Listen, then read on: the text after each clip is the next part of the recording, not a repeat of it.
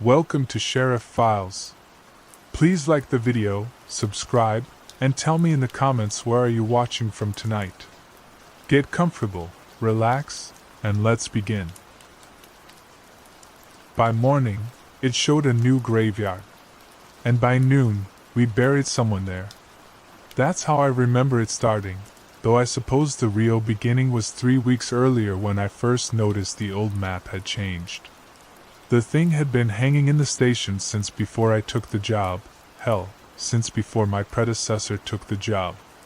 Yellowed paper stretched over a wooden frame, showing our little corner of the world as it was in 1952, or so the faded print in the corner claimed. Nothing special about it, you understand. Just the kind of thing every small-town sheriff's office accumulates over the decades. Roads that hadn't been paved yet, buildings that were torn down before I was born, property lines that made sense to surveyors who'd been in the ground longer than I'd been breathing. I'd walked past that map thousands of times, glanced at it when directions were needed, used it to orient visiting state troopers who got turned around in our maze of back roads. But that Tuesday morning in October, when the light from the single window hit it just right, I saw something that made my coffee go cold in my cup. There was a road on the map that shouldn't have been there. Not a major highway, mind you. Just a thin black line curving off Millstone Ridge Road, disappearing into what had always been marked as state forest. The line was neat, precise, drawn in the same faded ink as everything else. But I knew every road in this county like the lines on my palm, and there was no road off Millstone Ridge except the fire access trail. And that trail sure as hell wasn't on any map from 1952. I stood there for a long time, my deputy asking me twice if everything was all right. The strange thing wasn't just the road itself, it was how natural it looked, how it seemed to belong there, as if my memory was what was wrong, not the map. That afternoon, I drove out to Millstone Ridge Road.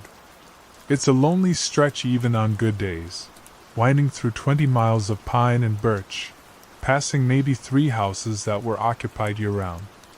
I'd driven it countless times over my 32 years wearing this badge, most recently just 2 weeks prior when old Mrs. Kemper thought she'd seen lights in the woods that didn't belong to any campfire.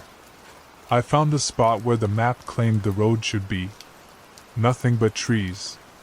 Dense woods that looked like they'd been undisturbed since the Ice Age. No sign of any road, old or new, not even an animal path wide enough for a man to walk without pushing through branches. But the ground was soft there. Softer than it should have been after our dry September. I went back to the station with dirt under my fingernails and questions I couldn't answer. The map hung there on the wall, innocent as a church hymnal, that new road darker than it had been that morning.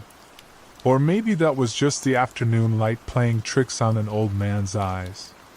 That night, I called the county surveyor, a methodical woman who'd been mapping our region for 15 years.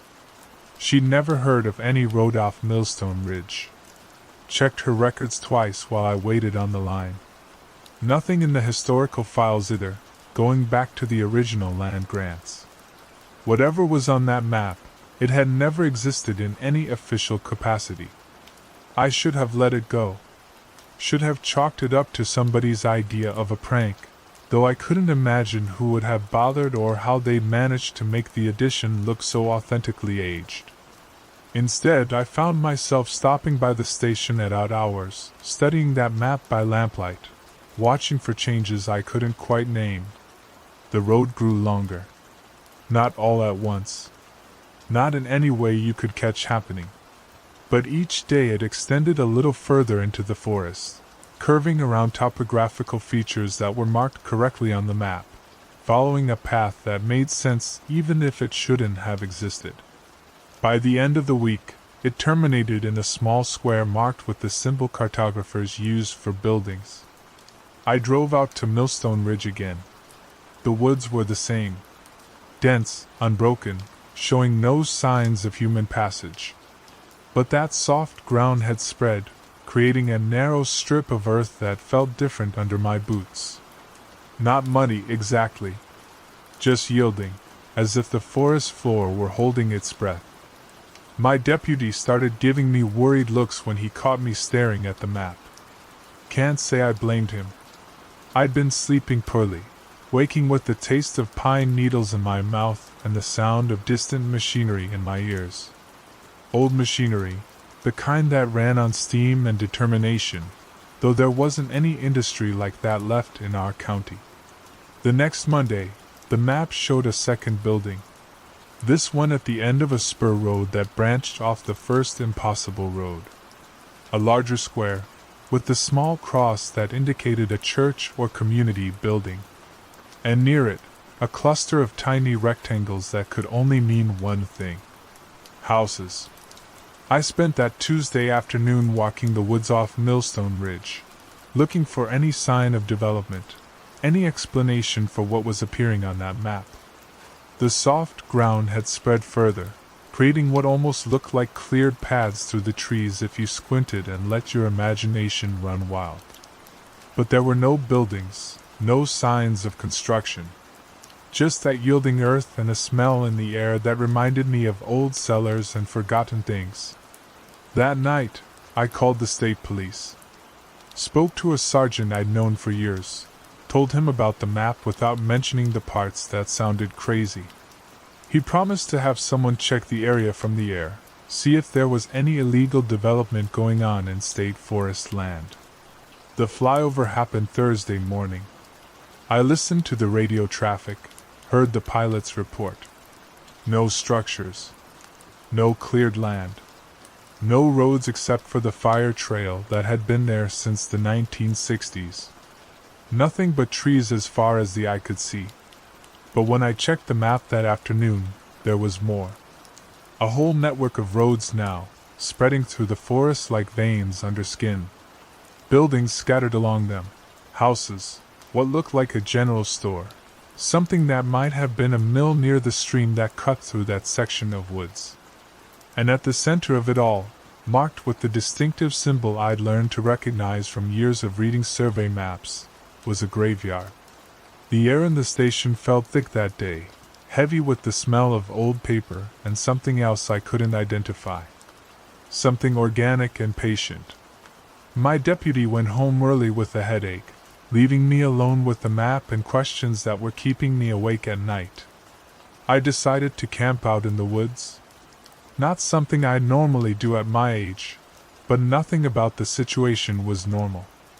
I'd packed my truck with enough supplies for a couple days and drove out to Millstone Ridge as the sun was setting. Found a spot about a quarter mile from where the map claimed the road began and settled in for the night. The woods were quiet. Too quiet, in the way that makes you aware of your own heartbeat. No owls calling, no rustle of small animals in the underbrush. Just the distant sound of wind through pine boughs and something else, so faint I almost missed it. Footsteps. Not the heavy tread of boots or the careful placement of someone trying not to be heard. These were soft, measured, the sound of people who knew exactly where they were going. They came from the direction where the map claimed the road should be, passing near my campsite before fading into the deeper woods. I counted them. At least a dozen sets of feet, maybe more. Moving with purpose through forest that was supposed to be empty. I followed. The darkness under the trees was absolute, but I'd brought a good flashlight and knew these woods well enough to avoid the worst obstacles. The footsteps stayed ahead of me, always just at the edge of hearing, leading me deeper into the forest than I'd ever gone on foot. The ground changed under my boots. Became firmer, more even. Almost as if I was walking on a path that had been worn smooth by years of use. The smell of old cellars grew stronger, mixed now with wood smoke, and something that might have been bread baking. I reached a clearing I'd never seen before. The moonlight was strong enough to see by, and what I saw made me understand why some things are better left unknown. There were buildings there, old-fashioned structures that looked like they'd been built in the early part of the last century. A general store with a sagging porch, houses with steep roofs and narrow windows, a white church with a bell tower that reached toward the stars. But they weren't solid. Not exactly. They were like photographs printed on glass, there and not there at the same time. I could see the trees through their walls, but the shadows they cast were real and dark. Light glowed in some of the windows, warm yellow light that somehow made the darkness around it deeper. And there were people. They moved through the streets of this impossible town with the same measured pace I'd followed through the woods. Some carried lanterns, others walked in darkness that didn't seem to hinder them. They went about what looked like evening errands. A woman hanging laundry that I could see through. A man splitting wood that made no sound when the axe fell. I watched for what felt like hours but was probably only minutes. None of them looked in my direction, but I had the distinct feeling they knew I was there. That they'd always known, that my presence was neither surprising nor unwelcome. As the moon set, the town began to fade. Not all at once, but gradually, like a photograph left too long in sunlight. The people went about their business until they were too transparent to see. The buildings melted back into forest shadows, and I was left standing in a clearing that showed no signs of ever having been anything but wild woods. I made my way back to my truck as the sun was rising, my mind struggling to process what I'd seen. By the time I reached the station, I'd almost convinced myself it had been a dream, the kind of vivid nightmare that comes from sleeping rough and thinking too hard about impossible things. But the map had changed again. The graveyard was larger now, with individual headstones marked as tiny dots scattered across the rectangular outline. And there, at the edge of the cemetery, was a new symbol I'd never seen on any map before. A small cross with a circle around it, drawn in ink that looked wet despite the map's obvious age. I was still staring at it when my deputy arrived for the morning shift. He took one look at my face and asked if I was feeling all right. Before I could answer, the phone rang. Mrs. Kemper, the same woman who'd reported lights in the woods weeks earlier. Her voice was shaky, frightened in a way that made my blood run cold. Her grandson was missing. The boy had been staying with her for the summer, a quiet kid from the city who spent most of his time reading and exploring the woods behind her house. He'd gone out after breakfast to check some rabbit snares he'd set and never came back. His tracks led into the forest, then disappeared on ground that was too soft to hold a clear print. I knew, even before I got the call, where those tracks would lead. We organized a search party within the hour. 20 volunteers, 2 state police officers with a tracking dog, and me with a growing certainty that we were looking in all the wrong places. The dog followed a scent trail that led exactly where I expected, toward the spot where the map claimed its impossible road began. The trail ended at the edge of that soft ground, the same yielding earth I'd noticed weeks earlier. The dog whined and refused to go further, hackles raised, staring into woods that looked no different from any other woods in our county. But they were different. I could feel it now, a wrongness that made my teeth ache and my vision blur at the edges. The search party spread out, calling the boy's name, but their voices seemed to die in the air without echo, swallowed by trees that had grown too thick and shadows that fell in directions the sun couldn't explain. We searched until dark and found nothing. No trace of the boy, no sign of where he might have gone. The volunteers went home to their families with that hollow look people get when they've seen proof that the world isn't as safe as they believed. I went back to the station and stared at the map until my eyes burned. The new symbol at the edge of the graveyard was darker now, more defined. And beside it, drawn in the same impossible ink, was a name I recognized. The missing boy's name, written in letters so small I had to squint to read them. That's when I understood what I was looking at. Not a map showing what was, but a map showing what would be. A record of a town that existed in the spaces between what we could see and what we could understand. A place that called to the lost and the forgotten and made them part of its own impossible geography. I drove out to Millstone Ridge again that night, armed with more than a flashlight this time. If the boy was in that place I'd seen, that town of glass and shadow, then maybe there was still time to bring him back. Maybe the borders between what was real and what wasn't could work both ways. The woods were different after dark. The paths that had seemed like imagination in daylight were clearly defined now, wide enough for a truck if you didn't mind the branches scraping the sides. I followed them deeper into the forest than any road should have gone, guided by the glow of windows that shouldn't have existed. The town was clearer this time, more solid. The buildings cast real shadows, the people moved with purpose and weight. I could hear them talking, their voices carrying the cadences of a dialect I almost recognized but couldn't quite place. Music drifted from the church, hymns sung in harmonies that made my chest tight with longing for something I'd never had. I found the boy in the graveyard. He was sitting beside a headstone that bore his own name, talking quietly to someone I couldn't see. He looked healthy, unharmed, but there was something in his eyes that hadn't been there before.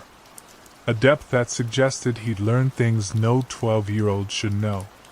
When he saw me, he smiled with genuine warmth. "I wondered when you'd come," he said. "They told me you'd been watching." The headstone beside him was real enough to cast a shadow, though I could see the ground through its base.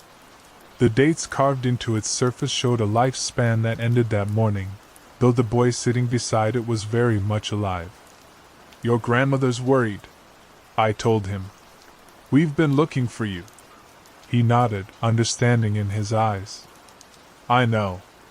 But I can't leave yet. There's work to do here." "What kind of work?" He gestured toward the church, where the music had grown stronger. "They need someone to help with the singing. Someone who remembers the old songs." I could hear it then, the hymns he meant. Songs I remembered from my childhood, melodies my grandmother had hummed while she worked in her garden.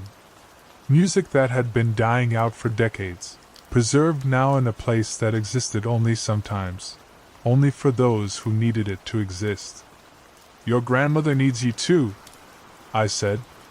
The boy was quiet for a long time, listening to voices I could barely hear.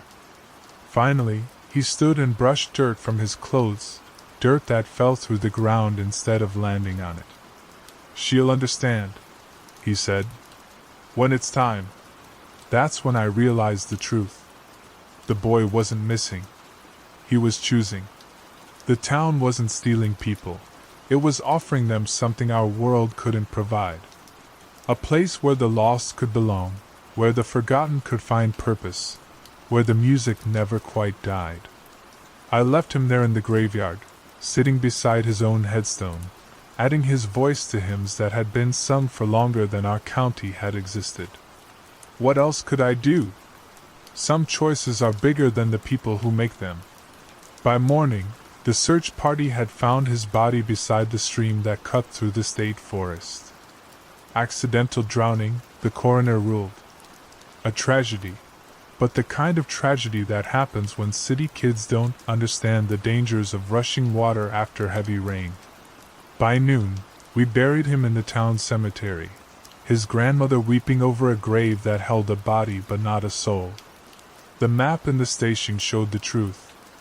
The graveyard symbol was fuller now, populated with dots that represented more than just headstones. Some of them had names beside them, written in that impossible ink, names I recognized from missing person reports that went back decades, from obituaries of people who died alone, from the stories old-timers told about folks who'd simply walked into the woods one day and never came back. I keep that map now, retired though I am. Took it when I turned in my badge, despite the new sheriff's puzzled questions. It hangs in my living room, growing more detailed with each passing year. New roads appear regularly, new buildings, new names in the graveyard. Sometimes, on quiet evenings when the light is just right, I can hear the music drifting from its impossibly drawn church. Hymns sung in voices I recognize, harmonies that include a 12-year-old boy who chose to stay where he was needed. The new sheriff calls me occasionally, asks about unusual cases from my time in office. I tell him what he needs to know and keep the rest to myself. Some knowledge is too heavy to share, some mysteries too dangerous to solve. But I watch the map. I listen to the music. And I know that somewhere in the spaces between what is and what might be, there's a town where the lost find purpose and the forgotten find voice. The soft ground off Millstone Ridge has spread over the years. Not much, just a few yards each season, but enough to notice if you know what to look for. The state still claims it's nothing but forest, their aerial surveys showing nothing but trees. They're not wrong, exactly. It is just trees most of the time. But sometimes, when the light is right and the need is great enough, it's something more. Something that calls to people who don't quite fit in the world the rest of us inhabit. Something that offers them a different kind of existence, a different kind of belonging. I've never walked those impossible roads again, never returned to that graveyard where a boy sits beside his own headstone and sings hymns that keep the darkness at bay. But I know it's there, growing stronger with each soul that chooses to join its congregation. The map continues to change. New roads appear, new buildings, new names in the ever-expanding cemetery. Each edition marks another person who found their way to a place that shouldn't exist but does, a town that lives in the margins of reality and offers refuge to those who need it most. I'm old now, older than any man has a right to be. My hands shake when I hold my coffee cup, my memory fails me at inconvenient times. But I remember that town with perfect clarity, remember the music and the purpose and the strange peace that settled over those impossible streets. Sometimes, late at night when sleep won't come, I study the map and wonder if there's a place for me there. A headstone with my name, a voice to add to their eternal choir. The thought doesn't frighten me the way it should. After all, we all end up somewhere when our time comes. Some of us in graves marked with granite and grief, others in places that exist only for those who need them to exist. The map will decide, I suppose. It always has. And when my time comes, when the soft ground finally calls my name, I think I'll answer. There are worse fates than singing hymns with a 12-year-old boy who chose purpose over safety. Worse endings than joining a congregation that spans decades and defies explanation. The music is beautiful, after all. And it's been such a long time since I've had anywhere to truly belong. The map hangs on my wall, patient as time itself, adding new details with each passing day. Roads that lead nowhere and everywhere, buildings that exist in the spaces between heartbeats, names written in ink that remembers everything and forgives more. By morning, it might show something new. By noon, someone else might find their way home. That's how these things work, in places that shouldn't exist but do. That's how the lost find their purpose, and the forgotten find their voice. That's how a town lives forever, one impossible edition at a time. I leaned down to drink, and it begged me not to. That was 43 years ago, and I still hear that voice sometimes when I'm shaving in the morning, or when the pipes in my house gurgle late at night. Not words, exactly, but something that sounds like desperation made liquid. Something that sounds like drowning in reverse. My name's not important anymore. I was sheriff of Millbrook County for 37 years, and in all that time, I never wrote a report about what happened in the summer of 1981. Never told my wife, never told my deputies, never even told the priest when I thought about confessing. Some things you keep buried, not because they're too terrible to share, but because sharing them makes them real in a way that burdens other people. But I'm 84 now, and I figure the truth can't hurt me much worse than time already has. Millbrook sits in a valley between two ridges of ancient limestone, the kind of place where the mist never quite burns off and the shadows fall wrong even at noon. The town's been there since 1847, built around what the founders called the sweetest water in 3 counties. The central well was dug that first winter, straight down through solid rock for nearly 200 feet until they hit a vein of spring water so pure it was like drinking light itself. That well fed the whole town for over a century. Even after we got municipal water lines in the 1960s, people still came to fill their jugs from the old pump.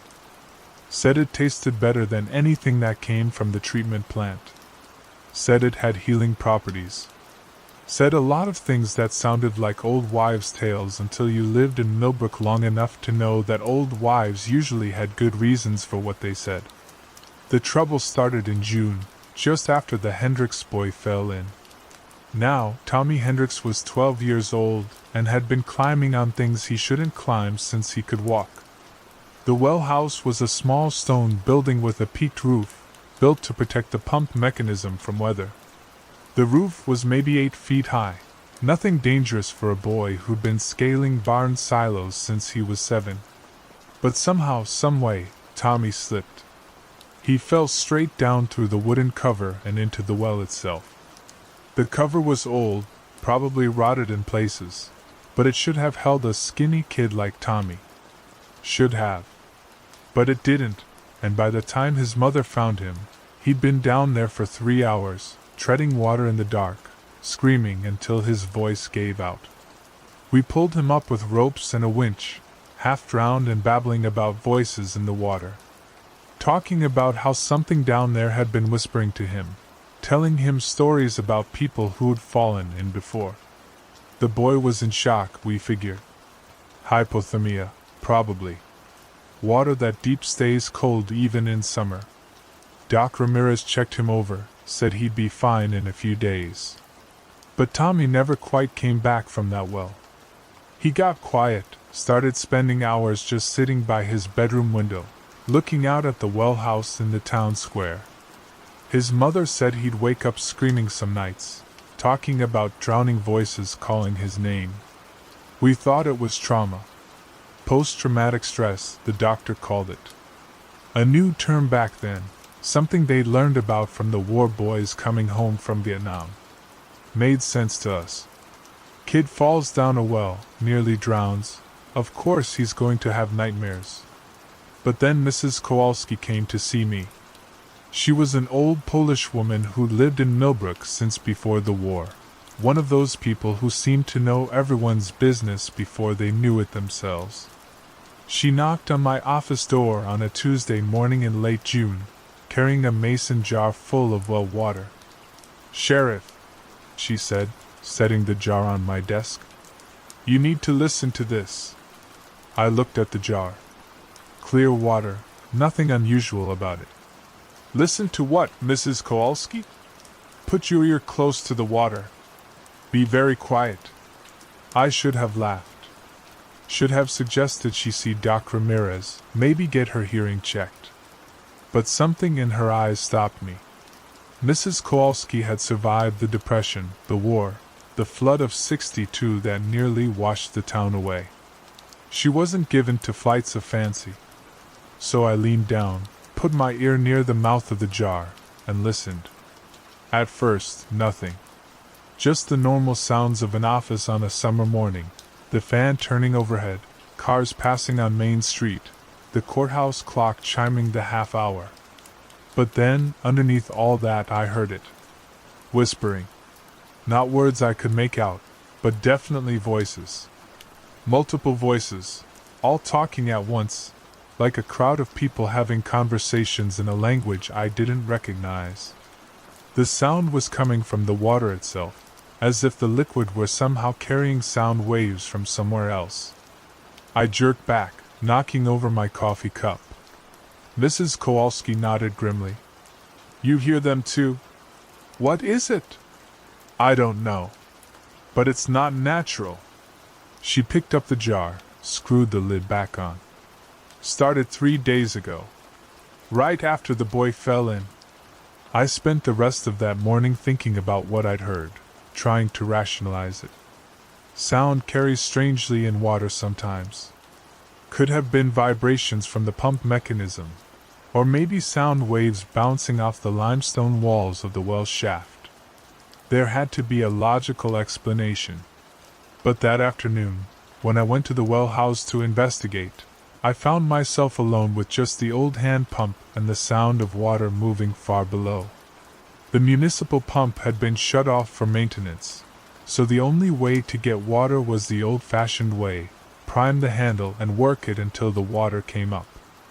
I worked that handle for 5 minutes before the water started flowing. Clear and cold, just like always. I cupped my hands, brought the water to my lips, and that's when I heard it clearly for the first time. Don't. One word, spoken so quietly I almost missed it. But it was there, coming from the water itself, a voice that sounded like it was drowning. I dropped my hands, water splashing on my boots. Stared down at the puddle spreading in the dirt. "Please," the voice said, and this time I was sure. The sound was coming from the spilled water, from the drops soaking into the earth. "Don't drink us." I backed away from the well house, my heart hammering against my ribs. Told myself I was imagining things, that the stress of the job and the weird summer heat were getting to me. But I knew what I'd heard. The water was talking. Over the next few days, more people came to see me. Quiet visits, the kind where folks looked over their shoulders before they spoke. Martha Finnegan, who ran the diner, said she'd heard crying in the coffee pot when she filled it with well water. Carl Brewster, the barber, claimed his shaving mug had been whispering complaints about the heat. Even Preacher William stopped by, looking shaken, talking about holy water that had started praying back to him.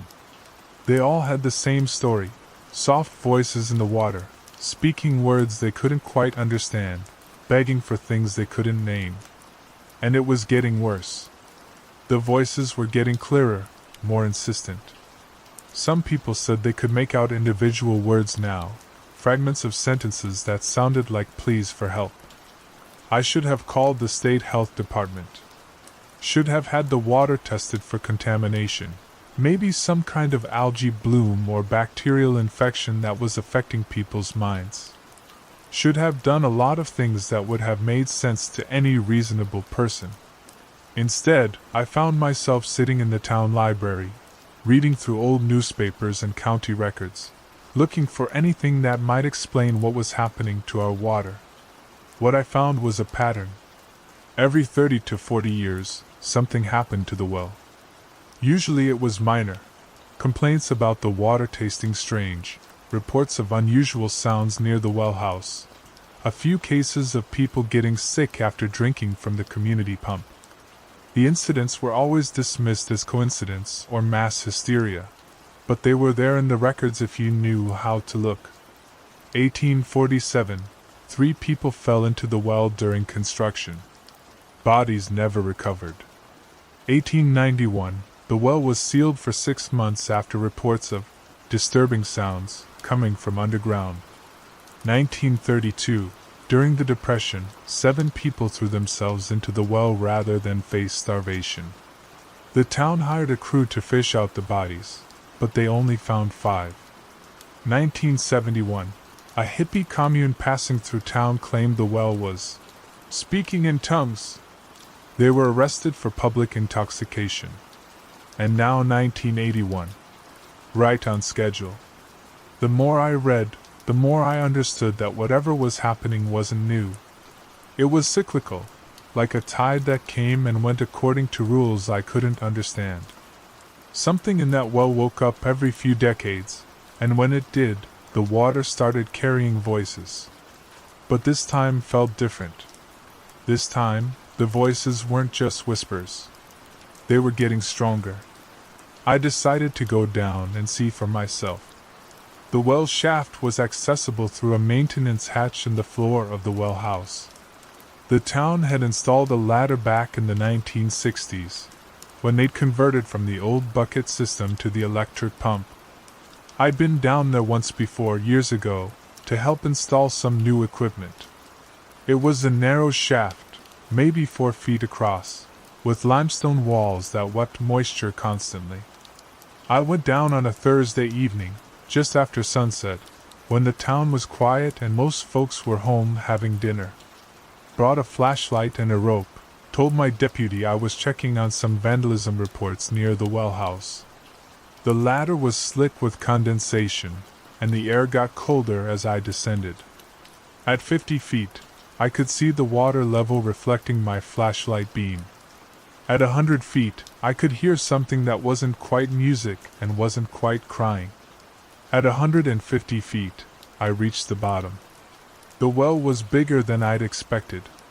The shaft opened into a natural cavern, maybe 20 feet across, with the water level about chest deep. The walls were covered in some kind of mineral deposit that glowed faintly in my flashlight beam, like phosphorescence. And the sound was everywhere.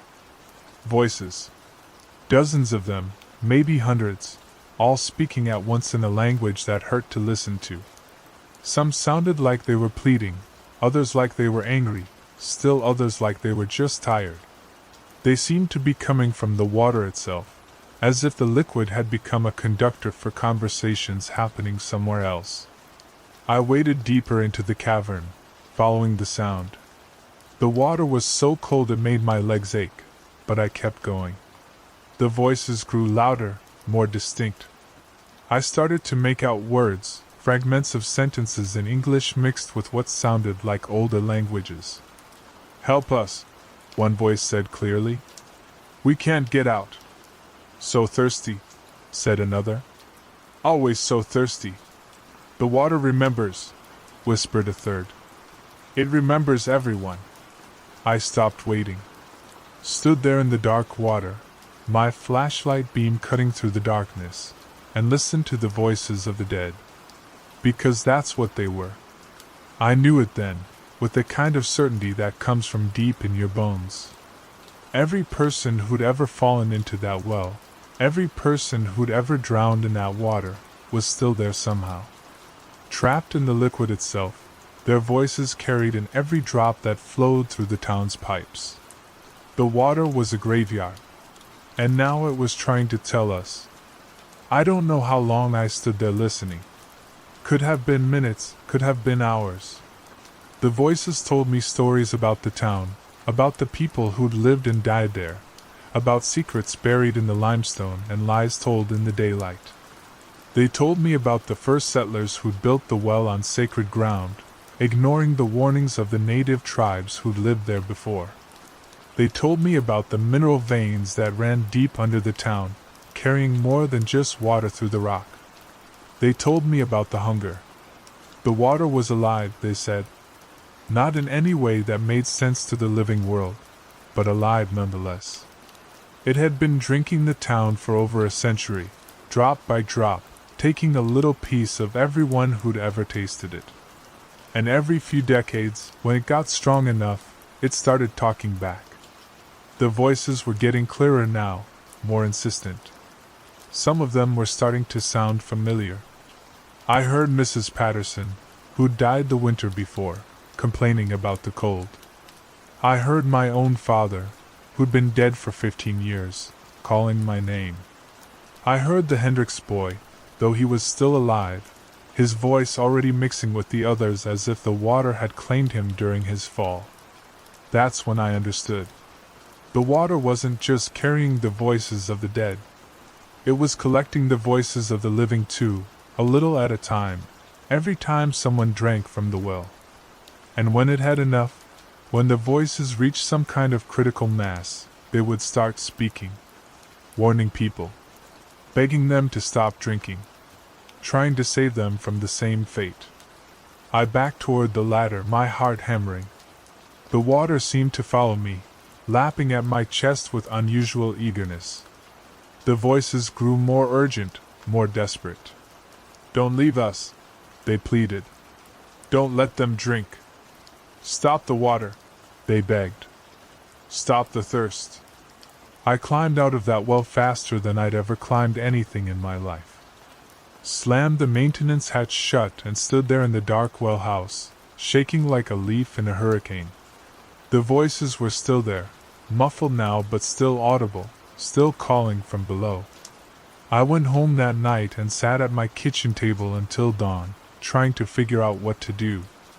I couldn't tell people to stop drinking the water without explaining why, and I couldn't explain why without sounding completely insane. But I also couldn't let them keep drinking from a well that was slowly stealing their voices, their souls, their very essence. The solution came to me around sunrise, sitting there with my third cup of coffee made from bottled water I'd bought at the store. I was going to have to contaminate the well. It took me 3 days to set up. I bought industrial chemicals from a supply company in the county seat, told them I was treating some kind of algae problem, mixed up a solution that would make the water undrinkable but not immediately dangerous, something that would force the town to rely on the municipal supply until we could fix the problem. I went back to the well house on a Sunday morning, when everyone was at church, opened the maintenance hatch and poured the chemicals down the shaft, listening to the voices grow more agitated as the solution hit the water. "No," they screamed. "Don't poison us. Don't make it worse." But I kept pouring. Because sometimes, when you're responsible for keeping people safe, you have to make choices that hurt. Sometimes you have to do terrible things to prevent worse things from happening. The voices got quieter as the chemicals took effect. Not gone, but muffled, like they were speaking through cotton. I sealed the well house and put up signs warning people about contamination, told everyone to use the municipal water until further notice. Most people grumbled about the inconvenience, but they complied. The water from the treatment plant didn't taste as good as the well water, but it was safe. It didn't whisper secrets, or carry the voices of the dead. It was just water. But I kept listening. Every night, I'd walk past the well house and hear them down there, still talking, still pleading, still trapped in the poisoned water. The chemicals had made them quieter, but they hadn't made them go away. Nothing could make them go away. The town eventually decided to cap the well permanently. Said it was too expensive to clean up the contamination, easier just to rely on the municipal system. They filled the shaft with concrete and built a small memorial garden over the spot, complete with a plaque honoring the historic importance of the original well. But the voices are still there. I can hear them sometimes, especially on quiet nights when the wind is still and the town is sleeping. They're fainter now, filtered through concrete and time, but they're still calling. Still begging people not to drink. I retired from the sheriff's department in 1989, but I never stopped watching the well. Never stopped listening for changes in the voices. Never stopped worrying about what would happen if the concrete started to crack or the chemicals wore off. The town council thinks I'm just a paranoid old man who spends too much time thinking about the past. They're probably right. But they're also wrong about one thing: the past isn't past. Not in Millbrook. Not when the water remembers everything. The Hendricks boy grew up and moved away, but he comes back sometimes to visit his mother. When he does, I watch him walk past the memorial garden, and I can see him listening. He hears them too, the voices in the water. He'll always hear them. Last month, the town council started talking about drilling a new well. The municipal system is getting old, they say, and the water from the treatment plant doesn't taste as good as it used to. Some of the older residents remember how sweet the well water was, how pure and cold and satisfying. They want to drill about 100 yards from the original well, down into the same aquifer, the same limestone veins that have been carrying water under the town for thousands of years. I've been going to the council meetings, trying to convince them it's a bad idea. Telling them about contamination concerns, about the expense of testing and treatment, about the reliability of the current system. But I can see it in their eyes. They remember the taste of that water. They remember how it made them feel. They're thirsty for it. And late at night, When I'm lying in bed listening to the pipes in my house gurgle and whisper, I can hear the voices getting stronger. Getting ready? Waiting for someone to give them a new weight to the surface. I leaned down to drink, and it begged me not to. I should have listened. But I'm 84 years old, and sometimes I get so thirsty that I forget to be afraid. Sometimes I find myself standing at my kitchen sink at 3 in the morning, listening to the voices in the pipes, wondering if they're calling my name. Wondering if maybe it's time to answer. The new well should be finished by Christmas.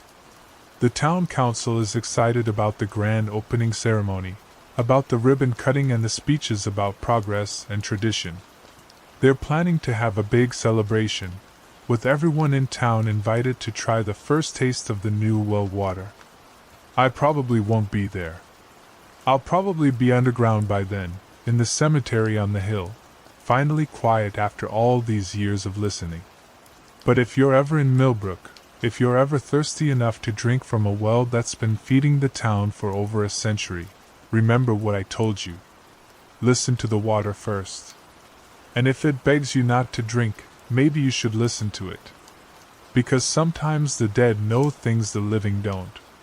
Sometimes they're trying to save you. And sometimes they're just trying to warn you that you're about to join them. The water remembers everything. Everything. I blinked, and he moved closer. Next time, he won't stay behind the glass. That's what Martha Henley told me on that Tuesday morning in October, her voice steady as concrete but her hands shaking like autumn leaves. She'd been the town librarian for 37 years, seen 3 generations of children grow up and move away, watched Millbrook shrink from a bustling farming community to a collection of empty storefronts and stubborn old-timers who refused to leave. Martha wasn't the type to see things that weren't there. But there she sat in my office, telling me about the man in her bathroom mirror. I've been sheriff of this county for 42 years, seen my share of peculiar incidents. Drug-fueled hallucinations, domestic disputes that turned strange, the occasional drunk who swore he'd been abducted by aliens. You learn to separate the wheat from the chaff pretty quick in this job. But Millbrook had always been different. The town sits in a natural bowl between 3 hills, like God scooped out a handful of earth and forgot to put it back. The shadows fall wrong here, lasting longer than they should. The birds don't sing the same songs they do elsewhere. And sometimes, just sometimes, people see things. Martha described him as tall, wearing what looked like an old-fashioned suit with a narrow tie. Dark hair slicked back, pale skin that seemed to catch the light wrong. He'd appeared 3 times in the past week, always when she was alone, always standing just behind her reflection. The first time, she'd spun around expecting to find an intruder in her house. Nothing. The second time, she'd convinced herself it was her imagination, maybe the stress of her sister's recent passing. But the third time, she'd looked directly at him in the mirror, and he'd looked back. His eyes, she said, wrapping her cardigan tighter around her shoulders. They weren't right. Too dark, like looking into deep water at night. I took down her statement, asked the usual questions. No signs of forced entry, no missing items, no history of mental illness. Martha lived alone in the old Victorian house on Elm Street, the one with the wraparound porch and the oak tree that scraped against the upstairs windows when the wind picked up. She kept her doors locked, her curtains drawn after dark, lived the careful life of an elderly woman in a dying town. After she left, I sat in my office drinking coffee that had gone cold hours ago, staring out at Main Street. The afternoon sun slanted through the windows of the abandoned hardware store, illuminating dust motes that danced like tiny spirits. Millbrook had been hemorrhaging residents for 2 decades, but those who remained seemed to cling to the place with desperate fingers. They'd grown up with the stories, the whispered tales that every small town collects like barnacles on a ship's hull. There was the Blackwood farm, where 3 generations of the same family had died in their sleep, all on the same date 30 years apart. The railroad bridge where teenagers dared each other to walk across at midnight, though none who'd made it to the other side would talk about what they'd seen. The old cemetery where the dates on the headstones didn't match the town records, as if time itself moved differently there. I'd always dismissed most of it as small-town folklore, the kind of stories that grow in the dark spaces between fact and imagination. But Martha's visit stirred something uneasy in my chest, a recognition I couldn't quite name. The next morning brought another visitor. Frank Du Bois shuffled into my office, his weathered face drawn with exhaustion. Frank owned the last working farm outside town, raised cattle on land his grandfather had worked before him. He was a practical man, didn't truck with nonsense or superstition, which made his story all the more troubling. "Saw him in the barn," Frank said without preamble, "standing behind me in the reflection on the water trough. Clear as day." I leaned forward in my chair. "Same description Martha gave?" Frank nodded. "Tall fellow in a dark suit. Pale as milk. But here's the thing, Sheriff. When I turned around, there were footprints in the dust where he should have been standing. Fresh ones still settling." The hair on my arm stood up. Martha's account was strange enough, but Frank was talking about physical evidence. I drove out to his farm that afternoon, examined the barn myself. The water trough sat in the corner, its surface still as black glass. The dust on the floor showed the usual scuff marks of farm work, but there in the corner, clear as daylight, were the prints Frank had described. Dress shoes, size 11 or 12, with a distinctive wear pattern on the heel. They led nowhere. Started at the trough and simply stopped, as if whoever made them had vanished into thin air. That evening, I sat on my front porch as twilight settled over Millbrook like a heavy blanket. The streetlights flickered on one by one, casting pale circles of illumination that seemed to make the darkness between them deeper. I found myself studying every reflective surface. The windows of my neighbors' houses, the chrome bumper of my patrol car, even the surface of the coffee in my mug. The third report came 2 days later. Jenny Morrison, barely 19 and working at the diner to save money for college, called me in tears. She'd seen him in the bathroom mirror at work, standing so close behind her reflection that she could make out the texture of his suit jacket. When she'd spun around, she'd found herself alone in the cramped bathroom. But the air had felt different, thicker somehow, as if someone had just been breathing it. I started keeping a log, documenting each sighting with the methodical care of a scientist studying a new species. The pattern was always the same: mirrors, reflections, a tall man in dark clothing who vanished when confronted directly. But there were variations too. Mrs. Chen saw him in her kitchen window at dusk. Tom Bradley glimpsed him in the side mirror of his pickup truck while stopped at the town's only traffic light. Sarah Walsh caught sight of him in the black screen of her television set after it had been turned off. The descriptions were remarkably consistent. Everyone mentioned the pale skin, the old-fashioned clothing, the sense that he was watching them with an intensity that felt almost predatory. But it was the eyes that seemed to disturb people most, dark, bottomless, and somehow aware in a way that human eyes shouldn't be. I found myself checking mirrors compulsively, studying my own reflection for signs of an intruder lurking behind me. The image that stared back was the same one I'd seen for 63 years: graying hair, weathered skin, eyes that had seen too much of humanity's capacity for both kindness and cruelty. But sometimes, in my peripheral vision, I thought I caught a flicker of movement, a shadow where no shadow should be. The town was beginning to show strain. People avoided mirrors when possible, covered the ones they couldn't avoid. The barber shop closed after Pete Kowalski refused to work surrounded by reflective surfaces. The antique store on Main Street draped sheets over its vintage mirrors, turning the already gloomy interior into something that resembled a mausoleum. I spent hours in the town library, researching everything I could find about Millbrook's history. The building itself was over a century old, its windows tall and narrow, casting long rectangles of light across the worn wooden floors. Martha had returned to work despite her experience, though I noticed she'd positioned her desk so her back was never to any reflective surface. The records were frustratingly incomplete. Millbrook had been founded in 1847 by a group of German immigrants, but the early documents were sparse and often contradictory.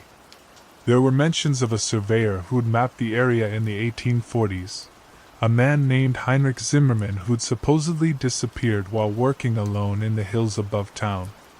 The accounts were vague, talking about him being taken by the shadows, or claimed by the valley itself. What struck me as odd was how many of the town's early residents had died in accidents involving mirrors or reflective surfaces.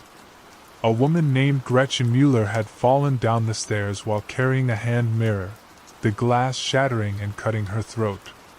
A merchant named Carl Brennan had been found dead in his shop, his body surrounded by shards from a broken storefront window, though there was no evidence of what had caused the glass to shatter. The more I read, the more convinced I became that whatever was happening now had roots stretching back to the town's founding. Millbrook had always been a place where the ordinary world seemed thin, where reality wore threadbare patches that let other things seep through. It was Dr. Helen Park who provided the first real clue to what we were dealing with. She'd moved to Millbrook 5 years earlier to serve as the town's physician, a young woman with kind eyes and gentle hands who'd volunteered to work in an underserved community. She'd heard about the sightings, conducted her own informal interviews with several witnesses. "There's something you should know," she told me during one of our regular coffee meetings at the diner. "3 of the people who've seen this figure have developed a specific type of eye problem. Retinal detachment, but not the usual kind. The damage is symmetrical, almost like something was pulling at their vision from the inside." I set down my coffee cup, the ceramic clattering against the saucer. "What does that mean?" "I'm not sure. But I've been reading about similar cases, incidents where people report seeing things in mirrors and then develop vision problems. There was a case in Vermont in the 1970s, another in Oregon in the 80s. Always the same pattern, mirror sightings, then retinal damage that doctors can't fully explain." That night, I called my counterpart in Vermont, a retired sheriff named Bill Hartley who'd worked a case involving what locals called the watching man. His voice was weary when he spoke about it, the tone of a man who'd seen something he still couldn't quite believe. "Started with mirrors," Bill said. "Always mirrors. People would see him standing behind them, getting closer each time. Then folks started having accidents, car crashes, falls, workplace incidents. Always seemed to happen when they were looking at their reflections, like they got distracted or disoriented."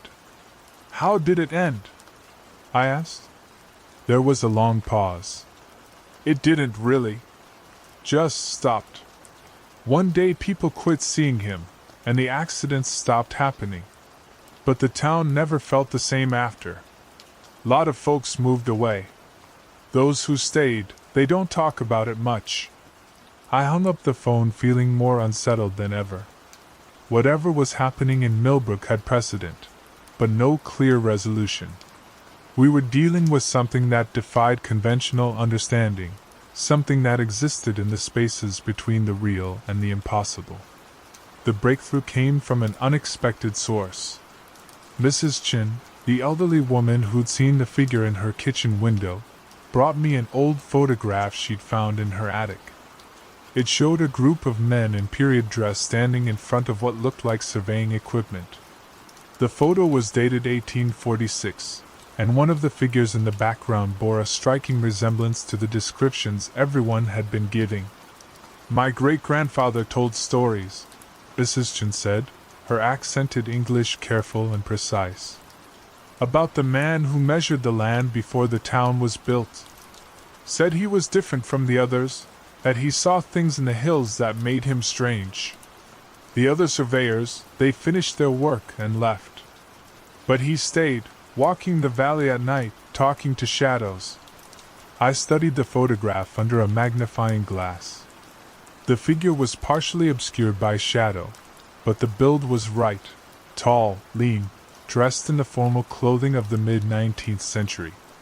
There was something unsettling about his posture, the way he seemed to be leaning toward the camera as if trying to push through the boundaries of the image itself.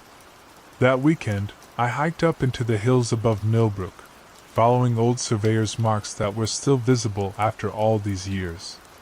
The October air was crisp, carrying the scent of decaying leaves and distant wood smoke. As I climbed higher, the town spread out below me like a collection of child's toys, its streets forming patterns that seemed almost deliberate, as if the layout had been designed according to some hidden geometry. I found the cairn on the third day of searching. It sat on a flat outcropping of rock, a pile of carefully stacked stones that formed a rough pyramid about 4 feet tall. Carved into the largest stone at the base was a name, H.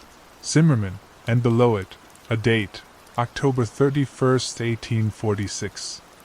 The stones were covered with a thin layer of lichen, but when I brushed it away, I could see that each one had been polished to a mirror-like finish. They reflected the sky, the surrounding trees, my own face staring back from a dozen different angles. And in each reflection, just for a moment, I thought I saw something else, a tall figure in dark clothing, watching me from behind my own image. I stumbled backward, nearly losing my footing on the rocky ledge. When I looked again, the reflections showed only sky and trees and my own frightened face. But the sense of being watched remained, pressing against my back like cold fingers. That night, I dreamed of mirrors. Endless corridors lined with reflective surfaces, each one showing a different version of myself, younger, older, scarred by experiences I'd never had. And in every reflection, standing just behind my shoulder, was the pale man in the dark suit. His lips moved as if he were speaking, but I couldn't hear the words. In the dream, I tried to turn around, tried to confront him directly, but my body wouldn't obey. I could only watch as he stepped closer, his hand reaching toward the back of my neck.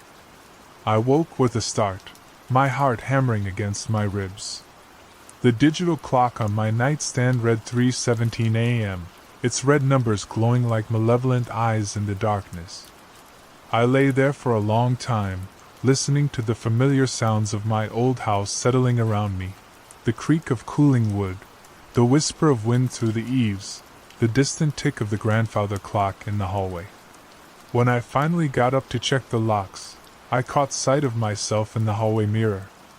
My reflection looked haggard, older than I remembered, with shadows under my eyes that seemed deeper than they should be. I was about to turn away when I noticed something else, a flicker of movement behind my reflected image, as if someone had just stepped out of sight. I spun around, my hand instinctively going to the service weapon I no longer carried. The hallway was empty, lit only by the pale glow of the streetlight filtering through the front window. But the floorboards creaked under my feet, and I could have sworn I heard the sound of dress shoes clicking against hardwood, receding into the darkness of the house. The next morning brought the call I'd been dreading. Martha Henley had been found unconscious in her bathroom, collapsed in front of the mirror with blood pooling from a head wound. Dr. Park met me at the hospital, her face grim as she led me to Martha's bedside. "She's stable," the doctor said quietly, "but she's been saying strange things. Claims she fell because she was trying to get away from something she saw in the mirror. But here's what's really troubling. Look at her eyes." Martha's eyes were open, staring at the ceiling with an unfocused expression. But when I looked closer, I could see that the pupils were different sizes, and there was something else, something that made my skin crawl. The reflections in her eyes seemed to move independently, as if tiny figures were walking around inside her pupils. "The retinal damage is severe," Dr. Park whispered. "Unlike anything I've seen before. It's as if something was pulling at her vision from the inside, trying to tear it loose." Martha's lips moved, forming words so soft I had to lean close to hear them. "He's in all of them now," she whispered. "All the mirrors, all the glass. He's waiting for us to look." I spent the rest of that day driving through Millbrook, checking on the people who'd reported sightings. Most were staying inside, avoiding reflective surfaces as much as possible. But the fear was taking its toll. Jenny Morrison had quit her job at the diner rather than risk another encounter. Frank Du Bois had covered every mirror in his house with thick canvas, living in deliberate dimness. As evening approached, I found myself back at the police station, staring at the map of Millbrook that covered one wall of my office. The reported sightings formed a rough circle around the town center, with the highest concentration near the older buildings. I marked each location with a red pin, and as the pattern emerged, I felt a chill of recognition. The sightings weren't random. They followed the original survey lines from 1846, the ones that Heinrich Zimmermann had laid out before his disappearance. It was as if his presence was still imprinted on the town's geometry, following the paths he'd walked more than a century and a half ago. That night, I made a decision that I knew was probably foolish but felt absolutely necessary. I drove to the old cemetery at the edge of town, where the earliest settlers were buried under weathered headstones that leaned at drunken angles. I brought a flashlight and a small hand mirror, determined to test the theory that had been forming in my mind. The cemetery was older than most of the town, dating back to before Millbrook was officially founded. The headstones were carved in German, many of them so worn by weather that the inscriptions were barely legible. I found what I was looking for near the back corner, a plain stone marker with a single name, Zimmermann. There was no first name, no dates, just that single word carved deep into the granite. The stone was different from the others, darker and somehow more reflective, as if it had been polished smooth by countless hands. I knelt beside it, holding the mirror so that it caught the reflection of the headstone. For a moment, nothing happened. Then, slowly, the reflection began to change.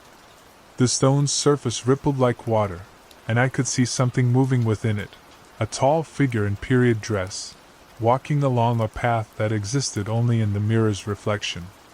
He was carrying surveying equipment, and his face was turned toward me with an expression of desperate longing. I tried to pull the mirror away, but my hands wouldn't obey. The reflected figure was getting closer, his pale features becoming clearer with each step.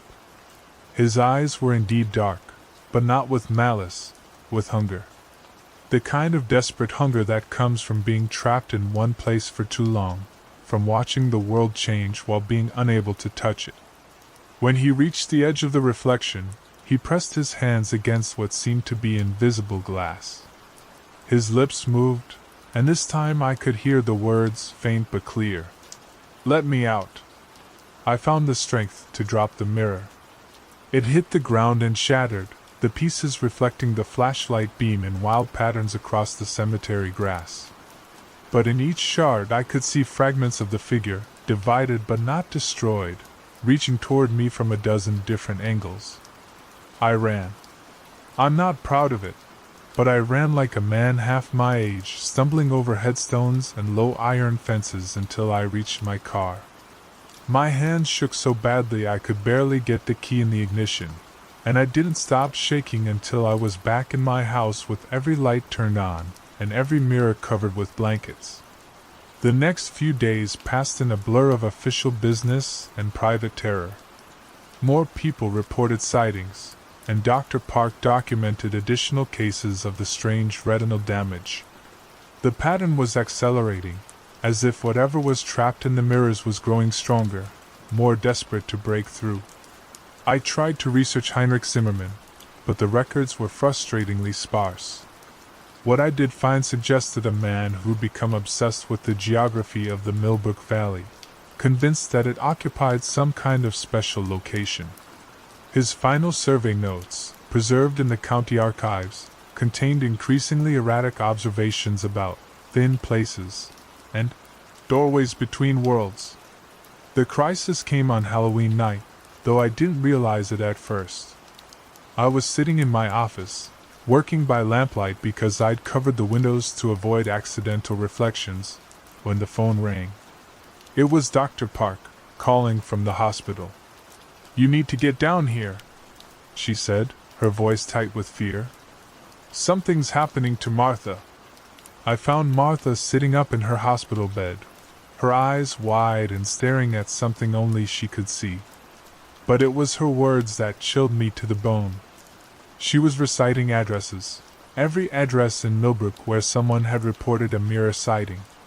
And as she spoke each address, she would smile and nod, as if receiving confirmation from an invisible companion. "He's visiting them all tonight," she said when she saw me. "Going house to house, getting closer each time. Soon he won't need the mirrors anymore." I thought about the shattered pieces of the mirror in the cemetery, how the figure had been divided among them but not destroyed. What if that's what was happening throughout the town? What if each sighting was spreading his presence, allowing him to exist in more and more reflective surfaces until he could finally break through entirely? I grabbed my radio and called for backup from the county, but the response was crackling static. The phones were working, but every call I made seemed to echo strangely, as if the words were being reflected back from somewhere else. Outside, the streetlights flickered in patterns that reminded me uncomfortably of Morse code. That's when I decided to do something that went against every instinct I'd developed in 4 decades of police work. I was going back to the cemetery, back to Zimmerman's grave, to try to understand what he wanted and how to stop him. The drive through town was like navigating a nightmare. Every storefront window reflected movement that didn't match the empty streets. The few people I saw were walking quickly, heads down, avoiding eye contact with anything that might show their reflection. The air itself seemed heavier, as if the boundary between the real world and whatever lay beyond was wearing thin. The cemetery was different this time. The headstones seemed to glow with their own pale light, and the shadows between them moved with purpose rather than random wind patterns. I could hear footsteps on gravel, always just behind me, matching my pace but never quite catching up. Zimmerman's grave was exactly as I'd left it, except for the scattered pieces of the broken mirror. They'd arranged themselves in a perfect circle around the headstone, each shard reflecting the same image, the surveyor walking through a landscape that existed somewhere between past and present, between the real and the reflected. I knelt among the mirror fragments, and this time I didn't try to look away. The figure approached slowly, his face clearer now than it had ever been. He wasn't malevolent, I realized. He was trapped. Caught between dimensions by his own obsession with the valley's strange properties, condemned to exist only in reflections, growing more desperate with each passing year. "What do you want?" I asked aloud, feeling foolish but needing to try. The reflected figure stopped walking and looked directly at me. When he spoke, his voice seemed to come from everywhere and nowhere at once. "To finish the work. To map the boundaries. To find the way home." I understood then. Zimmerman had discovered something about Millbrook during his survey, something that had trapped him in a place between worlds. He'd been trying to complete his work ever since, using the mirrors and reflective surfaces as windows into our reality. But he couldn't finish it alone. He needed someone from our world to help him. "How?" I asked. The answer came not in words but in images that flashed through my mind like lightning. I saw the survey lines he'd drawn, the hidden geometry that lay beneath Millbrook streets and buildings. I saw the pattern he'd been trying to complete, a complex design that would somehow open a doorway between his trapped reflection and the solid world. But I also saw what would happen if he succeeded. The barrier between realities would collapse, and Millbrook would become a place where the reflected world and the real world occupied the same space. The living and the dead, the past and the present, all existing simultaneously in the chaos that would spread beyond the town's borders like a plague. I had a choice to make.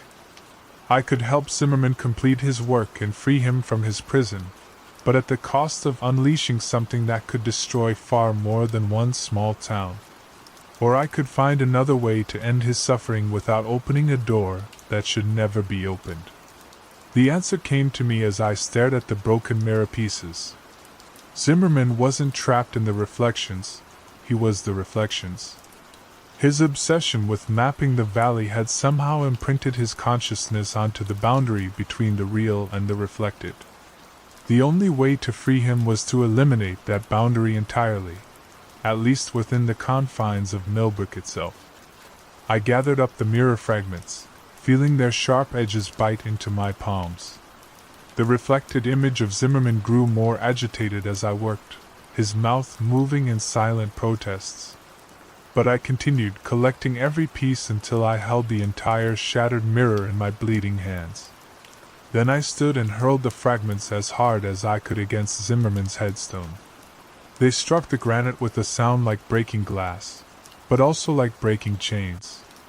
The noise echoed through the cemetery, through the town, and I could feel something fundamental shifting in the air around me. The reflected image of Zimmerman flickered and began to fade. For just a moment, I saw him as he truly was, not the pale, desperate figure in the mirror, but a man who'd spent over a century and a half trapped by his own curiosity and ambition. His face showed not anger, but relief, as if he was finally being released from a burden too heavy to bear. "Thank you," he whispered, and then he was gone. The silence that followed was different from any quiet I'd ever experienced. It was the silence of a held breath being released, of a long-standing tension finally resolved. The cemetery felt normal again, just a collection of old graves under the October sky. I drove back through Millbrook as dawn was breaking, and the town looked different too.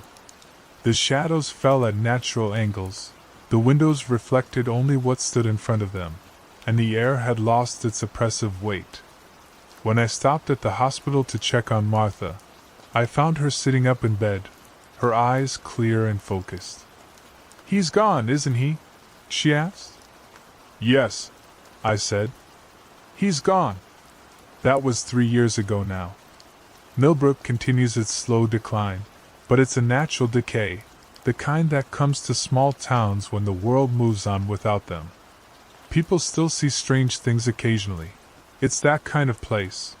But they're ordinary strange things, not the desperate hauntings of a man trapped between worlds.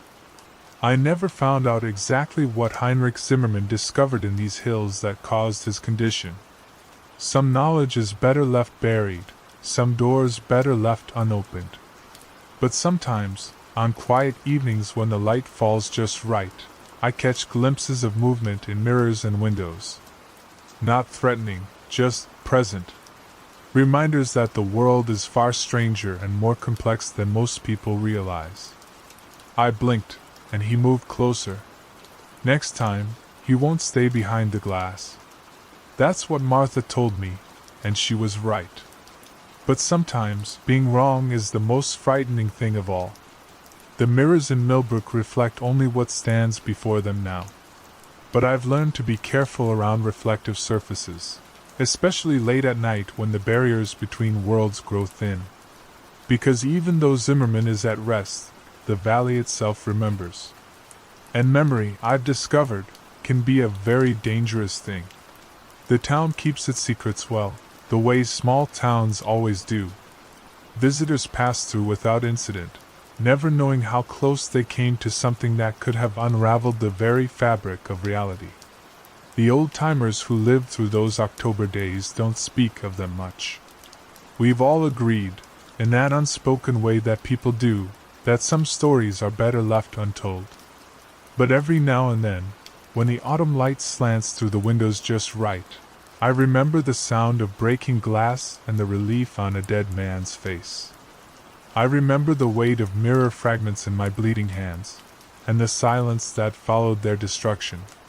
And I'm grateful for the ordinary reflections that show me only my own aging face, only the familiar rooms of my house, only the normal world where the living and the dead occupy separate spaces.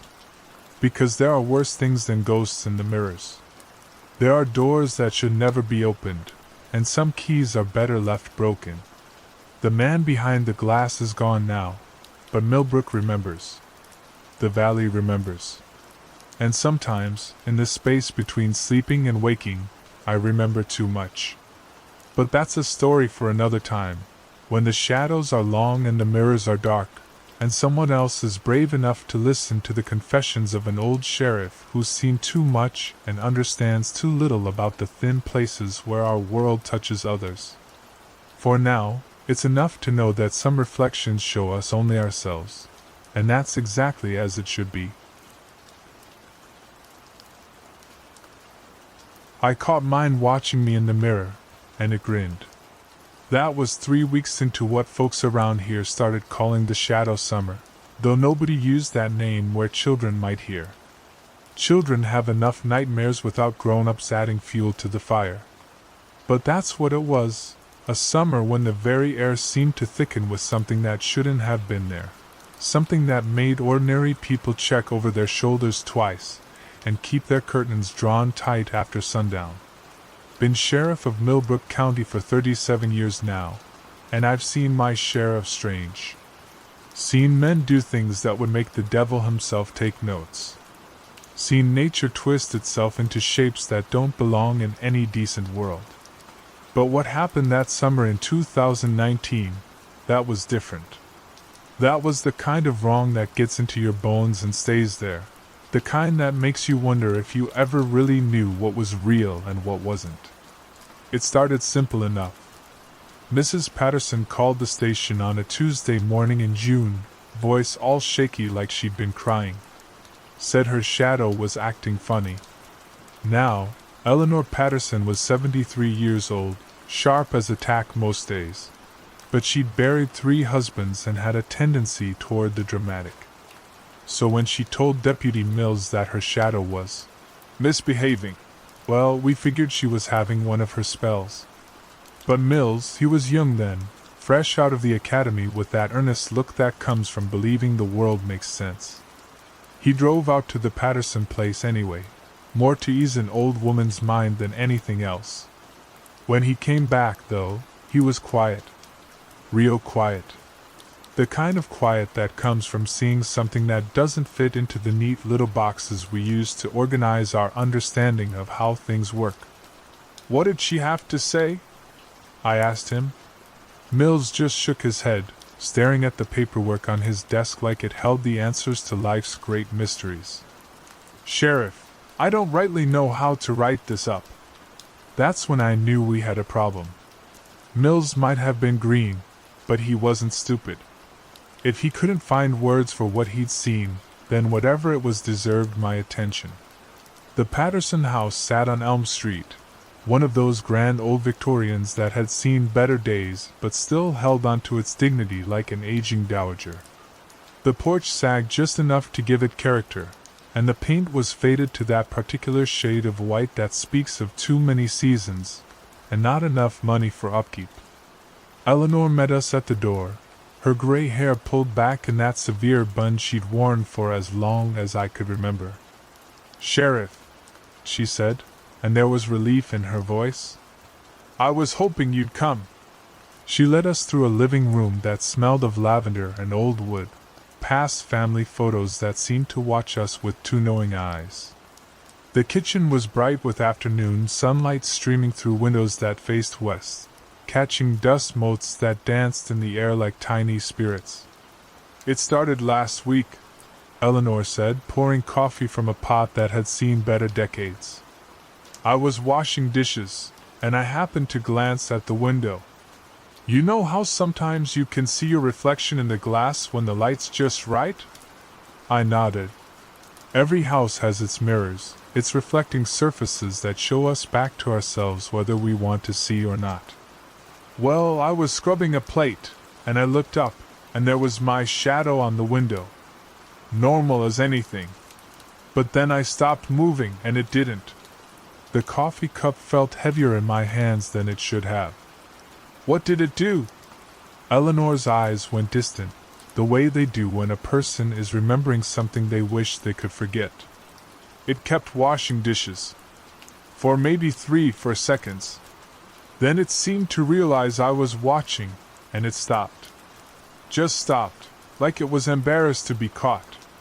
Mills shifted in his chair, and I could see he was remembering whatever it was he'd witnessed on his first visit. The house was quiet around us, but it was the kind of quiet that feels like it's holding its breath. Has it happened since then? I asked.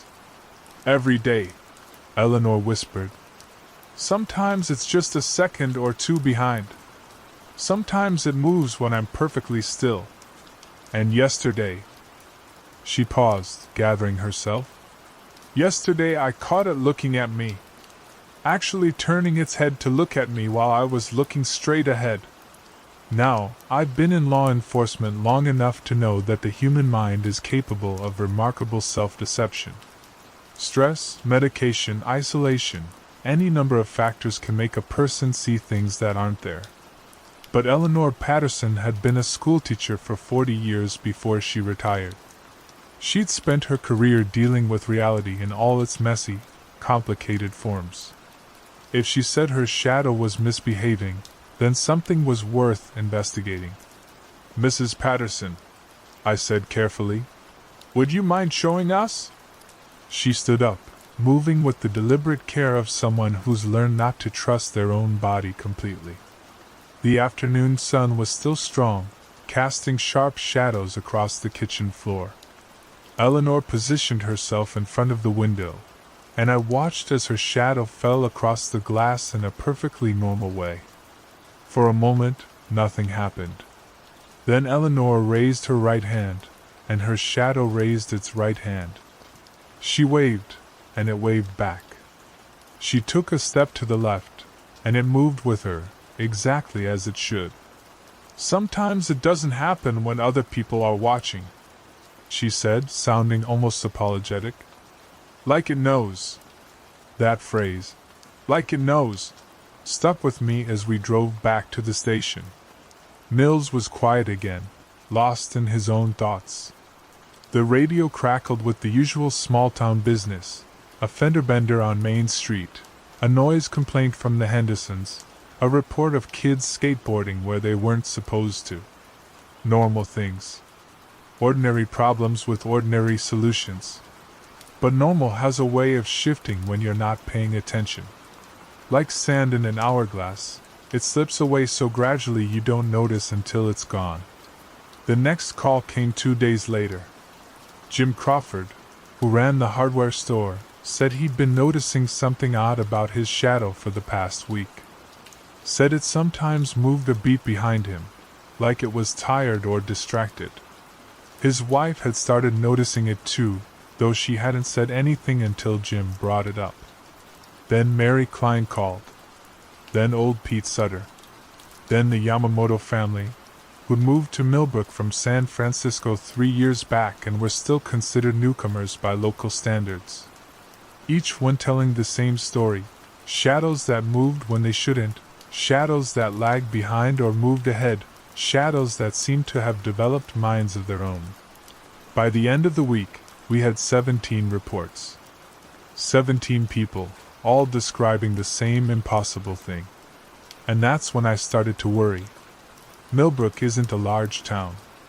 We've got maybe 3,000 people on a good day, the kind of place where everybody knows everybody else's business and privacy is more of a concept than a practice.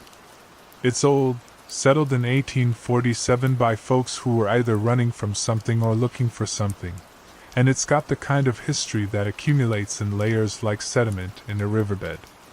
The town sits in a valley, surrounded by hills that are thick with pine and oak, and there's something about the way the light falls here that's always been a little different. Maybe it's the way the hills cup the valley like hands holding water, or maybe it's something deeper. The old-timers used to say that the land itself was older than it should be, that there were things sleeping beneath the soil that were better left undisturbed. I'd always taken that kind of talk for what it was, the folklore that every small town accumulates over the years, stories that get passed down and embellished until they bear no resemblance to whatever grain of truth they might have started with. But that summer, I started to wonder if maybe the old-timers knew something the rest of us had forgotten. The break in the case came on a Thursday. I was in my office, going through the growing stack of shadow reports, when Deputy Mills knocked on my door. "Sheriff, you need to see this." He had a manila folder in his hands, the kind we use for filing incident reports. But this one was different. This one was thick with photographs and handwritten notes, the kind of meticulous documentation that comes from someone who's either very thorough or very scared. "What am I looking at?" I asked. "Gary Hoffman dropped this off this morning. Says he's been documenting what's happening with his shadow for the past 2 weeks. Gary Hoffman was a photographer, one of those artistic types who moved to Millbrook from the city because he liked the light and the quiet.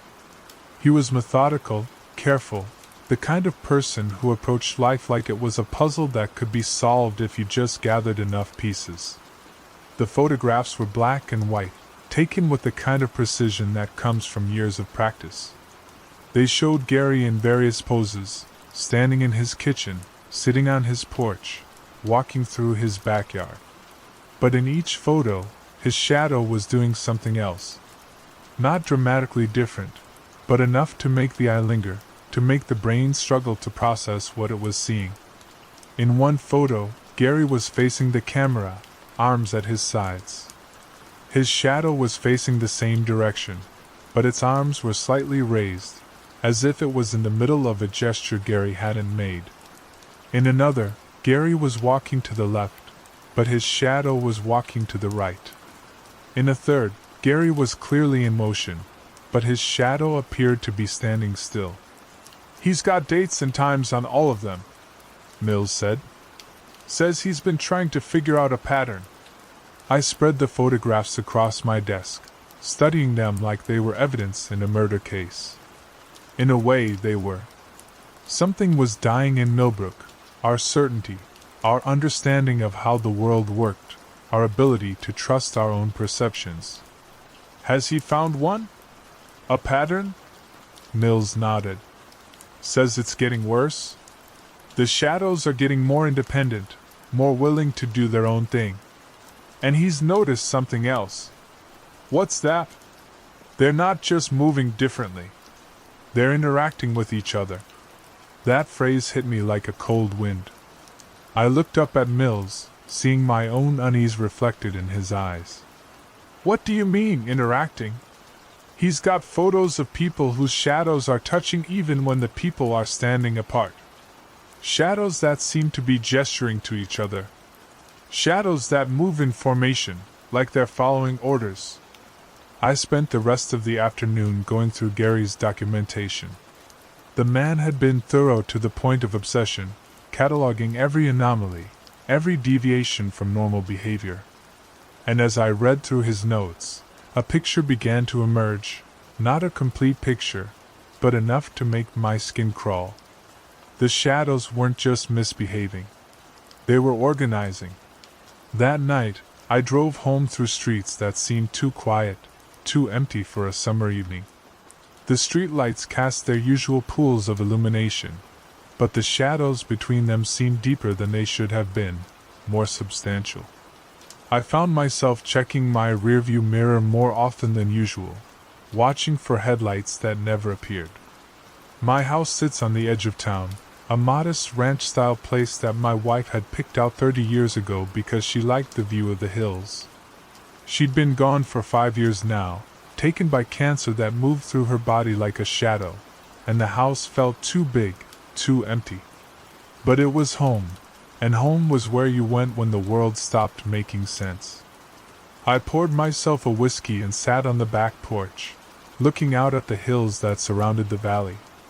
The moon was nearly full, casting silver light across the landscape, and I could see the shapes of trees and rocks and the occasional deer moving through the darkness. Everything looked normal, peaceful even. But normal was a luxury I could no longer afford. The next day brought 3 more reports, and by the weekend, nearly half the town was affected. The shadows were getting bolder, more obvious in their independence. Some people reported seeing their shadows turn to look at them. Others said their shadows were moving through walls, appearing in rooms where their owners had never been. The children were the first to stop playing outside. It started gradually, parents keeping their kids indoors more often, finding excuses to avoid the playground, the park, the open spaces where shadows fell freely.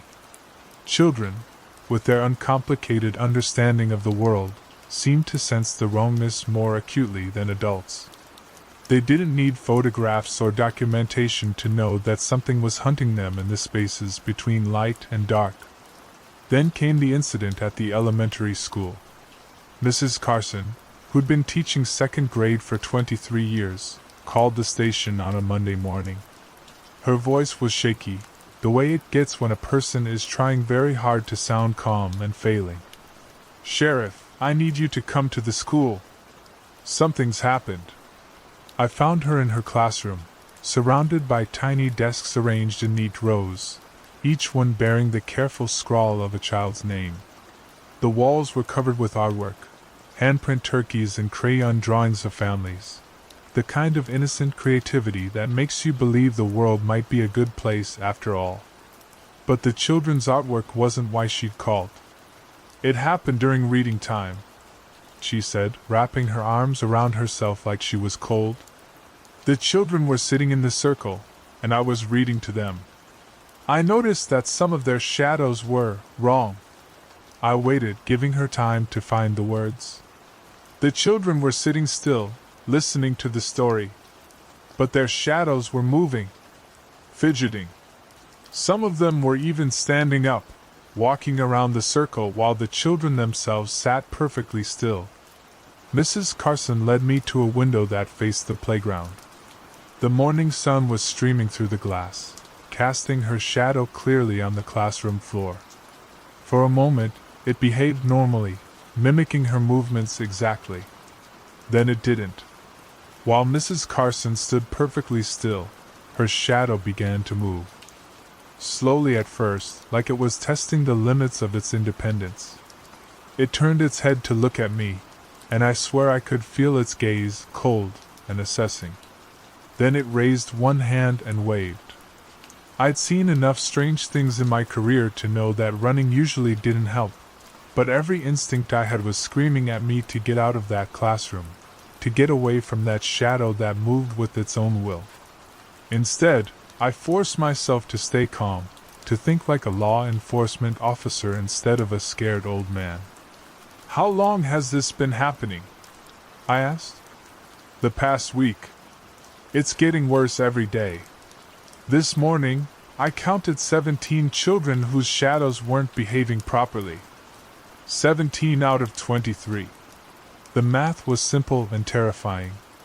Whatever was happening in Millbrook was spreading, and it was spreading fast. That afternoon, I called an emergency town meeting. I had never done such a thing before. In 37 years as sheriff, I had never encountered a situation that required the entire community to come together and discuss something that defied rational explanation. But these weren't rational times. The meeting was held in the high school gymnasium, the same place where we held basketball games and graduation ceremonies and all the other rituals that mark the passage of time in a small town. By 7 o'clock, nearly 300 people had shown up, which was remarkable considering that many of them had started avoiding public spaces. I stood at the podium, looking out at faces I'd known for decades. There was Eleanor Patterson, sitting in the front row with her hands folded in her lap. There was Jim Crawford, who'd closed his hardware store early to attend. There was Gary Hoffman, his camera bag slung over his shoulder like he was documenting the end of the world. And there were the children, staying close to their parents, their eyes wide with the kind of fear that comes from knowing something is wrong but not understanding what. "I'm not going to pretend this is a normal situation," I began. "What's been happening in our town over the past few weeks is not something any of us were trained to handle. But it's real, and it's affecting more people every day." I told them about the reports, about the photographs, about the pattern that was emerging. I told them about the shadows that moved independently, that seemed to be aware of their observers, that appeared to be organizing themselves into some kind of collective entity. When I finished, the gymnasium was quiet except for the sound of breathing and the occasional whisper of fabric as people shifted in their seats. Then old Pete Sutter stood up. Pete was 87 years old, a man who'd lived through the Great Depression and World War II and every other crisis the 20th century had thrown at him. When Pete Sutter stood up to speak, people listened. "My grandfather used to tell stories," Pete said, his voice carrying clearly through the gymnasium. "Stories about the old days, before the town was officially founded. Stories about the Native Americans who lived here first, and why they left." He paused, looking around the room like he was seeing it for the first time. "My grandfather said they called this place the valley where shadows walk. Said there was something in the land itself, something that could separate a person from their shadow if they weren't careful. Said that's why they left, because the shadows started acting like they had minds of their own." The gymnasium was dead silent now. Even the children had stopped fidgeting. "My grandfather said the early settlers didn't know about the warnings. They just saw good land and fresh water and thought they'd found paradise. But the Native Americans knew better. They knew some places aren't meant to be lived in." Pete sat down slowly, his joints creaking audibly in the silence. For a long moment, nobody spoke. Then Gary Hoffman raised his hand. "I've been documenting this for weeks," he said, "and I think it's building towards something. The shadows aren't just moving independently, they're organizing. They're preparing." "Preparing for what?" someone called out. Gary looked around the room, his expression grim. "I think they're preparing to replace us." The words hung in the air like smoke, filling the space with dread. People began to murmur, voices rising in pitch as the implications sank in. "What do you mean, replace us?" Mrs. Carson asked. "I think they're tired of being reflections," Gary said. "I think they want to be real." That night I didn't sleep. I sat in my living room with all the lights on, watching my shadow cast by the lamp beside my chair. For hours, it behaved normally, moving when I moved, staying still when I stayed still. But around 3 in the morning, when exhaustion was making my eyelids heavy, I caught it turning to look at me. Just a quick movement, barely perceptible, but enough to make my blood run cold. My shadow had turned its head to look at me while I was looking straight ahead. I stood up quickly, and it stood with me. I walked to the window, and it followed. I raised my hand, and it raised its hand. Everything normal, everything as it should be. But I could feel it watching me, evaluating me, waiting for something. The next morning brought the first disappearance. Mary Hutchins, who worked at the diner on Main Street, hadn't shown up for her shift. Her daughter called around noon, worried because Mary never missed work without calling. Deputy Mills and I drove to her apartment above the barber shop, where we found the door unlocked and Mary nowhere to be found. But her shadow was still there. We found it in the bedroom, cast by the morning sunlight streaming through the window. It was sitting on the bed, perfectly still, like it was waiting for something.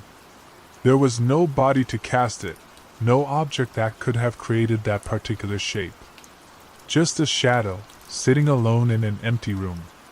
Mills reached out to touch it, but I grabbed his wrist. "Don't," I said. "Don't touch it." The shadow seemed to sense our presence. It turned toward us, and I swear I could see features in its darkness, the suggestion of eyes, the hint of a mouth. It raised one hand, and for a moment I thought it was going to wave. Instead, it pointed toward the window, toward the street below, toward the town that was slowly losing its people to their own reflections. That afternoon, 3 more people disappeared. By evening, the count was up to 7. And in each case, the shadow remained behind, sitting or standing in the places where their owners had last been seen. The town began to empty. People packed their cars and left for relatives in other cities, other states, anywhere but Millbrook. The lucky ones, the ones whose shadows still behaved properly, they got out while they could. The rest of us, those whose shadows had already begun to assert their independence, we stayed. We had no choice. Because we were beginning to understand that leaving wouldn't help. The shadows weren't tied to the place, they were tied to us. And wherever we went, they would follow. The final confrontation came on a Tuesday evening in late July. I was sitting in my office at the station, going through the reports that no one would ever read, documenting events that no one would ever believe. The sun was setting, casting long shadows through the windows, and I was acutely aware of my own shadow stretching across the floor. That's when I heard the footsteps. Slow, deliberate footsteps in the hallway outside my office. But there was something wrong with the sound. It was too soft, too muffled, like someone walking on carpet when the hallway was tiled.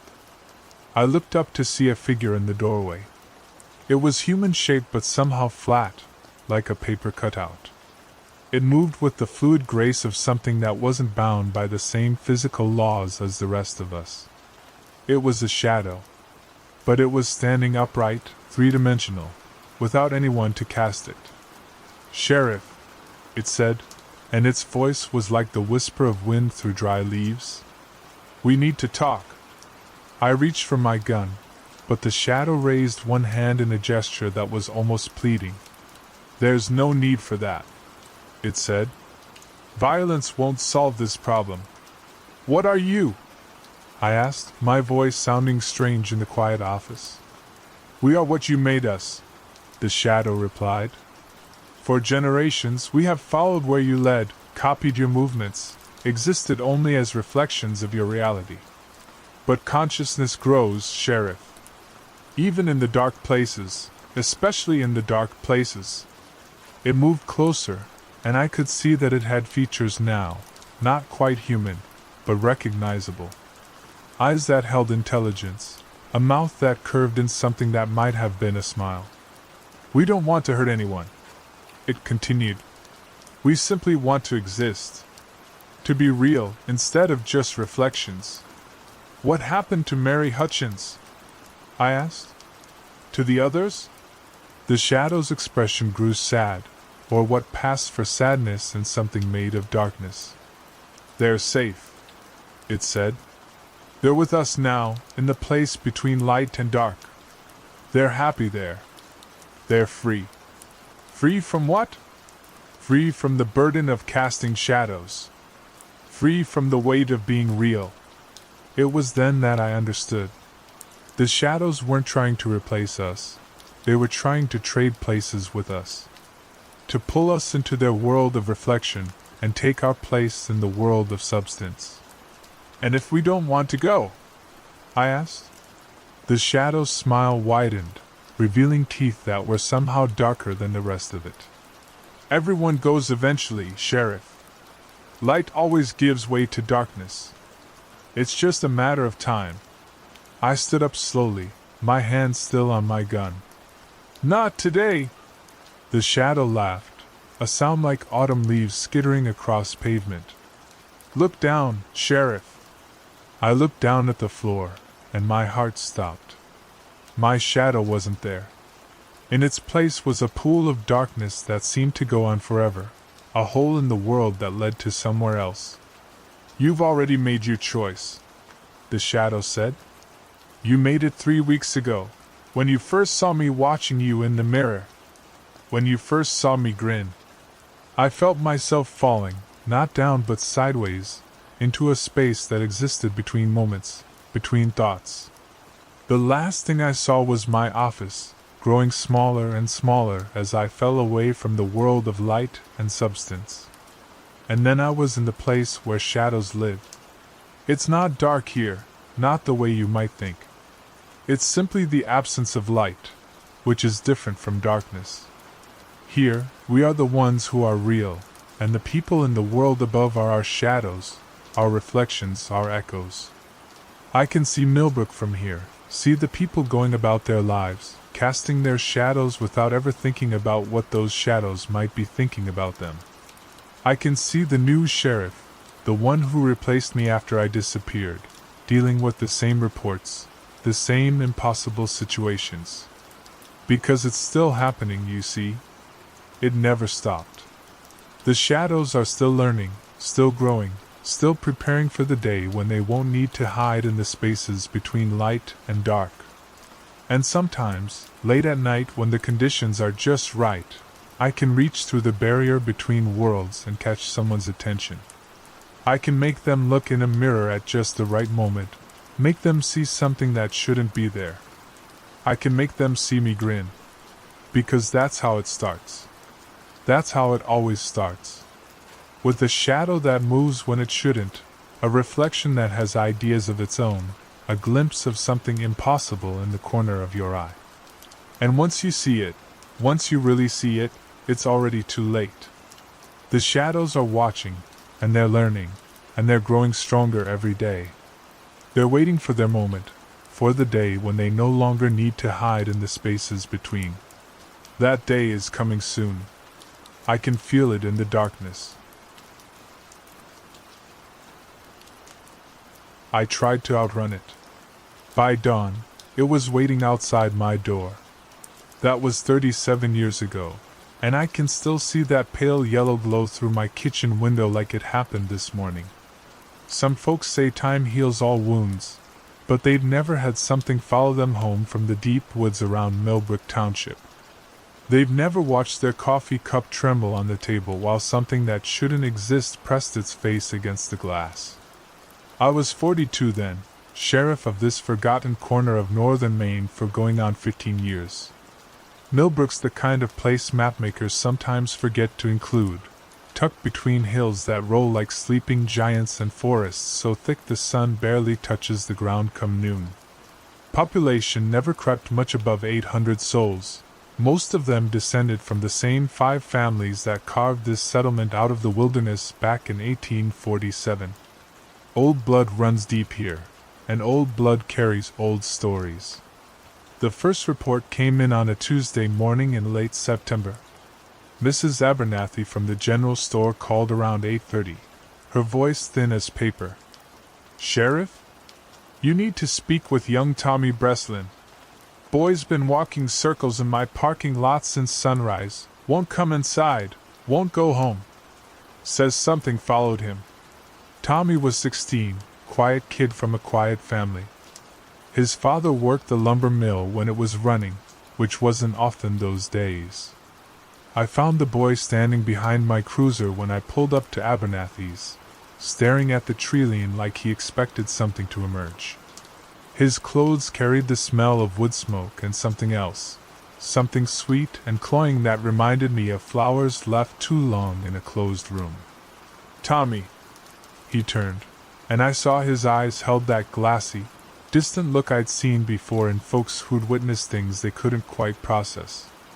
His hands shook when he lit a cigarette, though he was too young to be smoking and we both knew it. "It followed me home, Sheriff. All the way from the old logging road near Beacon Hill." Beacon Hill squatted about 4 miles northeast of town, covered in second-growth pine and maple that had reclaimed the land after the big logging operation shut down in the 20s. Local kids sometimes went up there to drink or spark up, but mostly folks avoided it. The hill had a reputation. "What followed you, son?" Tommy took a long drag, held it, then exhaled toward the trees. Light. Like from an old lantern, but wrong. Kept pace with me the whole way, staying just inside the woods. Never got closer, never fell behind. When I'd stop, it would stop. When I ran, it would... He paused, searching for words. It would glide. Like it wasn't touching the ground. I'd been sheriff long enough to know the difference between teenage foolishness and genuine fear. Tommy wasn't making up stories for attention. Whatever he'd seen had carved itself deep into his memory. You see anyone carrying this light? Anyone at all? No, sir. Just the light itself. Swinging back and forth like someone was walking with it, but there was nobody there. And the smell. What smell? Like lilacs, but sick. Like they'd been rotting. That detail settled in my stomach like a stone. Lilacs didn't bloom in September, hadn't for 6 weeks or more. And the way Tommy described that sickly sweet scent matched what I'd been smelling around him since I arrived. I sent the boy home with instructions to stay close to his family and call if anything else happened. Then I drove out to Beacon Hill. The old logging road was barely more than 2 ruts carved through the underbrush, overgrown with ferns and young birches that scraped against my cruiser's sides. I parked where the road ended and walked the rest of the way, following game trails that wound between trees grown so thick they blocked most of the afternoon sun. The hill itself was nothing remarkable, just another piece of Maine forest that had seen better days.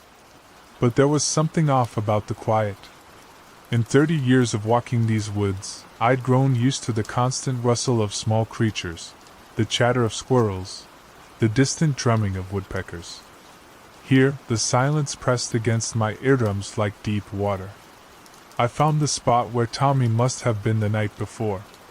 A small clearing near the summit, littered with beer cans and cigarette butts, ringed by granite boulders that made natural seats.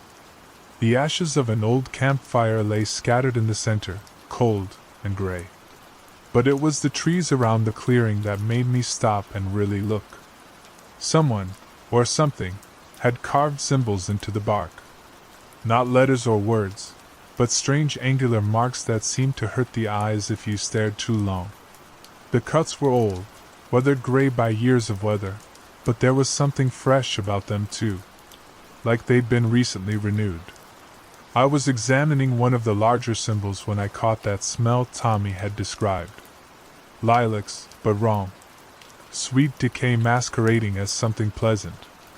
The scent came from everywhere and nowhere, carried on air that had gone still as a held breath. That's when I saw the path. It wasn't there before, I would have noticed. But now, clear as day, a narrow track wound down the far side of the hill, marked by broken branches and disturbed undergrowth. As if something had passed this way recently, moving with purpose toward the town below. I followed it. The path descended through stands of old pine and maple, weaving between moss-covered boulders and over dry streambeds. Every few yards, I'd catch that sick sweet smell again, stronger now, mixed with something else. Something that reminded me of old meadow and winter mornings. The trail led to the edge of the Millbrook Cemetery. Our boneyard dated back to the town's founding, filled with weathered headstones that leaned at drunken angles between ancient oaks. Most of the names had been worn smooth by time and weather, but I knew the families represented: Breslin, Abernathy, Macaulay, Thornton, Walsh. The old blood that still ran through Millbrook's veins. The path ended at a grave near the back corner, one I'd never paid much attention to before. The headstone was different from the others, black granite instead of gray marble, carved with symbols that matched the ones I'd seen on the trees.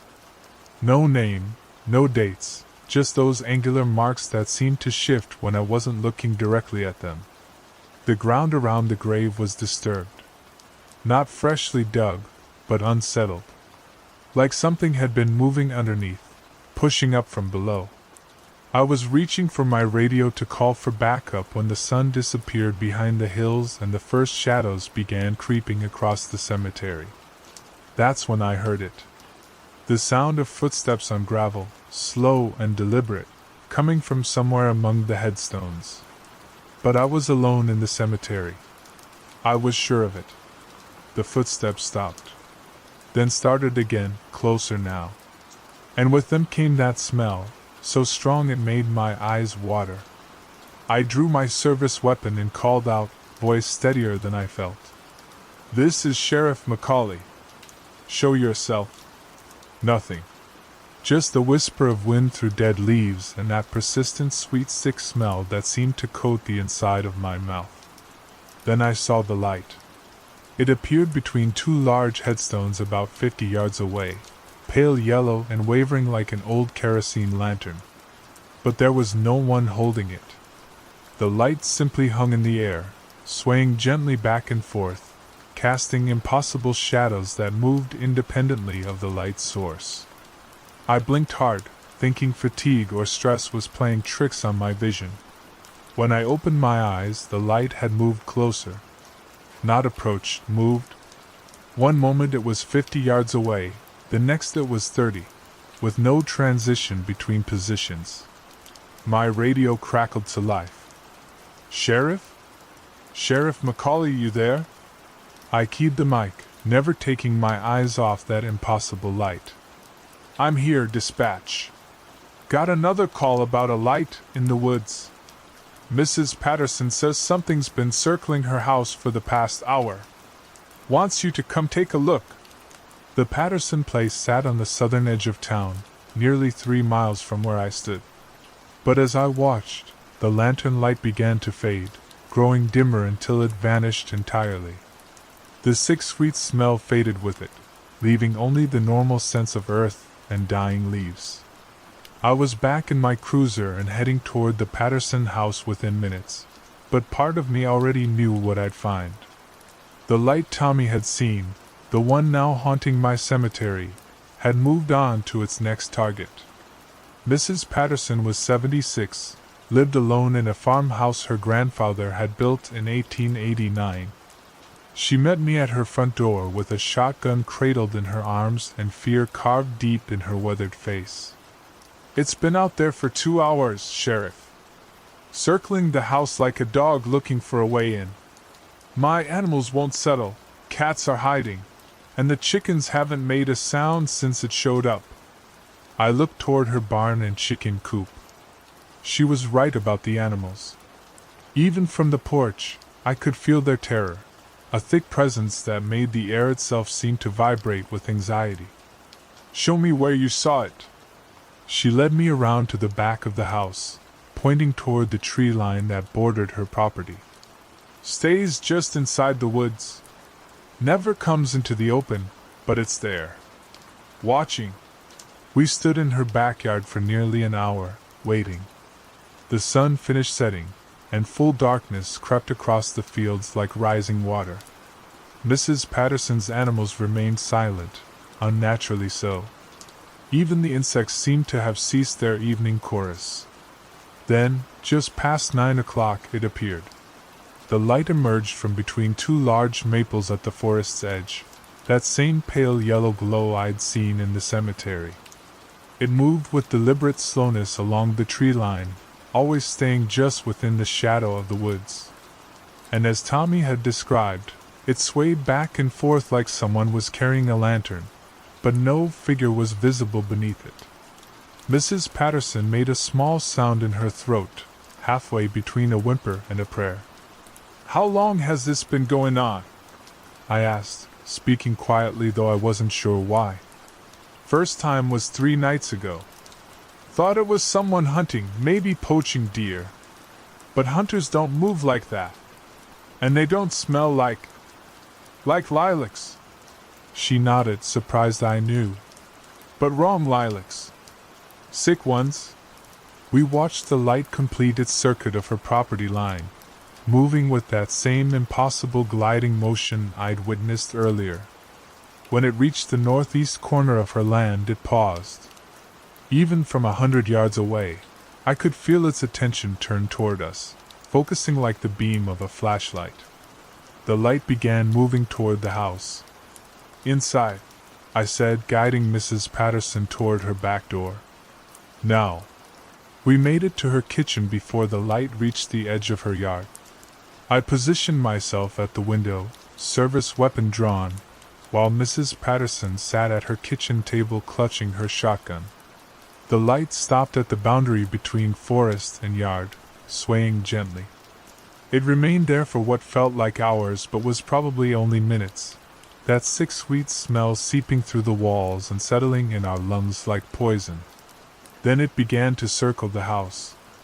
I moved from window to window, tracking its progress. Front yard, east side, backyard, west side, then back to the front. Each complete circuit took exactly 4 minutes. I timed it. And with each passing, that smell grew stronger, until Mrs. Patterson began coughing and I had to breathe through my mouth to keep from gagging. On the 7th circuit, the light stopped directly outside the kitchen window. It hung there in the darkness, 3 feet from the glass, swaying like a pendulum. And though I couldn't see anyone holding it, I had the distinct impression that something was staring back at me. Something that knew I was watching. Mrs. Patterson whispered, "Sheriff, look at the glass." Frost was forming on the window. In September. In Maine, where the evening temperature was still hovering near 60 degrees. The ice crystals spread outward from a central point directly in front of the light, creating patterns that looked almost like the symbols I'd seen carved into the trees. The light pulsed once, twice, then vanished. The frost remained for another 10 minutes before gradually melting away, leaving only water stains and the lingering scent of rotting flowers. I stayed with Mrs. Patterson until dawn, but the light didn't return. When the sun came up, I walked the perimeter of her property, looking for footprints, tire tracks, any sign that someone had been prowling around her house. I found nothing. Not even disturbed leaves where the light had seemed to hover. But I did find something else. In the soft earth near her back porch, I discovered what looked like symbols pressed into the ground. The same angular marks I'd seen on the trees and the mysterious headstone. They appeared to have been burned into the soil, leaving char marks that smelled of sulfur and decay. That was the beginning. Over the next 2 weeks, the light appeared to 7 more residents of Millbrook. Always following the same pattern, first spotted in the woods near Beacon Hill, then tracking whoever had seen it back to their homes. It would circle their properties for hours, that sickening lilac smell growing stronger with each pass, before finally vanishing near dawn. But each visitation was escalating. The light stayed longer, came closer to the houses, left more of those burned symbols in the earth. And the people it followed were changing. Tommy Breslin stopped sleeping. I'd see him walking the streets at all hours, moving like a man in a dream, his eyes fixed on something the rest of us couldn't see. When I tried to talk to him, he'd respond with words that didn't quite make sense, sentences that seemed to contain meanings just beyond my understanding. Mrs. Patterson aged 10 years and 10 days. Her hair went completely white, and she developed a tremor in her hands that no doctor could explain. She stopped leaving her house entirely, nailing blankets over her windows and burning sage in every room. The others showed similar symptoms. Insomnia, premature aging, a distant look in their eyes like they were seeing through multiple layers of reality. And they all started drawing those symbols, carving them into wood, scratching them into the dirt, scrawling them on the walls of their homes with charcoal and chalk. I spent hours in the town's small library, searching through old records and local histories, trying to find some explanation for what was happening. What I discovered made me wish I'd never started looking. In 1923, a drifter had come to Millbrook. Nobody remembered his real name, but folks called him the Lantern Man because he carried an old kerosene lamp wherever he went, even in broad daylight. He claimed to be a prospector, looking for mineral deposits in the hills around town, but he never seemed to do any actual prospecting. Instead, he spent his time in the cemetery, studying the headstones and asking questions about the families buried there. The old-timers said he was particularly interested in the town's founding families, the same bloodlines that still dominated Millbrook's population decades later. He'd ask about their histories, their family trees, their children and grandchildren. Always polite, always respectful, but there was something hungry in his questions, something that made people uncomfortable. After 3 months in town, he simply vanished. His room at the boarding house was found empty, his few possessions left behind. The only trace of his passing was a new grave in the cemetery's back corner, marked with a black granite headstone covered in strange symbols. But nobody remembered burying him. The grave had simply appeared overnight, the earth around it settled as if it had been there for years.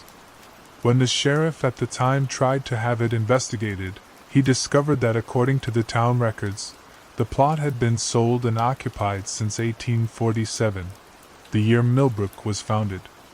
The records named the occupant as E. Thorne, one of the original settlers. But no one could find any other mention of E.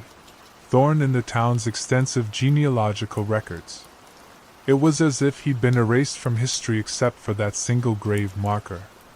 I was beginning to understand what we were dealing with, but understanding didn't help. The visitations continued, and they were getting worse.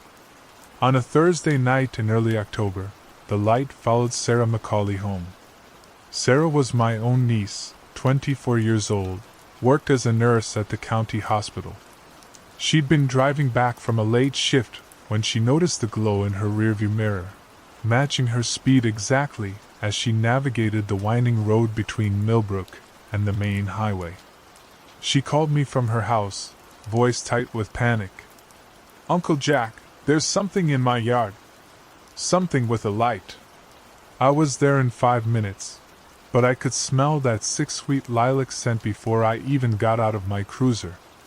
The light was already circling her property, moving with that same deliberate, impossible gliding motion I'd witnessed so many times before. But this time was different. This time, it was responding to my presence. As soon as I stepped out of my car, the light stopped its circuit and turned toward me. It hung there at the edge of Sarah's yard, swaying gently, and I could feel its attention like a physical weight pressing against my chest. Then it began moving toward me. I drew my weapon, knowing bullets would be useless but needing the comfort of familiar weight in my hand. The light approached slowly, deliberately, trailing that smell of rotting flowers and old metal. When it reached the edge of the driveway, it stopped. And for the first time, I saw what was carrying it. The figure was tall and thin, dressed in clothes that seemed to belong to another era, a long coat that hung to its ankles, a wide-brimmed hat that shadowed its face. But the clothes were wrong, somehow. They moved independently of any wind, rippling like they were underwater. And they seemed to be made of the same pale light as the lantern, translucent and shifting. The thing holding the lantern raised its head, and I saw its face. Or rather, I saw the absence of a face. Where features should have been, there was only smooth darkness, like looking into deep water at night. But somehow, I knew it was smiling. It spoke without moving what should have been its mouth, its voice carrying clearly across the yard despite sounding like it was coming from very far away. "Sheriff Macaulay, we've been waiting for you." The words hit me like ice water. I tried to respond, but my throat had seized up, refusing to work. The figure continued. "The old blood calls to the old blood. The debt must be collected." "What debt?" I managed to croak. "The debt your ancestor made when he stole what belonged to us. When he took our name and our place and built his little town on ground that was never his to claim." The pieces fell into place with horrible clarity. E. Thorne. The name on the mysterious headstone.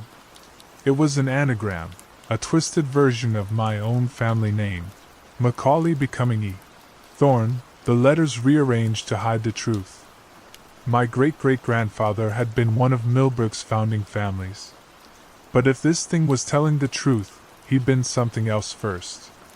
He'd stolen an identity, claimed a life that wasn't his, and buried the evidence in an unmarked grave. "What do you want?" I asked. The figure raised its lantern higher, and the light grew brighter, casting shadows that moved like living things. "What was taken must be returned. The bloodline must answer for the sins of the father." Sarah's porch light flickered and went out. Then the street lamps began dying one by one, darkness spreading outward from where the figure stood. In moments, the only illumination came from that impossible lantern, turning the world into a theater of pale yellow light and moving shadows. "You've been taking the others," I said. "The people who've seen you. They were practice. Preparation. Their blood carries traces of the old families, but not the true line. You are the true line, Sheriff. You and your niece. The last of the stolen blood." I looked towards Sarah's house and saw her silhouette in the front window, watching us. Even from a distance, I could see she was changing. Her outline seemed to blur and shift, becoming less solid, more like the translucent figure standing before me. "Let her go," I said. "This is between you and me." The figure's head tilted slightly, and though it had no visible features, I sensed amusement. "The dead is not yours alone to pay. The blood carries forward, generation to generation. She is as guilty as you, as guilty as all who came before." That's when I understood what had really been happening. The light hadn't been following people home randomly. It had been testing them, tasting their blood, searching for the descendants of the original families. Looking for the ones who carried the genetic memory of some ancient crime. But why now? Why after all these years? As if reading my thoughts, the figure answered. "The barriers grow thin. The old ways stir. And debts long ignored demand their collection." The lantern began to pulse, and with each pulse, I felt something inside me responding. A tugging sensation, like invisible hooks embedded in my chest, drawing me toward the light. I tried to step back, but my feet wouldn't obey. Sarah's scream cut through the night. I turned to see her pressed against her front window, her face a mask of terror. But it wasn't the figure she was staring at, it was me. I looked down at my hands and saw they were becoming translucent, the bones visible through increasingly transparent flesh. The same thing was happening to my arms, my chest, my legs. I was fading, being drawn into whatever impossible space the lantern occupied.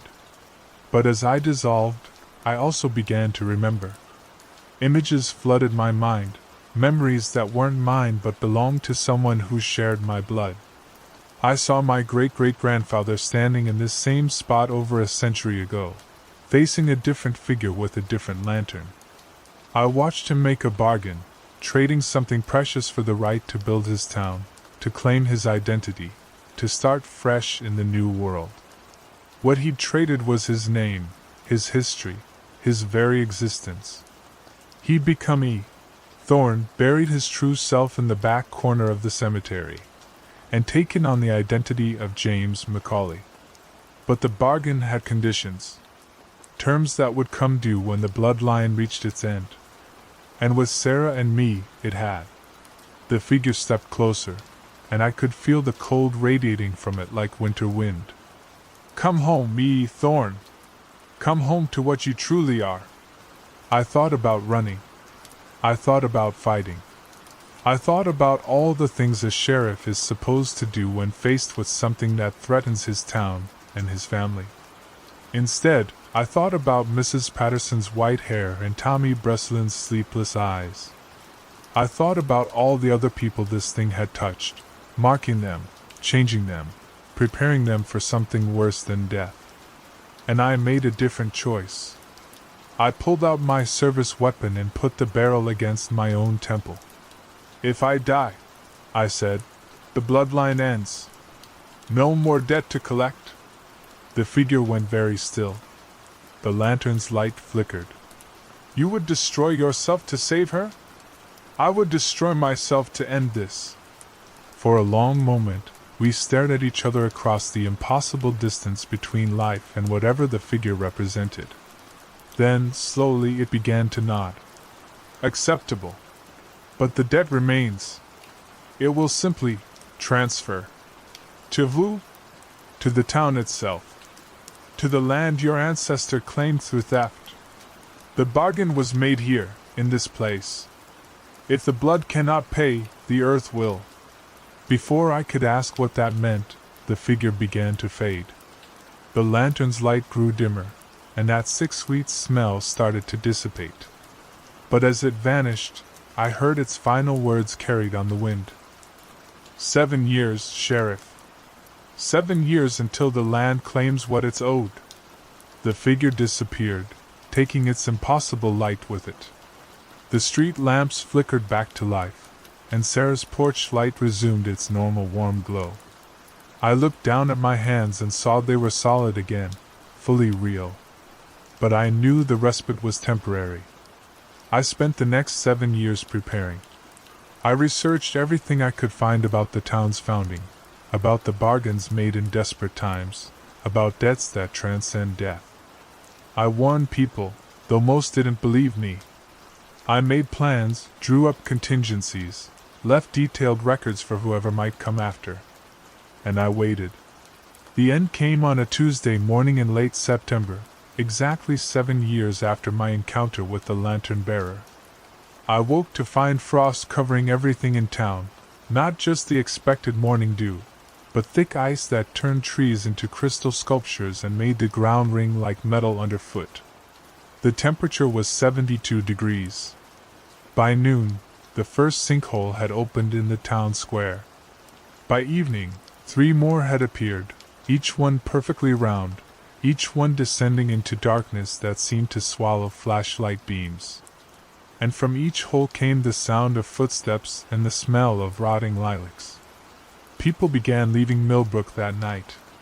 By dawn, half the town was empty. By the end of the week, only a handful of us remained, the stubborn ones, the ones with nowhere else to go, the ones who felt responsible for what was happening. I was among the last to leave, and only then because the ground beneath the sheriff's station had begun to crack and buckle, revealing symbols burned into the earth itself. Symbols that matched the ones on that mysterious headstone, the ones carved into the trees on Beacon Hill. Millbrook still exists on maps, though most of the buildings have been reclaimed by the forest. Sometimes hunters or hikers report seeing lights moving between the trees, swaying back and forth like old lanterns carried by invisible hands. The state put up warning signs about unstable ground and potential cave-ins, but they don't mention the real danger. I moved south after that, took a job as a security guard at a shopping mall in Portland. Spent my remaining years watching teenagers shoplift candy bars and helping lost tourists find the food court. It was peaceful work, normal work, the kind that doesn't follow you home or leave frost on your windows in September. But sometimes, on quiet nights when the air carries the scent of distant flowers, I remember that figure with its impossible lantern. I remember its words about debts that transfer and bargains that bind the land itself. And I wonder if 7 years was really long enough. If debts like that ever truly expire, or if they just find new ways to collect interest. That's why I'm telling this story now, setting it down in words before my memory fails completely or my courage abandons me. Because someone needs to know what happened in Millbrook.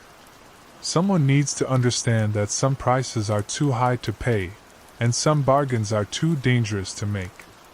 The town is gone now, swallowed by forest and time and something that hungered for more than just individual lives. But the bloodlines that founded it still exist, scattered to the wind, carrying genetic memories of ancient debts in their veins. And sometimes, On cold September nights when the air smells of lilacs, they wake to find a pale yellow light swaying outside their windows, patient as death, hungry as the grave, waiting for the next payment to come due. I tried to outrun it all those years ago. By dawn, it was waiting outside my door. Now it's waiting outside yours. I heard them whisper my name from the cracks. Not the first time, mind you. In 43 years wearing this badge in Millhaven, I've heard plenty of things that shouldn't be there. Wind playing tricks through old window frames, mice in the walls making sounds like children's laughter, the settling of ancient timber that groans like voices in the dark. A man learns to distinguish between what's natural and what isn't. What happened that October, though, that was something else entirely. It started with Mrs. Henley's complaint about the noise beneath her kitchen floor. Simple enough, or so I thought. Millhaven's got houses older than the state itself, built on foundations that predate proper engineering. Foundation problems, pest infestations, maybe a family of raccoons. I'd handled dozens of similar calls over the years. But Mrs. Henley's voice carried something different when she called that Tuesday morning. Not panic, exactly. More like the careful way you'd speak if you thought someone dangerous might be listening. Her words came out measured, deliberate, as if she'd practiced them. "Sheriff, there's scratching under my kitchen floor. And other sounds." "What kind of other sounds, ma'am?" A pause. Long enough that I wondered if the line had gone dead. "Laughter. Quiet laughter. And sometimes they say things." I told her I'd be right over. The Henley place sits on Sycamore Street, one of those narrow lanes that twist through Millhaven's oldest section like arthritic fingers. The houses there lean toward each other across the street, their upper stories nearly touching, creating a perpetual twilight even on the brightest days. Mrs. Henley's house, a weathered colonial with paint the color of old bones, had belonged to her family for 5 generations. She met me at the front door before I could knock. Martha Henley was in her 70s, with steel-gray hair pulled back severe and eyes that had seen too much of the world's cruelty. But that morning, those eyes held something I'd never seen before: uncertainty. "It's been going on for 3 days," she said, leading me through a living room that smelled of lavender and old wood. "Starts around noon, stops near midnight. Never during the night, never in the morning. Just those hours when the sun's highest and when it's setting." The kitchen was spotless, the kind of clean that spoke of a lifetime of careful habits. Checkered linoleum covered most of the floor, but in the center, near the old cast-iron stove, she'd pulled back a section to reveal the subflooring beneath. "There," she said, pointing to the exposed boards. "Listen." I knelt down, pressing my ear close to the wood. At first, nothing but the ambient sounds of an old house, the whisper of air through gaps, the distant tick of the grandfather clock in the hallway. Then I heard it. Scratching. Soft, rhythmic, like fingernails against wood. But not random. There was a pattern to it, almost musical. And underneath, so faint I almost convinced myself I was imagining it, the sound of muffled giggling. "How deep is the crawl space under here?" I asked. Mrs. Henley's face went pale. "Sheriff, this house doesn't have a crawl space. It's built on a slab foundation. Has been since my grandfather renovated it in 1923. I spent the next hour examining every inch of that kitchen. The sounds continued sporadically, sometimes the scratching, sometimes what could have been whispered conversations in voices too quiet to make out words, and twice, clear as daylight, the sound of children laughing. But children's laughter was something wrong in it, like a recording played at the wrong speed. I checked the basement. Solid concrete walls, no gaps, no openings that could connect to the space beneath the kitchen. I examined the exterior foundation. Same story, solid masonry, no cracks large enough for anything bigger than an insect to squeeze through. But the sounds kept coming. That afternoon, I made calls to other residents on Sycamore Street. Just routine inquiries, I told them. Checking on neighborhood disturbances, making sure everyone was comfortable with their living situations. Nothing that would spook anyone. What I found made my skin crawl. The Marquez family 3 houses down had been hearing scratching under their bathroom floor for a week. The elderly Peterson couple across the street reported small voices coming from beneath their bedroom. The Kowalski place at the end of the block. They'd started sleeping in their living room because of the sounds from under the master bedroom floor. All of them described the same thing: scratching, whispering, quiet laughter that seemed to come from directly beneath their floorboards. And all of them lived in houses built on solid foundations with no crawl spaces. I didn't sleep well that night. In a town like Millhaven, you learn to trust your instincts, and mine were screaming that something was fundamentally wrong. Not just unusual, wrong in the way that made your teeth ache and your vision blur at the edges. The next morning, I drove to the county courthouse to pull the original building records for Sycamore Street. What I found in those yellowed files made my coffee taste like ashes. In 1847, Sycamore Street had been called Cemetery Road. The entire block had been Millhaven's first burial ground, a collection of unmarked graves for the poor, the unnamed, and the forgotten. When the town expanded westward in the 1880s, the decision was made to relocate the cemetery to its current location on the hill overlooking the valley. The bodies were supposed to be moved. All of them. But the records showed discrepancies. The original burial ledger listed 247 interments. The relocation records accounted for only 198 bodies moved to the new cemetery. 49 graves were noted as contents unrecovered, or location uncertain.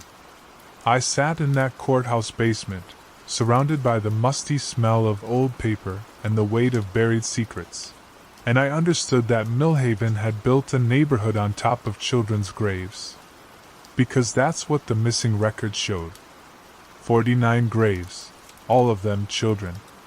Victims of the cholera outbreak of 1843, buried in unmarked plots when the regular cemetery had run out of space.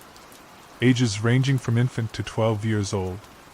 Their names were listed in spidery handwriting: Mary, age 3, Thomas, age 7, Elizabeth, age 9, Samuel, age 2. On and on, a litany of small lives cut short and apparently forgotten when the town decided to improve its property values by building houses over their resting places.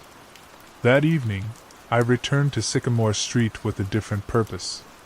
The sounds were worse now, more frequent and more distinct. At the Henley place, I could hear what sounded like several voices whispering beneath the kitchen floor. The words weren't clear, but the tone was unmistakable. Children trying to get someone's attention. Mrs. Henley looked like she'd aged 10 years since my visit the day before. Dark circles shadowed her eyes, and her hands trembled when she poured coffee. "They're getting louder," she said. "And Sheriff, I think they're trying to say something." I knelt again beside the exposed subflooring and pressed my ear close. This time, the whispers were almost clear enough to understand.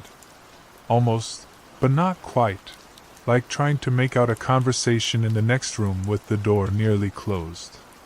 Then, clear as if someone had spoken directly into my ear, I heard a child's voice say, "We want to go home."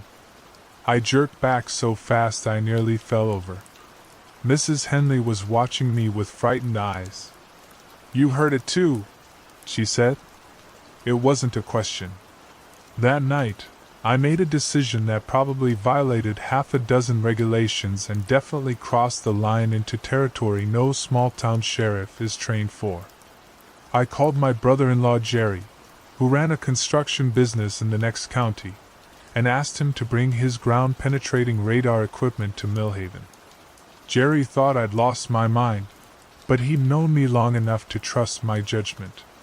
He showed up early the next morning with his GPR unit and a curious expression. "You really think there's something buried under these houses?" he asked as we set up the equipment in Mrs. Henley's kitchen. "I hope I'm wrong," I told him. But I wasn't. The radar painted a clear picture of what lay beneath the foundation. Roughly 4 feet down, in what should have been solid earth, the GPR detected distinct rectangular anomalies. Coffin-shaped spaces arranged in neat rows, extending beneath not just Mrs. Henley's house but under the entire block. The children were still there. Still in their graves. Still, apparently, aware.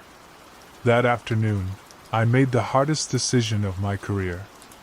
I called a meeting with the town council and told them everything.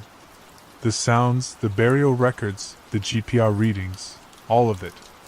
I expected skepticism, maybe accusations that I'd been working too hard or drinking too much. Instead, I found out I wasn't the first person to discover Millhaven's buried secret. Council President Hayes, whose family had lived in Millhaven for 6 generations, listened to my report with the expression of someone who'd been dreading this conversation for decades. "We've known," he said quietly. "Some of us, anyway. The older families. It's been passed down in whispers, warnings about why certain streets in town were never developed until the 1880s, why some properties always seem to have problems with their foundations. And you never thought to do anything about it?" Hayes spread his hands. "What could we do? Tear down an entire neighborhood? Relocate 40 families? Tell them their homes were built on children's graves? The scandal would destroy this town." I looked around the council chamber at faces I'd known for decades. These were good people, mostly. But they were also people who'd chosen comfortable silence over uncomfortable truth. "Sheriff," Hayes continued, "these sounds you're hearing, they'd happened before. Every 15, 20 years or so, residents on Sycamore Street report disturbances. It usually lasts a few weeks, then stops on its own." "Stops on its own," I repeated. "Or do you make it stop?" The silence in that room was answer enough. That night, alone in my office, I made my own choice. I couldn't tear down the neighborhood or relocate the graves. But I could acknowledge what had been ignored for over a century. I drove to Sycamore Street with a bag of supplies I'd picked up at the hardware store, 49 small wooden crosses, a can of white paint, and a battery-powered lantern. Working by lamplight, I painted a name on each cross, every child listed in those courthouse records. Then I began placing them in front yards along the street.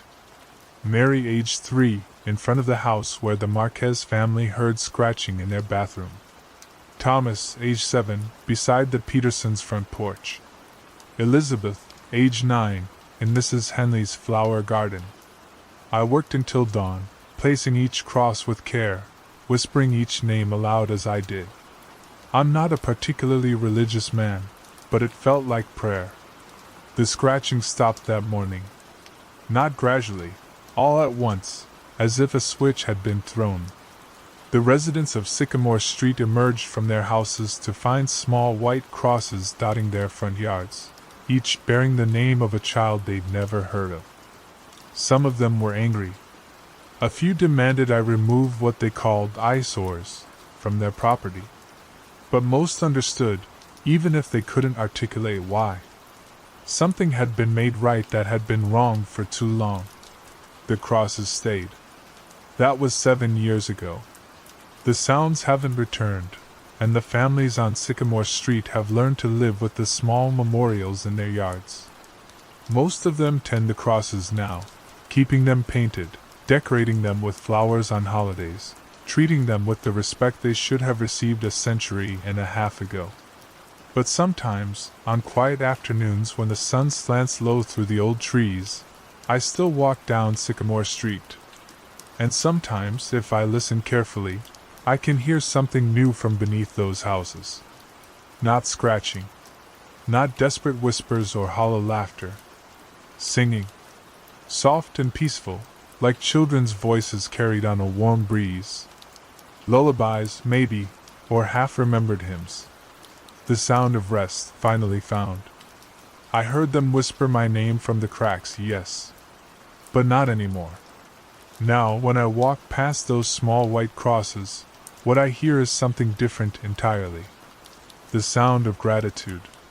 And in a town like Millhaven, where the past never really stays buried, that's as close to peace as any of us can hope to find. Sometimes people ask me why I never reported the full story to the state authorities, why I handled it the way I did instead of following proper procedures. The answer is simple enough, though I'm not sure anyone who hasn't lived in a place like this would understand it. Some problems can't be solved with paperwork and regulations. Some wrongs can only be made right by acknowledging them, by saying the names that were forgotten, by admitting that the ground we walk on holds more than dirt and stone. Millhaven is built on secrets, like most old places. But it's also built on the understanding that sometimes the living owes something to the dead. Not justice, exactly, it's too late for that. But recognition. Remembrance. A simple acknowledgement that they were here, that they mattered, that their small lives had meaning even if that meaning was buried under decades of willful blindness. I'm retiring next month. 43 years of keeping the peace in a town that's anything but peaceful, if you look close enough. My replacement is a good man, young and eager and full of confidence in the power of proper procedures. I haven't told him about Sycamore Street yet. I will, eventually. But first I want to see if he can hear them for himself, not the scratching and the desperate whispers, but the other sounds. The newer ones. Because lately, on certain nights when the wind is still and the moon is dark, I've been hearing something else from the old parts of town. Not from Sycamore Street, those voices are at peace now.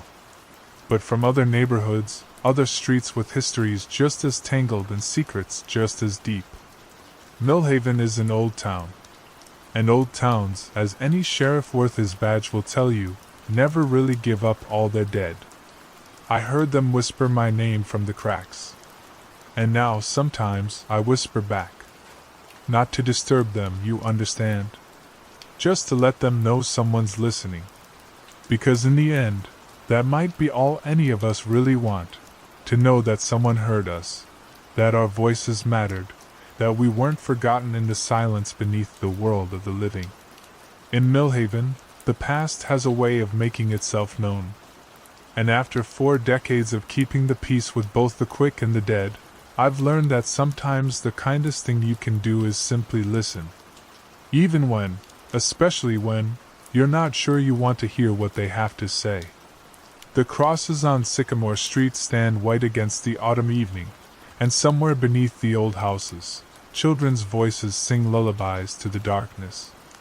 It's not the ending any of us would have chosen, but it's the ending they deserved.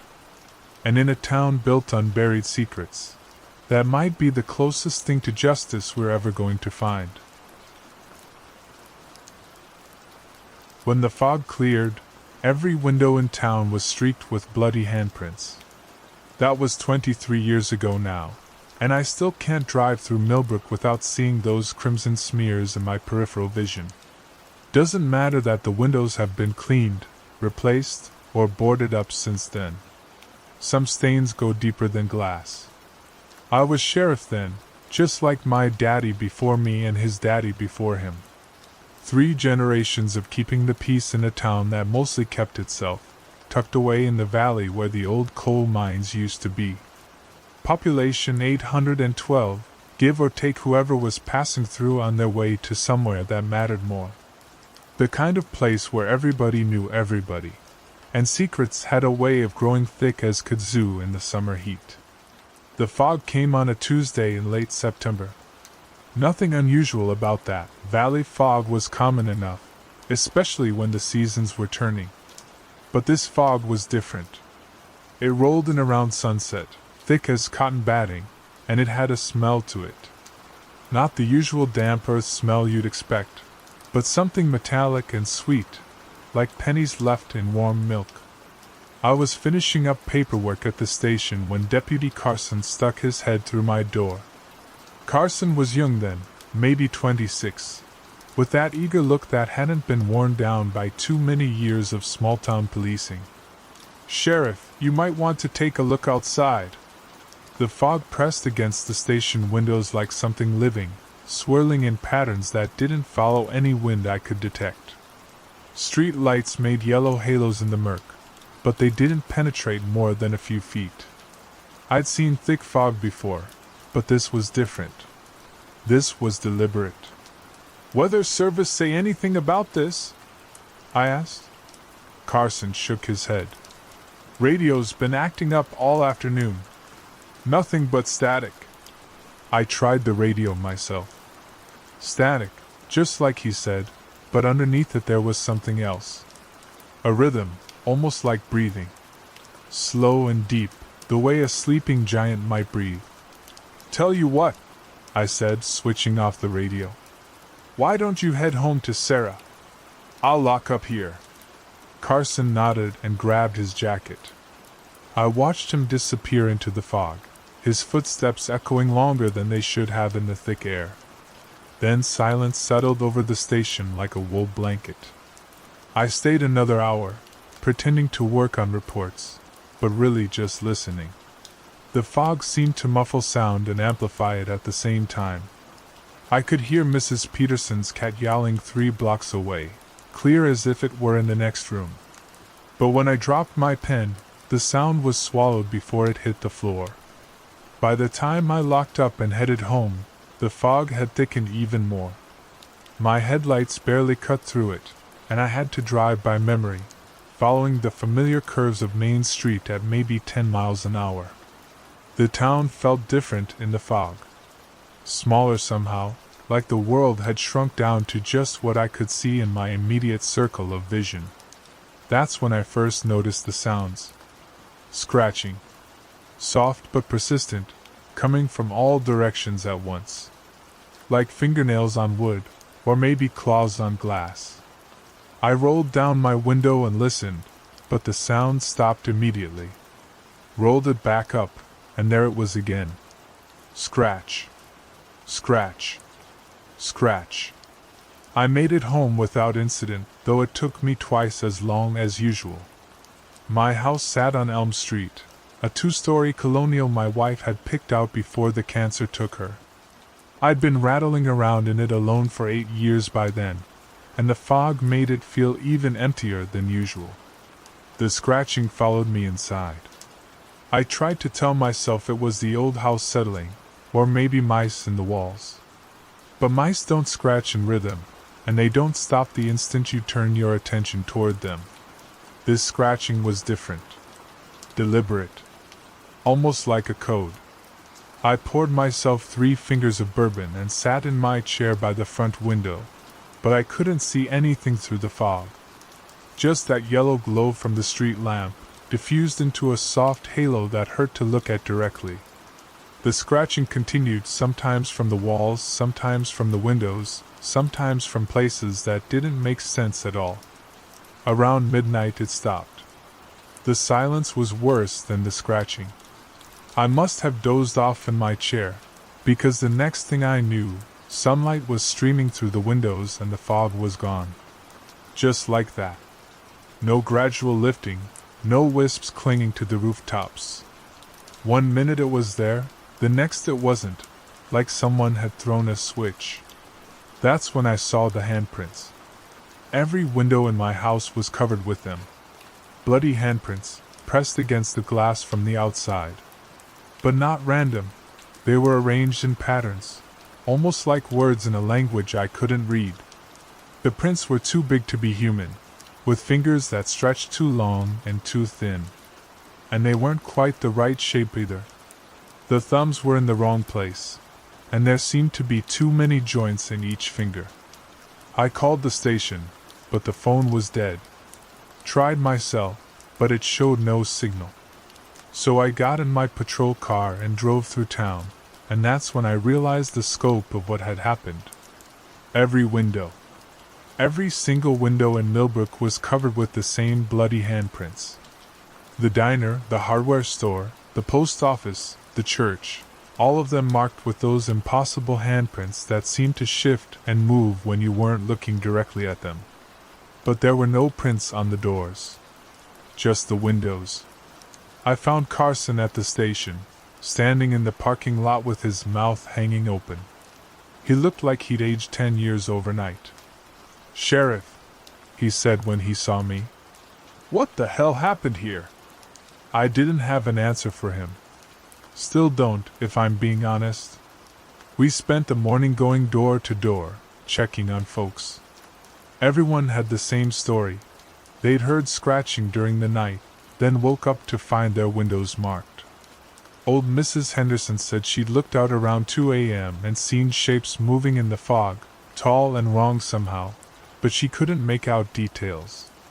The Methodist preacher, a soft-spoken man named Collins, said he'd tried to clean the prints off his church windows, but they wouldn't come off.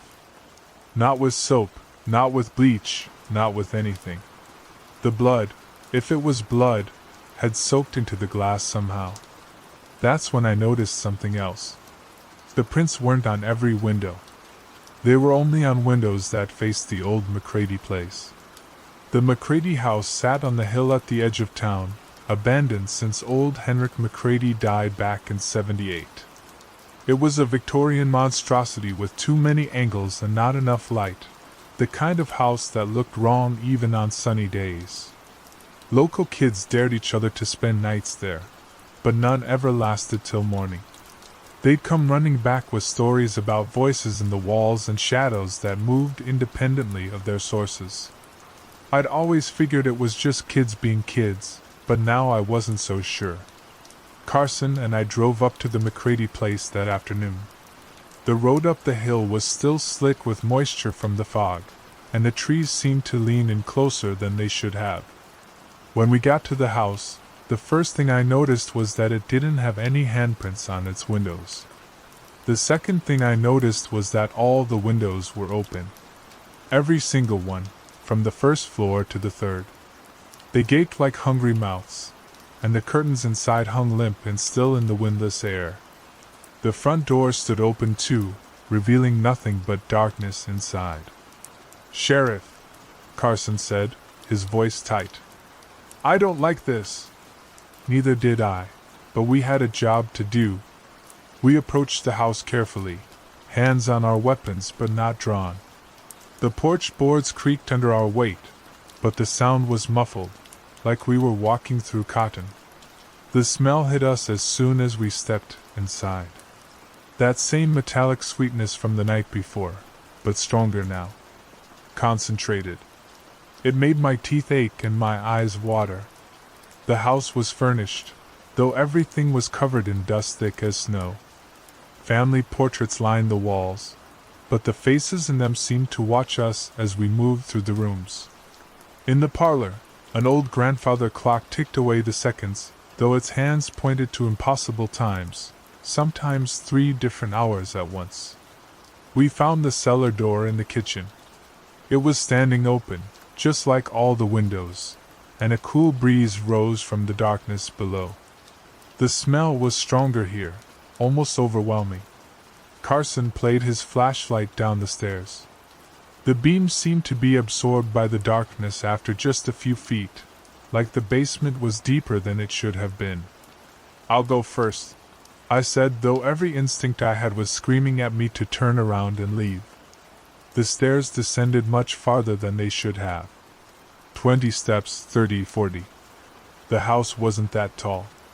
But we kept going down, following that increasingly powerful smell, until finally we reached the bottom. The cellar was enormous. Much bigger than the house above it, stretching away into darkness in all directions. The walls were lined with symbols carved deep into the stone, not letters or words in any language I recognized, but shapes that hurt to look at directly. They seemed to squirm and writhe in the flashlight beam. In the center of the room was a circle of stones, and in the center of that circle was a hole. Not a well or a pit, but a hole that seemed to go down forever. The smell rose from it in waves, and when I pointed my flashlight into it, the beam was swallowed completely. But it wasn't empty. Something was moving down there. Something large and patient, stirring in depths that shouldn't exist. I could hear it breathing, that same slow, deep rhythm I'd heard on the radio the night before. Carson was backing toward the stairs, his face white as paper. "Sheriff, we need to leave. Right now." He was right, but I couldn't move. I was transfixed by that hole, by the sense that something ancient and hungry was looking back at me from the darkness below. The carved symbols on the walls seemed to pulse in rhythm with whatever was breathing down there. That's when I heard the voice. It wasn't really a voice, not in the way we understand voices. It was more like a vibration that bypassed my ears and spoke directly to my bones. It said things I won't repeat here, offered things I won't acknowledge. But the gist of it was simple. It was hungry, and it had been sleeping for a very long time. The fog hadn't been weather. It had been breath. I don't remember leaving the house. Carson said later that I'd stood there for maybe 10 minutes, staring into that hole, before he'd physically dragged me away. We ran up those impossible stairs and out of that house, and we didn't stop running until we were back in town.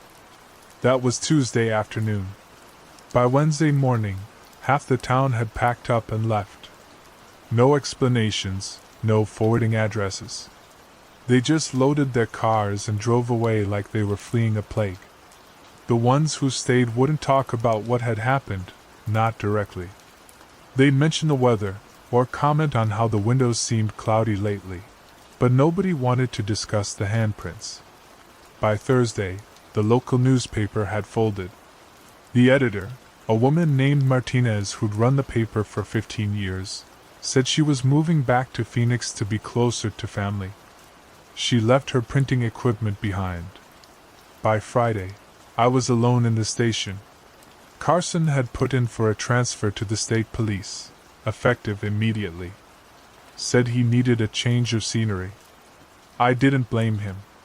The handprints faded over the following weeks, but slowly.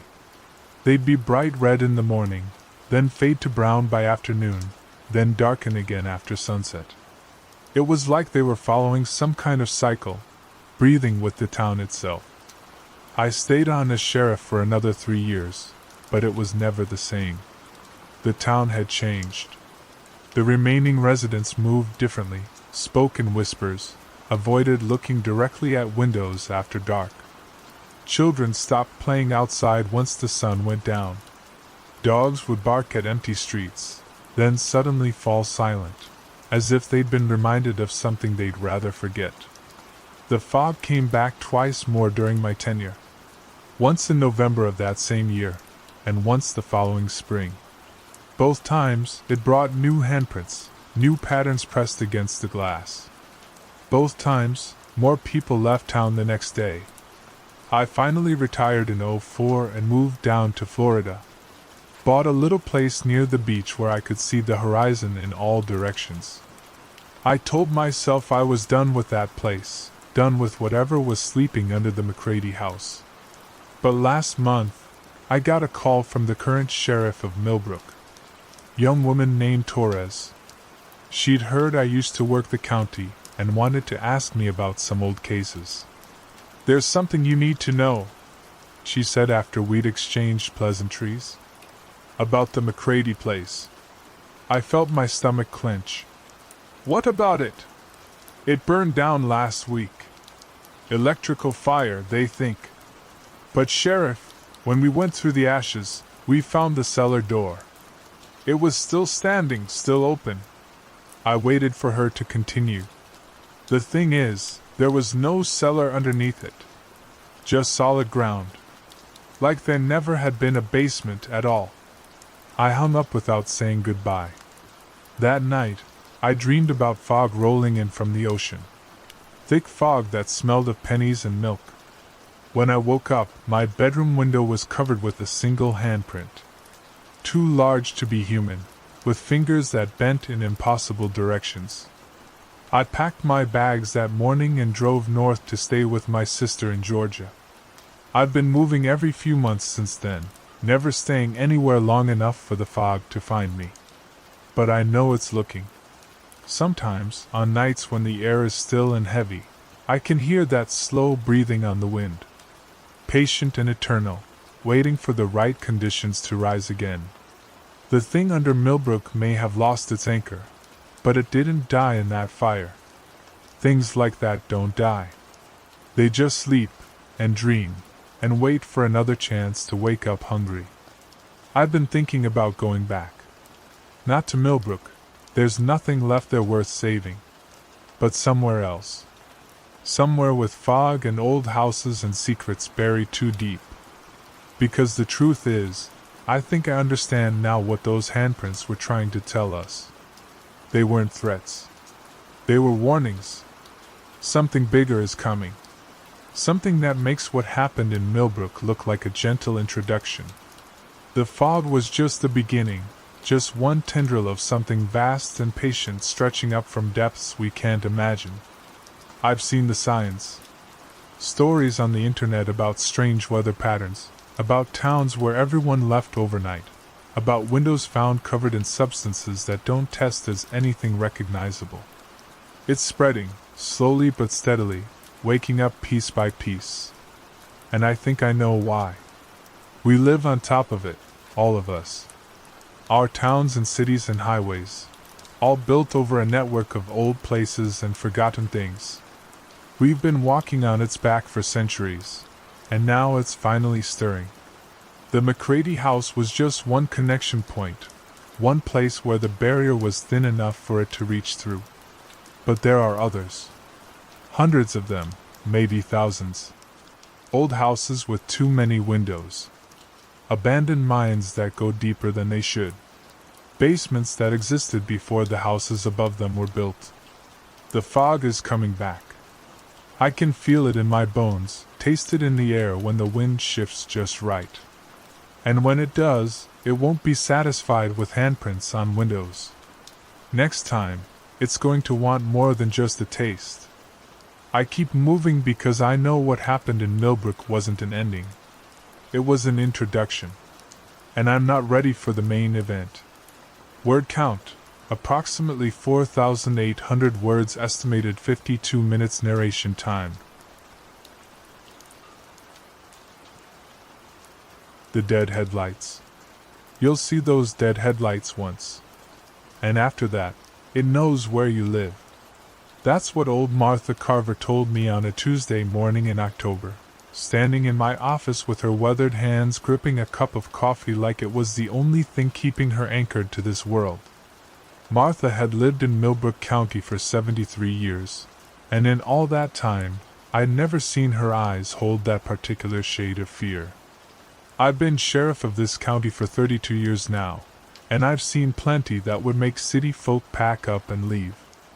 But this case, this thing that started with Martha's shaking voice and ended with me understanding why some truths are better left buried, this one changed something in me. Changed the way I drive at night. Changed the way I look at my rearview mirror. It was 1997, and autumn had settled over Millbrook County like a heavy quilt, all rust and gold and the kind of crisp air that makes you think about endings. The leaves were turning early that year, and folks said it meant a hard winter was coming. Course, folks in Millbrook County always said something was coming. It's that kind of place. Martha sat across from my desk, her coffee untouched, and told me about the car. Seen it 3 times now, she said, her voice barely above a whisper. Always the same. Driving home from the market, or from visiting my sister over in Hartwell.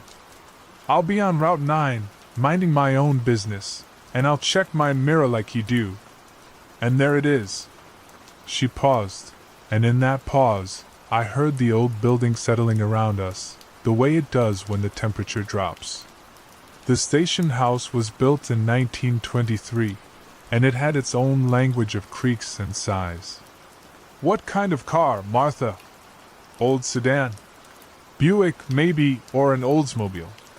Hard to tell exactly. It's all rusted out, like it's been sitting in a field for 20 years. But it's moving, Sheriff. Moving and following, maybe 50 yards back. I wrote this down in my notepad, though I'll admit I was thinking about other things. Martha was getting on in years, and night driving wasn't what it used to be for any of us. But there was something in her voice, something that made the hair on my arms stand up just a little. You get a look at the driver? That's when Martha's hands started shaking harder, and she had to set down her coffee cup. That's just it, Sheriff. There ain't no driver. Least, none that I can see. The windshield's there, all cracked and spiderwebbed, but behind it, it's just dark. Empty dark. I looked up from my notepad then, really looked at Martha Carver. I'd known her since I was a boy, when she used to run the post office and knew everybody's business before they did. She wasn't the type to make things up, and she sure wasn't the type to scare easy.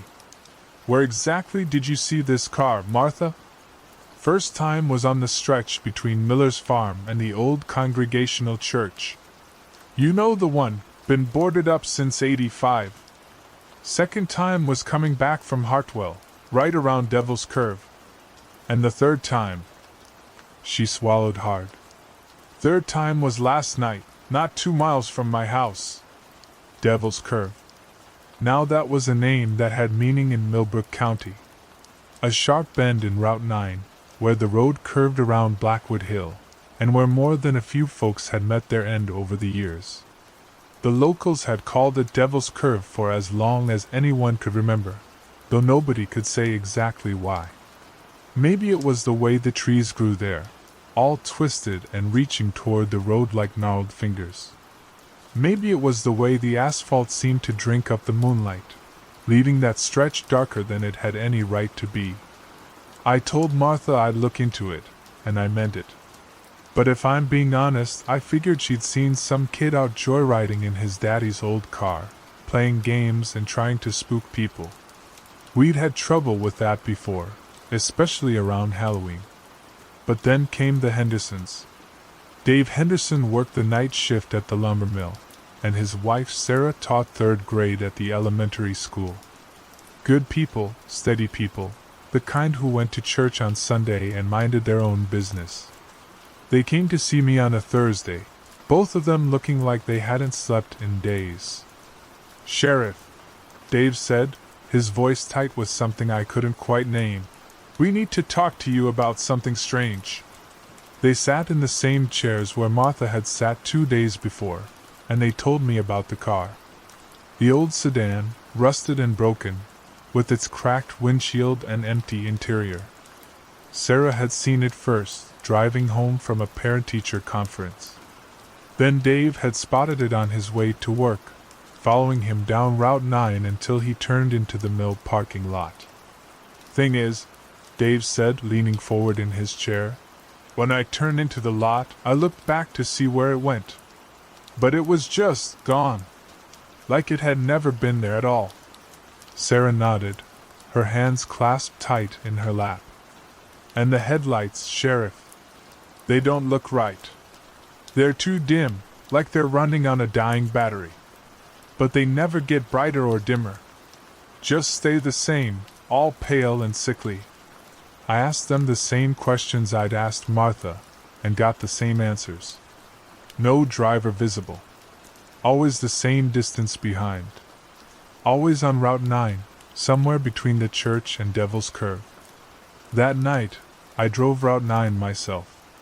I'd been a cop for most of my adult life, first as a deputy in the city, then as sheriff here in Millbrook County. I'd seen my share of strange things, the kind of things that happen in small towns where the old ways still hold sway and people remember stories their grandparents told them about things that walked in the woods and things that watched from the shadows. But I'd never felt anything quite like what I felt driving that stretch of road at midnight, with the October wind rattling the bare branches overhead, and the headlights of my patrol car pushing back a darkness that seemed thicker than it should be. I drove slow, checking my mirrors every few seconds, but I saw nothing unusual. Just the empty road behind me, black as the bottom of a well. I made the circuit 3 times, from the boarded-up church to Devil's Curve and back again, and nothing happened. But something was different about that night. Something in the way the shadows seemed to move just at the edge of my vision, or the way my radio crackled with static whenever I passed certain spots. The air had a weight to it, like the moment before a thunderstorm, when you can feel the electricity building in the sky. I was about to give up and head home when I saw them. The headlights. They appeared in my rearview mirror just as I was coming around Devil's Curve, pale and dim and somehow wrong, like looking at the moon through dirty water. My first thought was relief. Finally, I'd found whatever was spooked Martha and the Hendersons. Some kid with a beat-up old car, playing games. But as I watched those lights in my mirror, that relief started to curdle into something else entirely. The car was keeping pace with me exactly, not gaining or falling back. When I slowed down, it slowed down. When I sped up, it sped up. But it never got closer, and it never fell behind. It just stayed there, 50 yards back, its dead headlights staring at me through the mirror. I tried to get a better look at it, tilting my rearview mirror and squinting into the darkness. The car was old, that much was clear. A sedan from the 60s or 70s, with that rounded shape they used to make. But it was hard to make out details, like trying to focus on something underwater. And Sarah Henderson had been right about the headlights. They were dim, but consistently dim, never flickering or changing intensity. Just 2 pale circles of light that seemed to suck the life out of everything they touched. I decided to pull over and have a talk with whoever was back there. I found a wide spot near the old Congregational church and put on my blinker, easing the patrol car onto the shoulder. In my mirror, I watched the sedan slow down as well, stopping maybe 60 feet behind me. Its headlights stayed on, those 2 dead eyes staring at me through the darkness. I grabbed my flashlight and got out of the car, walking slowly toward the sedan. My boots crunched on the gravel shoulder, and I could hear the wind moving through the trees around the church, making a sound like whispered conversations. "Evening," I called out when I was about halfway to the car. "Sheriff's Department. Mind if I have a word with you?" No response. The car just sat there, its engine running with a sound like distant thunder.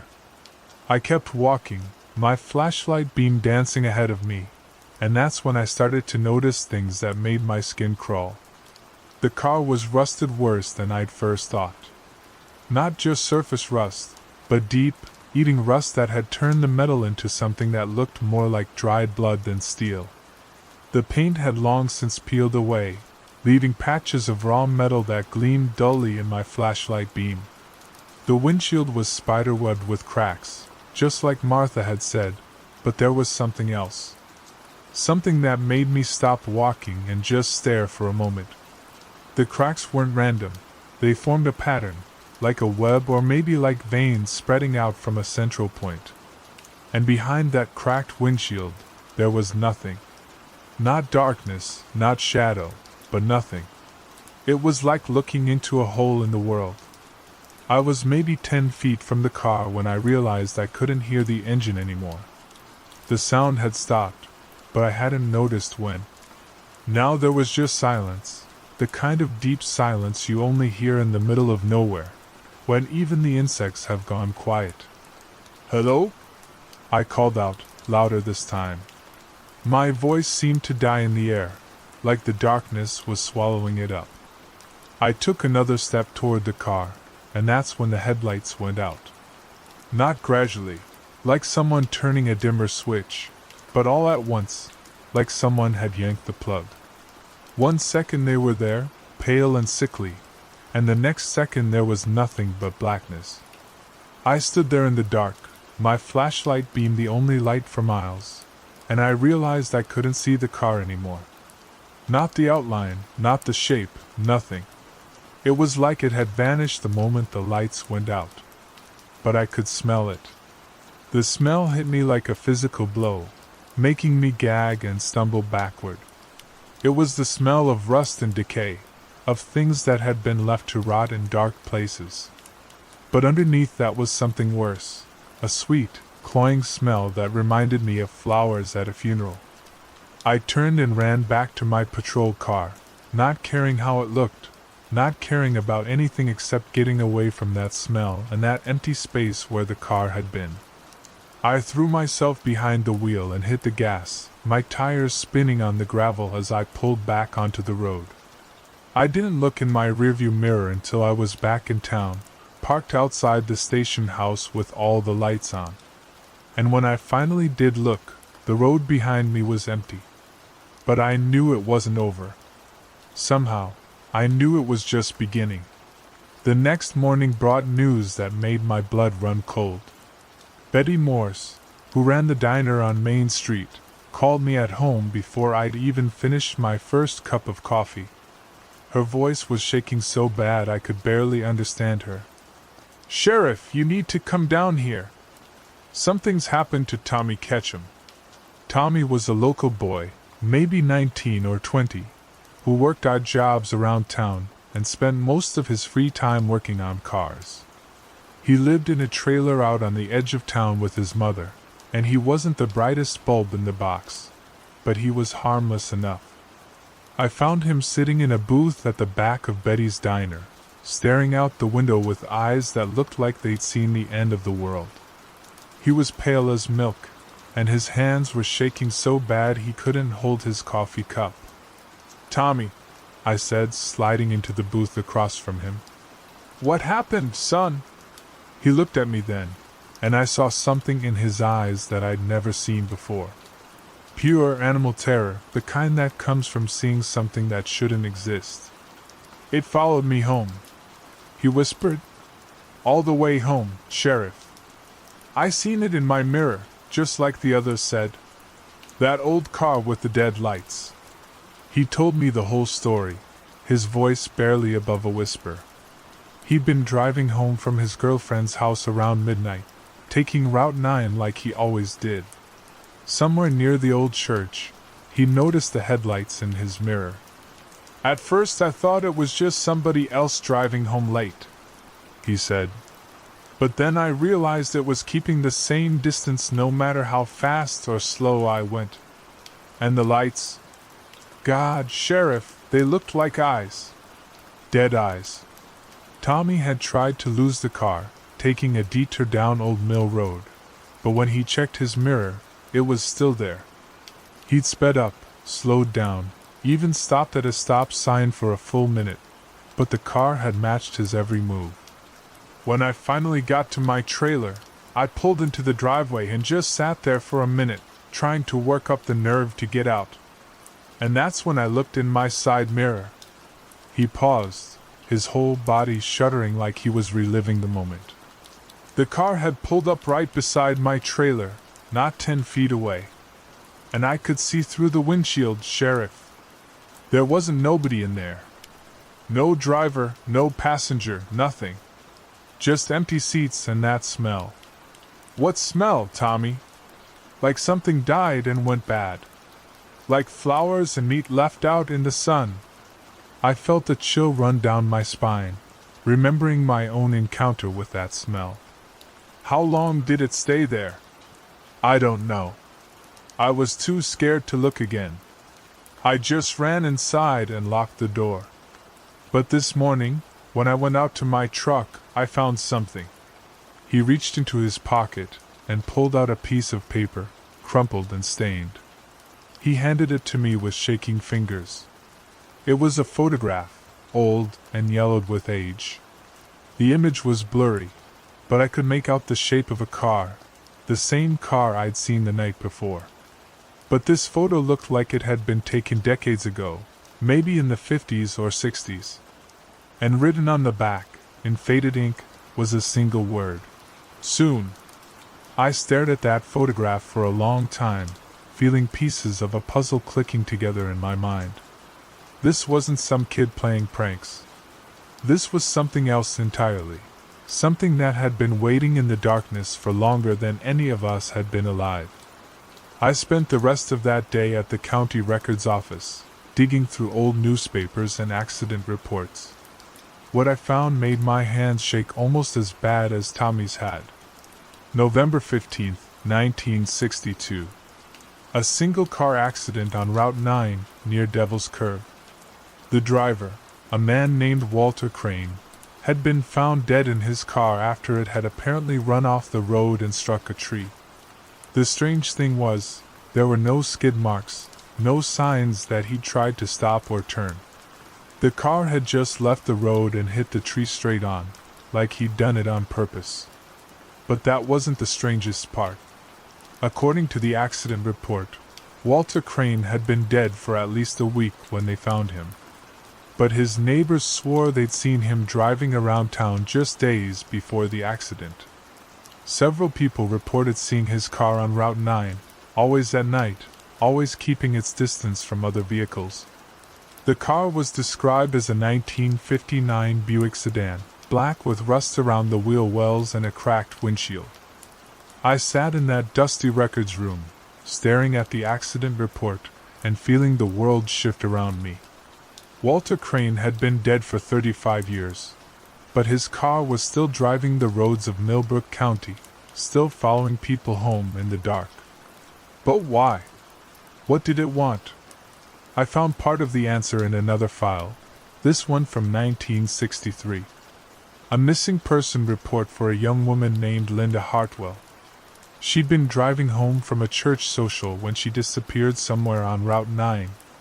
Her car was found the next morning, parked on the shoulder near the old Congregational church, but Linda was nowhere to be found. The last person to see her alive was a farmer named Ed Moulton, who said he'd passed her on Route 9 around midnight.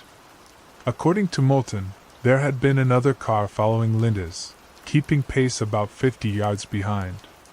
When asked to describe the car, Moulton had said it was an old sedan, dark-colored, with headlights that looked dim and queer. Linda Hartwell was never found. I kept digging, and I found more. Over the years, there had been other disappearances on Route 9. Other sightings of the car with the dead headlights. The reports were scattered across decades, sometimes years apart, but they all followed the same pattern. Someone would spot the car in their rearview mirror. It would follow them, always keeping the same distance, until they reached their destination. Most of the time, that was the end of it. The car would disappear, and the person would go on with their life, maybe a little shaken but unharmed. But sometimes, people would vanish. They'd leave their cars parked on the shoulder, keys still in the ignition, and they'd just be gone. No trace, no clues, nothing.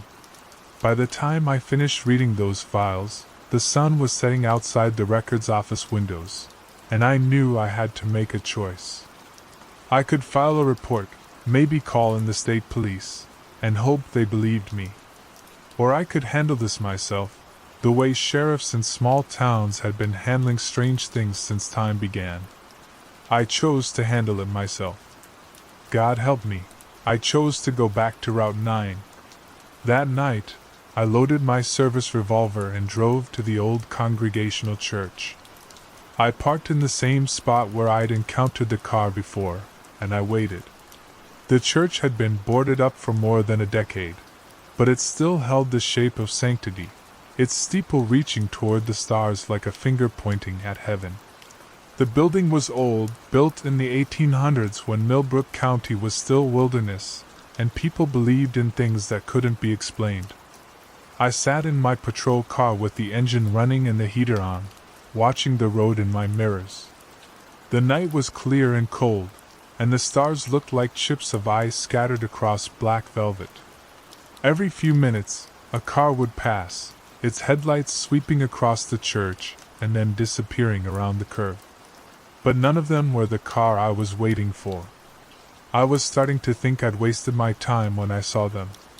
The dead headlights, pale and sickly, appearing in my rearview mirror like two diseased moons.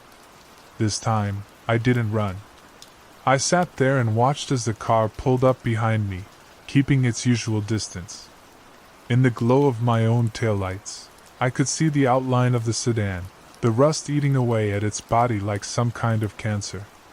I reached for my radio, thinking I should call for backup, but when I touched the microphone, all I got was static. Not the usual radio chatter, but something else. Something that sounded almost like voices, whispering words I couldn't quite make out. The car behind me flashed its headlights once, twice, 3 times. Then the lights went out completely, and I was alone in the darkness. But I wasn't alone. I could feel something watching me, something that had been watching people on this road for longer than I'd been alive. Something that had been patient, so very patient, but was getting tired of waiting. I got out of my car slowly, my hand resting on the butt of my gun. The night air was sharp in my lungs, carrying the smell of dead leaves and something else, something that made my stomach turn. "Walter Crane," I called out into the darkness. "I know who you are. I know what you want." The silence that followed was so complete it felt like being underwater. No wind, no insects, no distant sounds of traffic. Just silence, and the feeling of being watched. Then I heard it. The sound of a car door opening.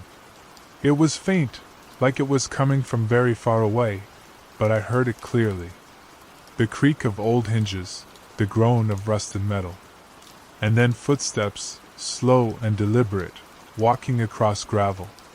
I couldn't see anything, but I could hear those footsteps getting closer. Each step seemed to echo in the darkness, and with each echo, the air grew colder, and the smell of decay grew stronger.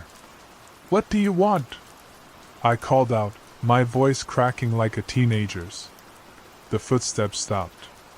In the silence that followed, I heard something that made my blood freeze in my veins. It was the sound of breathing, slow and ragged, coming from right in front of me. But there was nothing there. Nothing visible, anyway. I raised my flashlight with shaking hands and clicked it on. The beam cut through the darkness, illuminating the space in front of me, but there was nothing to see. Just empty air and the suggestion of movement at the edge of the light. That's when I understood. Walter Crane wasn't in the car anymore. He was standing right in front of me, invisible but present, waiting for something I couldn't give him.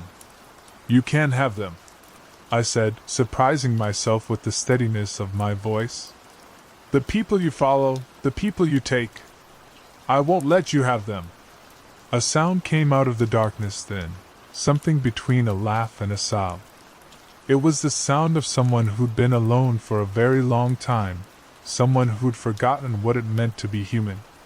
The temperature dropped another 10 degrees, and I could see my breath misting in the air. My flashlight beam began to flicker, the batteries dying despite being fresh that morning. And then I heard his voice. It was barely a whisper, like wind through dry leaves, but I heard every word clearly. "Not them," he said. "You." The flashlight died completely, plunging me into darkness so complete I couldn't see my hand in front of my face. I fumbled for my car door, my heart hammering against my ribs, but before I could reach it, I felt something cold touch my shoulder. The touch was light, barely there, but it sent a shock through my entire body. It was the touch of something that had been dead for 35 years, something that should have been at rest but couldn't find peace. "I've been waiting," the voice whispered in my ear. "Waiting for someone who could see.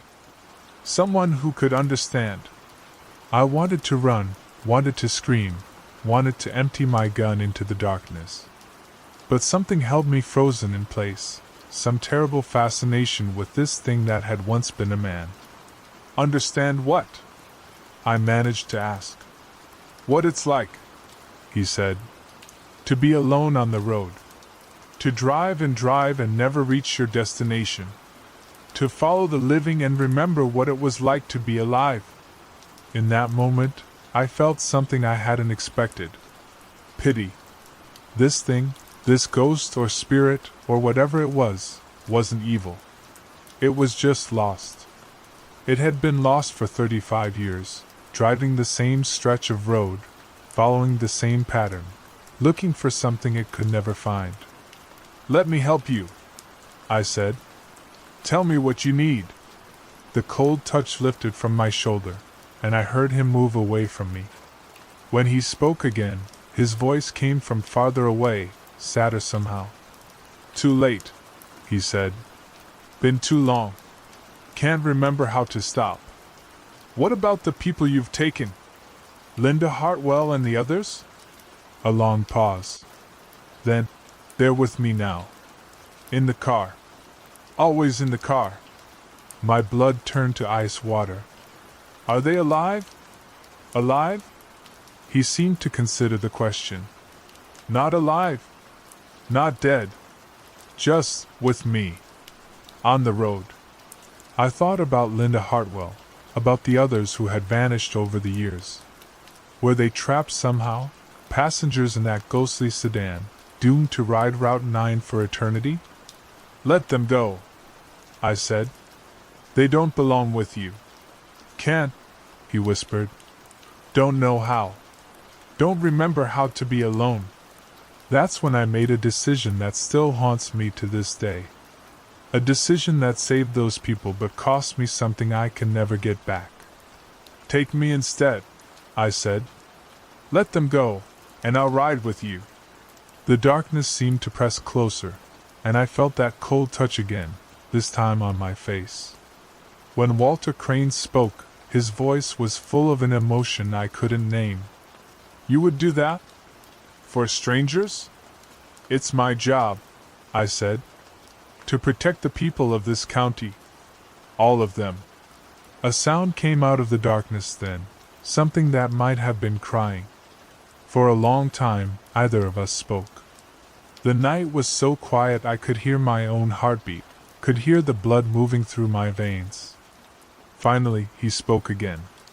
"There's another way," he said. "But you won't like it. Tell me." "The road remembers," he said. "Every car that's ever driven it, every person who's ever walked it. It remembers, and it holds on. But if someone were to, if the road were to forget, how do I make it forget?" "Salt," he said. "Salt and fire and the words of the dead. Burn the road clean, and the memories will fade." I knew what he meant. In the old days, when things went wrong in ways that couldn't be explained, people used salt and fire to cleanse the places where darkness had taken hold. It was an old ritual, older than Christianity, older than most of the things people in Millbrook County still believed in. "Will that free them?" I asked. "The people you've taken?" "It will free us all," he said.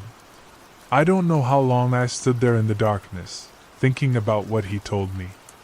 But eventually, I made my choice. The next morning, I called in sick to work. Then I drove to the hardware store and bought 20 bags of rock salt and 5 gallons of gasoline. The clerk gave me a strange look, but he didn't ask questions. That's the thing about small towns. People mind their own business.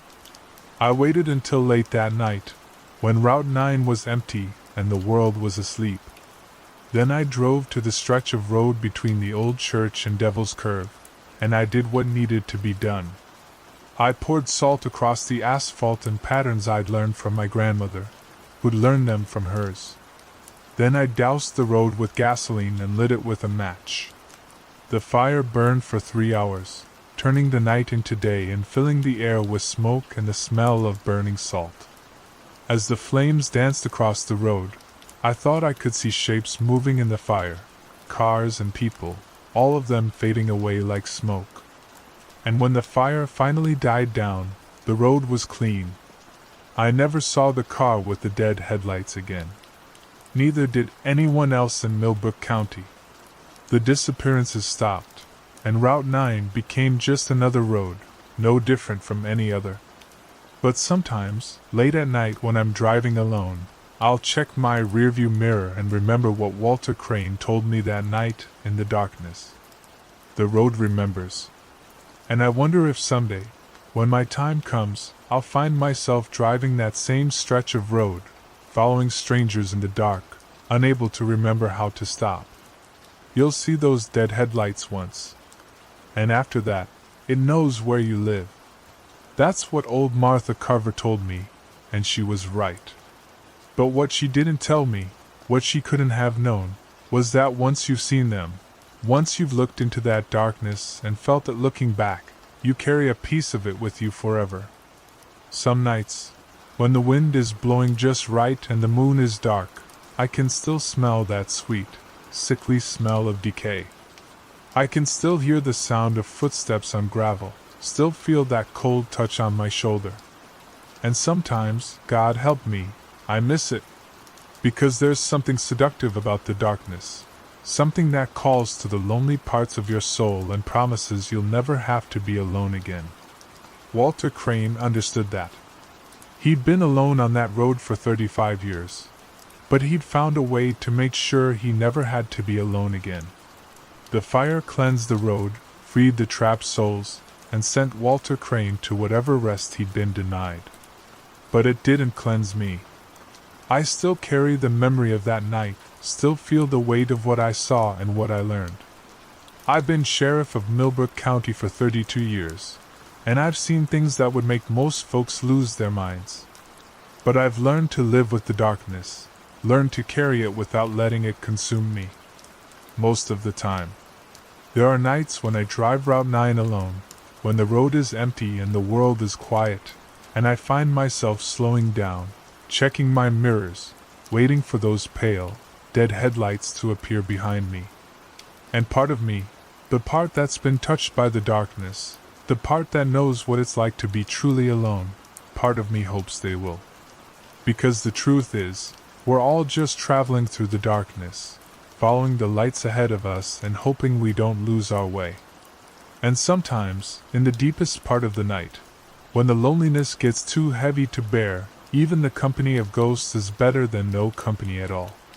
The road remembers everything. Every car, every driver, every soul that's ever passed this way. And somewhere in that memory, in the space between what was and what is, Walter Crane is still driving, still following, still looking for someone to share the long, dark road. I hope he's found peace.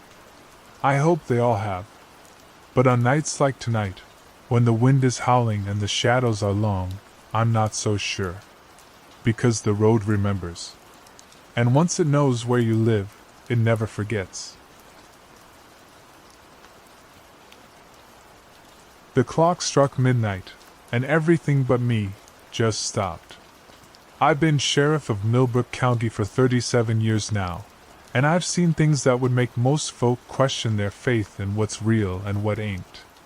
But nothing, and I mean nothing, prepared me for what happened on that Tuesday night in October, when the world decided to take a breath and forgot to let it out. You have to understand something about Millbrook before I tell you this story. It's one of those places that time seems to have passed by, not out of charm, but out of something else entirely. Something that makes visitors uncomfortable without them knowing why.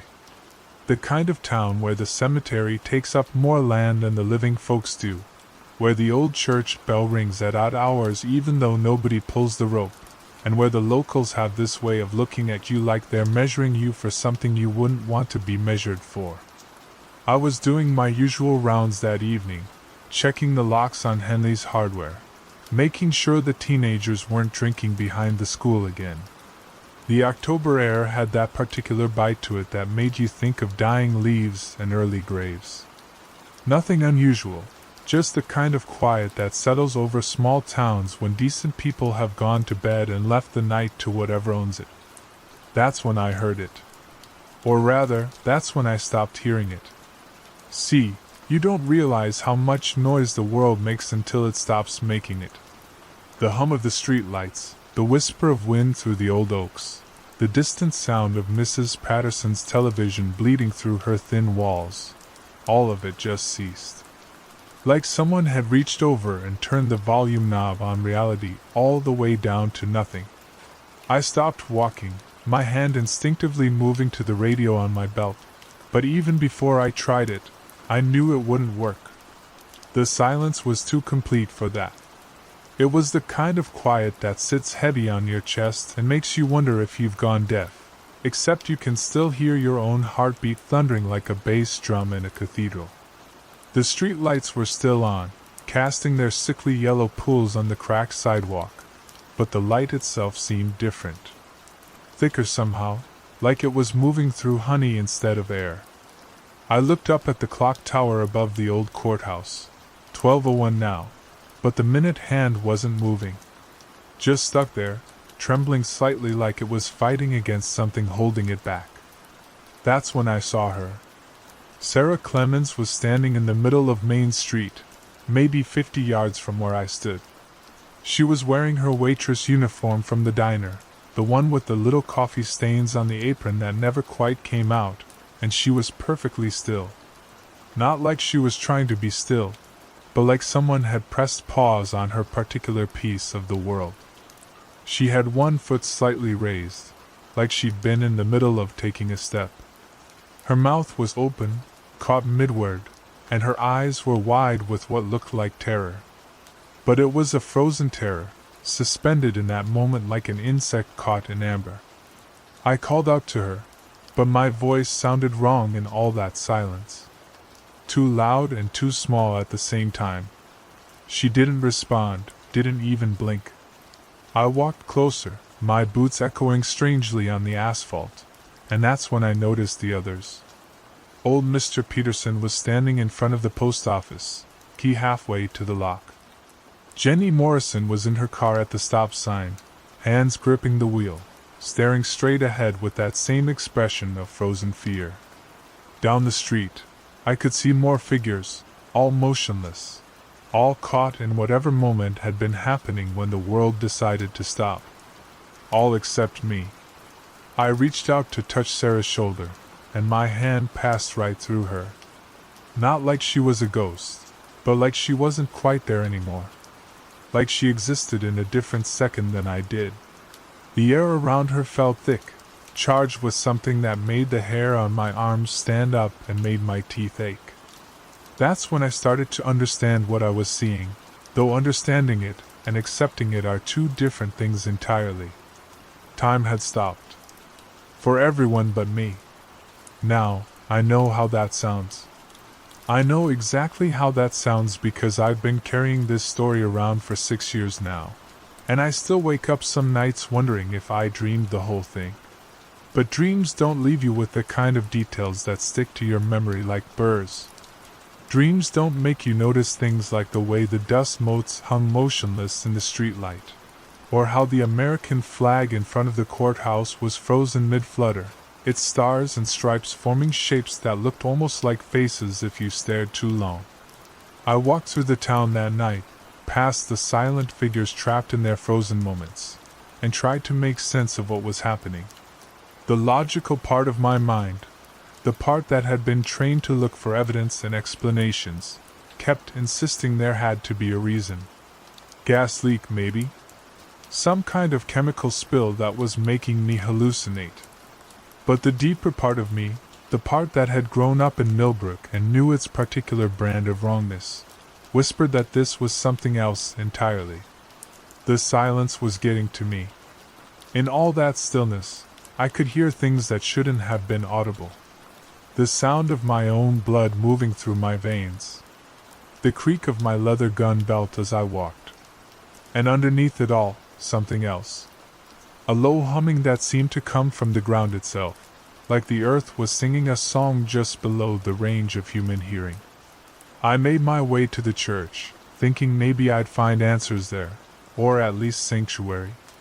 The door was unlocked, as it always was, and I stepped inside to find Reverend McKenna frozen at the altar, hands raised in what looked like prayer or supplication. The candles were lit, but the flames weren't moving, just hanging there like solid, flickering things that cast no shadows. That's where I found the first clue to what was really happening. There was a book open on the altar, beside the Reverend's frozen form. Not the Bible, but something older. The pages were yellow with age and covered in writing that looked like it had been done by hand, in a language I didn't recognize. But there were diagrams too, and those I could understand well enough. Circles and symbols, and in the center of one particularly elaborate design, a clock face with all its hands pointing to midnight. I had seen that symbol before, carved into the cornerstone of the courthouse. The same symbol that was etched into the old well behind the church, the one that had been sealed up for as long as anyone could remember. The same symbol that appeared on half the headstones in the cemetery, marking graves that were older than the town itself. The humming was getting louder. I left the church and walked toward the cemetery, following some instinct I didn't fully understand. The gate was standing open, though I could have sworn it had been closed when I'd driven past earlier. The old iron hinges should have creaked, but they moved in perfect silence, as if the sound had been stolen away along with everything else. The cemetery in Millbrook is older than it has any right to be. The dates on some of the stones go back to the 1600s, though the town wasn't officially founded until 1847. Local historians have theories about early settlers, about records being lost, but the truth is simpler and more unsettling. Some places exist before they're discovered. Some ground is claimed by the dead before the living ever set foot on it. I walked among the frozen monuments, past the familiar names of families I'd known all my life, toward the older section where the stones were weathered smooth and the inscriptions were in languages that predated English. The humming was definitely coming from here, from somewhere beneath the ground. That's when I saw the light. It was coming from the old well, the one behind the church that connected to the cemetery through a gap in the fence. The light was wrong, though. Not the steady glow of electricity or the warm flicker of fire, but something that pulsed like a heartbeat, casting shadows that moved independently of their sources. I approached the well, and the closer I got, the more I could feel it. A pull, like gravity, but sideways and inward all at once. The stones around the rim were covered in more of those symbols, carved deep into the rock, and they were warm to the touch despite the October chill. Looking down into the well, I could see that it wasn't filled with water. Instead, there was a spiral staircase carved into the walls, descending down into darkness. And climbing up those stairs, moving with the slow, deliberate pace of something that had been waiting a very long time, was a figure. I couldn't make out details, not at first. Just a shape moving upward through the pulsing light, carrying something in its hands. But as it got closer, I began to understand what I was seeing. It was a man, or had been once. Tall and thin, wearing clothes that belonged to no particular era but looked like they'd been expensive once upon a time. His face was pale, nearly translucent, and his eyes were the color of deep water. But it was what he was carrying that made my blood turn to ice in my veins. It was a clock. An ornate thing, all brass and crystal, with hands that moved in ways that defied geometry. And as I watched, transfixed despite every instinct telling me to run, he reached the top of the stairs and stepped out of the well and onto the cemetery ground. The moment his feet touched the earth, everything changed. The humming stopped. The pulsing light faded. And all around me, I could hear the town beginning to wake up. Not the natural awakening of people emerging from sleep, but the mechanical resumption of time itself. The sound of clocks ticking, car engines running, televisions playing to empty rooms. The figure looked at me then, and smiled.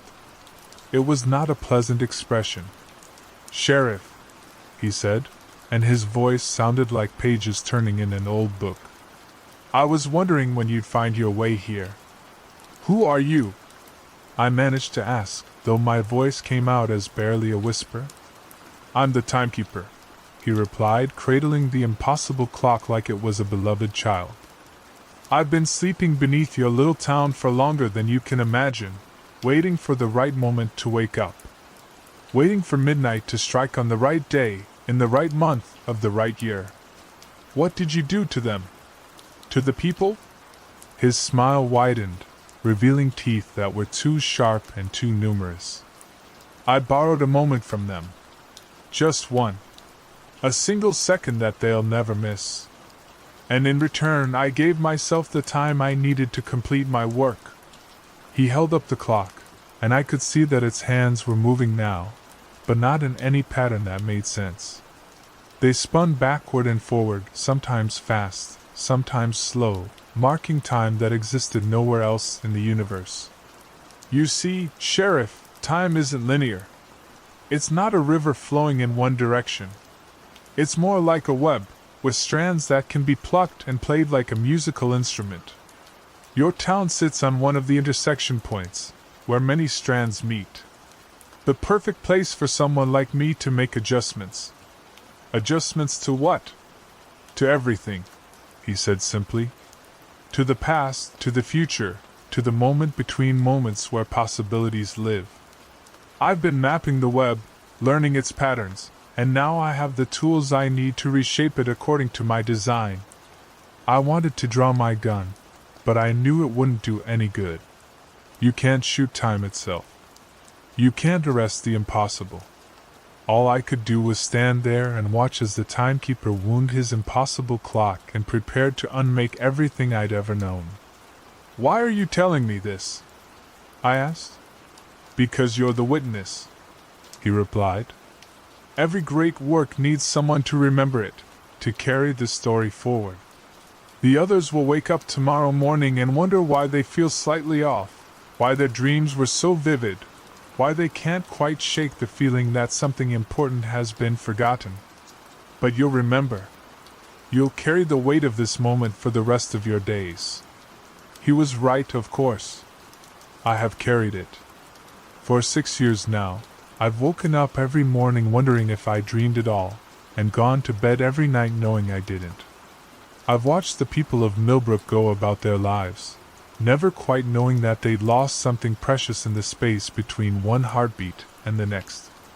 The timekeeper finished winding his clock and placed it carefully on the rim of the well. The moment it touched the stone, the air around us began to shimmer like heat rising from summer asphalt. Will I see you again? I asked. Oh, yes, he said, stepping backward toward the well. Time is a circle, Sheriff. Everything that happens has happened before and will happen again. The only difference is that now you know to look for the signs. What signs? But he was already descending back into the well, his pale form disappearing into the darkness below. The clock remained on the rim for a moment longer, its impossible hands spinning wildly, and then it simply faded away like morning mist. The normal sounds of the world rushed back, and then dogs barking in the distance, the hum of the streetlights, the whisper of wind through the cemetery trees. I looked at my watch and saw that it was 12:02 a.m. Only 1 minute had passed since the world stopped, but I felt like I'd aged years in that stolen moment. I walked back through the town, past the people who were now moving normally again, going about their business as if nothing had happened. Sarah Clemens was walking home from her late shift at the diner, humming softly to herself. Mr. Peterson was locking up the post office. Jenny Morrison was driving through the intersection, her radio playing some country song about lost love and second chances. None of them remembered. None of them knew. But I knew, and I've been knowing ever since. The signs the timekeeper mentioned started showing up about a week later. Clocks running slow in the morning, then fast in the afternoon. Shadows falling in the wrong direction when the sun was at its zenith. Children drawing pictures of spiral staircases and wells filled with light, then forgetting they'd drawn them at all. And every midnight, for just a few seconds, I can hear it again. That humming from beneath the ground, like the earth itself, is keeping time to some cosmic rhythm that exists beyond human understanding. I've thought about leaving Millbrook, About packing up and moving somewhere far away where the wells don't glow and the clocks keep proper time. But I know it wouldn't matter. The timekeeper was right. Time is a circle, and I'm part of the pattern now. The witness. The one who remembers. Sometimes, late at night when the moon is dark and the air is thick with the smell of old graves and older secrets, I walk past the cemetery and look toward the well. It's been sealed up again, covered with a heavy iron grate and surrounded by warning signs about structural damage and unsafe conditions. But I know what's really down there, waiting in the spiral darkness. And sometimes, if I listen very carefully, I can hear him winding his clock. The people of Millbrook go about their lives, working and loving and dying in the normal way that people do, never knowing that their time isn't quite their own anymore. Never knowing that somewhere beneath their feet, the timekeeper is making his adjustments, plucking the strands of the temporal web like a musician tuning an instrument. I've tried to warn them, in my own way. Suggested that maybe the old well should be filled in completely, that maybe some of the older sections of the cemetery should be relocated. But small towns are resistant to change, especially when that change costs money and disrupts traditions that go back generations. So I wait. And I watch. And I listen for the sound of impossible clocks marking time that doesn't exist. Because I know that someday, maybe tomorrow, maybe in 100 years, the timekeeper will finish his work. He'll complete whatever grand design he's weaving through the fabric of reality. And when he does, the world will change in ways that most people will never understand. They'll wake up one morning and feel like something is different, like they've missed something important, like they're living in a photograph of their own lives instead of the real thing. But they won't know why, and they won't remember what came before. I'll remember though. I'll remember the night when time stopped, and I met the thing that makes it go.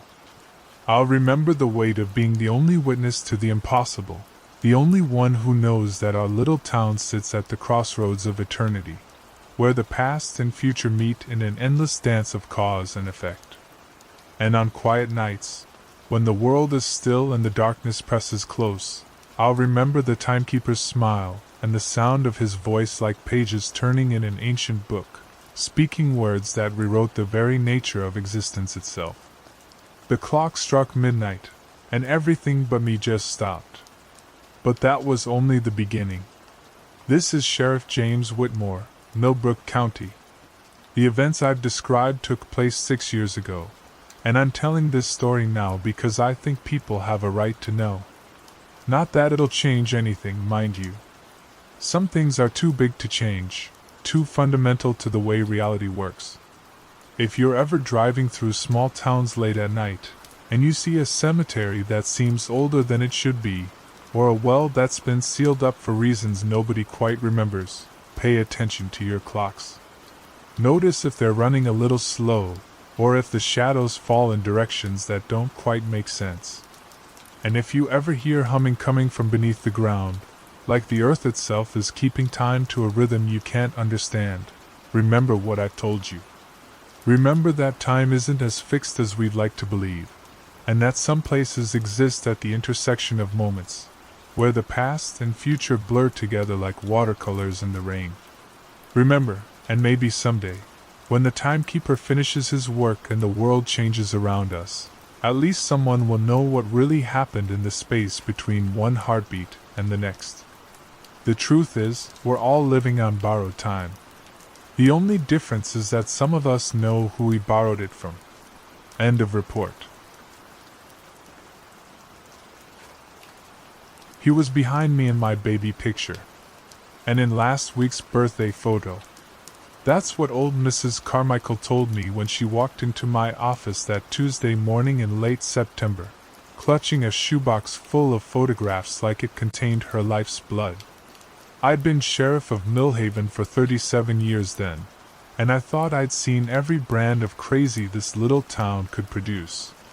But sometimes the crazy finds new ways to dress itself up, and sometimes what looks like crazy turns out to be something else entirely. Millhaven sits in a valley between two ridges of pine and oak, the kind of place where families have lived for generations, and the phone book hasn't changed much since 1950. Population hovers around 3,000, give or take whoever's left for college and whoever's come back home to die. It's the sort of town where everybody knows everybody, or thinks they do, which is why what Mrs. Carmichael showed me that morning made my coffee taste like ash in my mouth. She was 83 then, sharp as a tack despite what her daughter claimed about her memory. Her hands shook a little as she opened that shoebox, but her eyes were clear and focused when she looked at me across my desk. "Sheriff Brennan," she said, and her voice had the weight of someone who'd made a decision that scared her. "I need you to look at something, and I need you to tell me I'm not losing my mind." The first photograph she pulled out was old, the kind with those white scalloped edges they used to cut on pictures back in the 50s. It showed a birthday party in what I recognized as the Carmichael backyard. I'd been to enough barbecues there over the years to know those towering elm trees and the old stone well. A little girl with pigtails stood in front of a cake with 5 candles, surrounded by adults in the stiff poses people used to adopt for photographs. "That's me," Mrs. Carmichael said, pointing at the little girl. "5th birthday, 1946. I looked closer at the photograph, scanning the faces of the adults. Her parents, who I remembered from my youth, some aunts and uncles, neighbors whose names were lost to time. And then I saw him. He stood at the very edge of the frame, partially cut off by the photograph's border. A man in a dark suit, tall and thin, with pale skin and dark hair slicked back in the style of the era.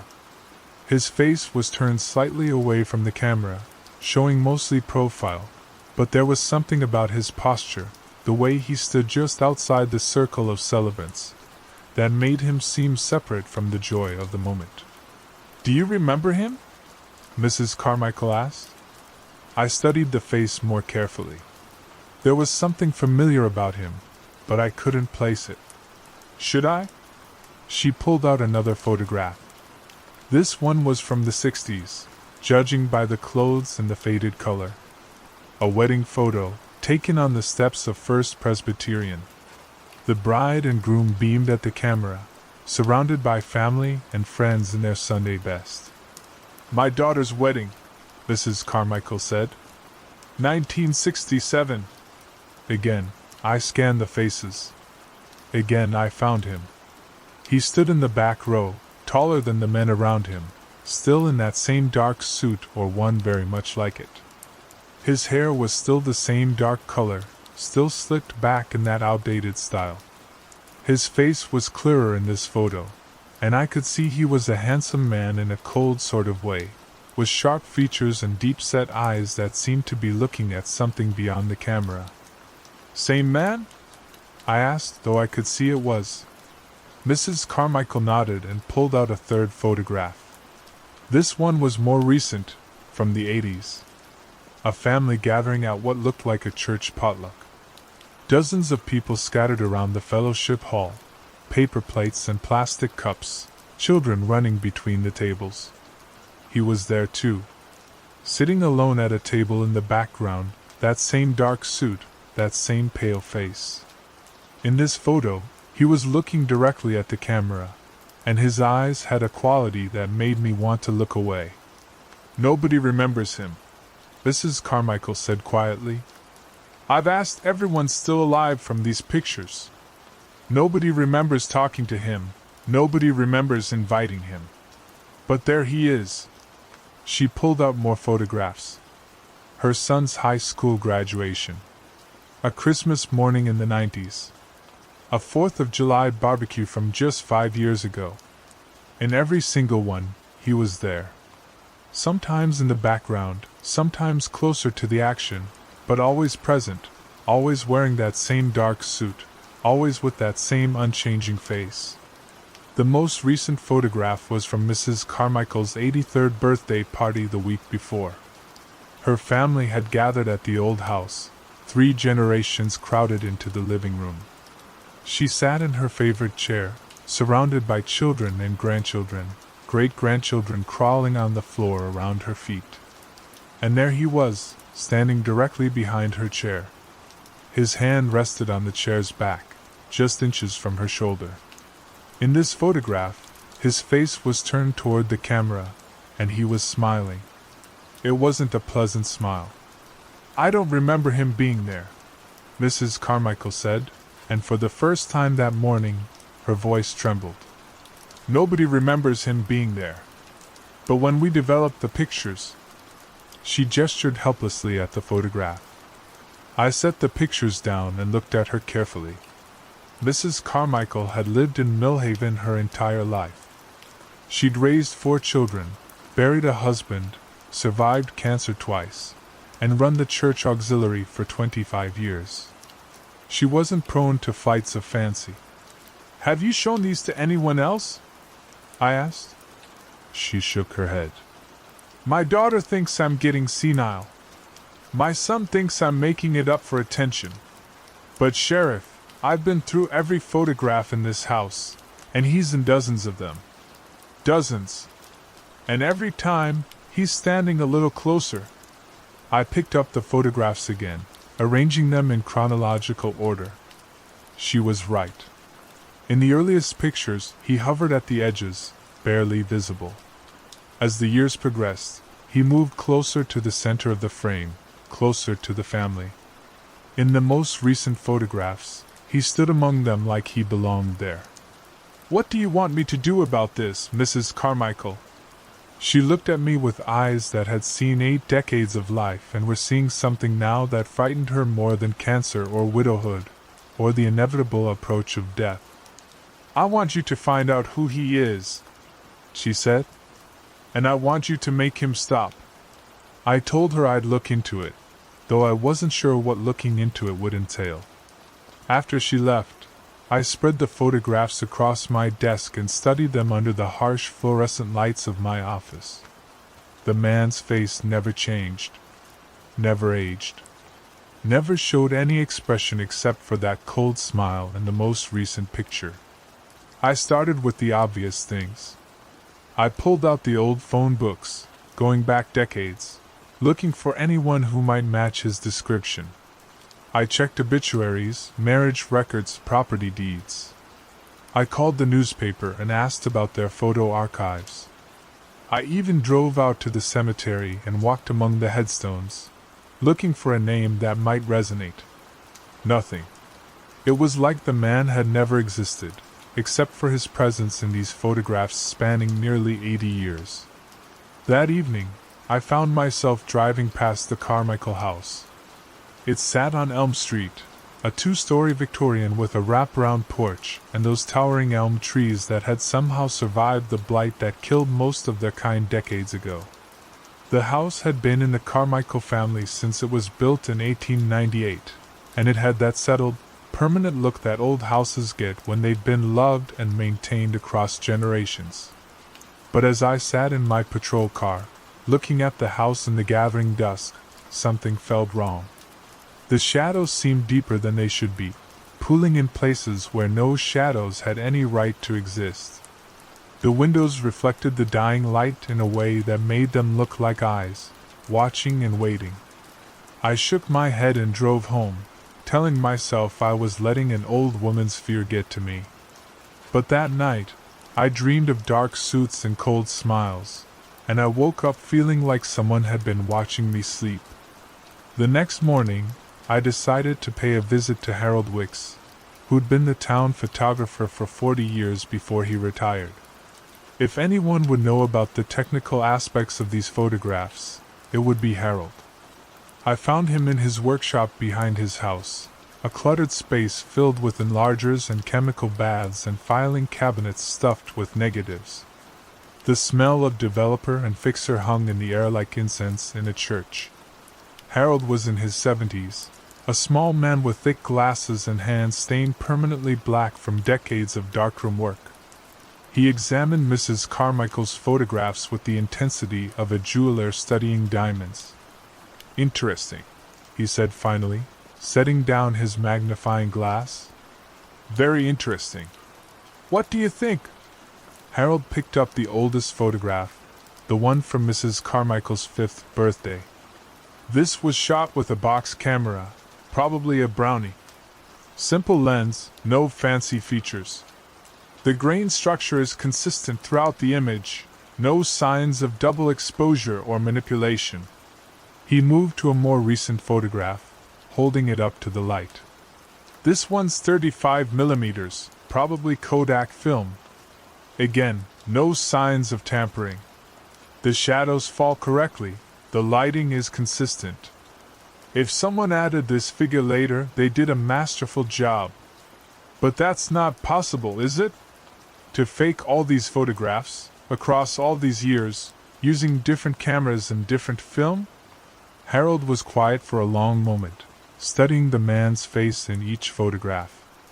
Finally, he looked up at me with an expression I'd never seen before. Sheriff, I've been developing photographs for 40 years.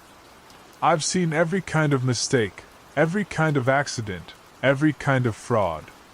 These photographs are genuine. That man was there when these pictures were taken.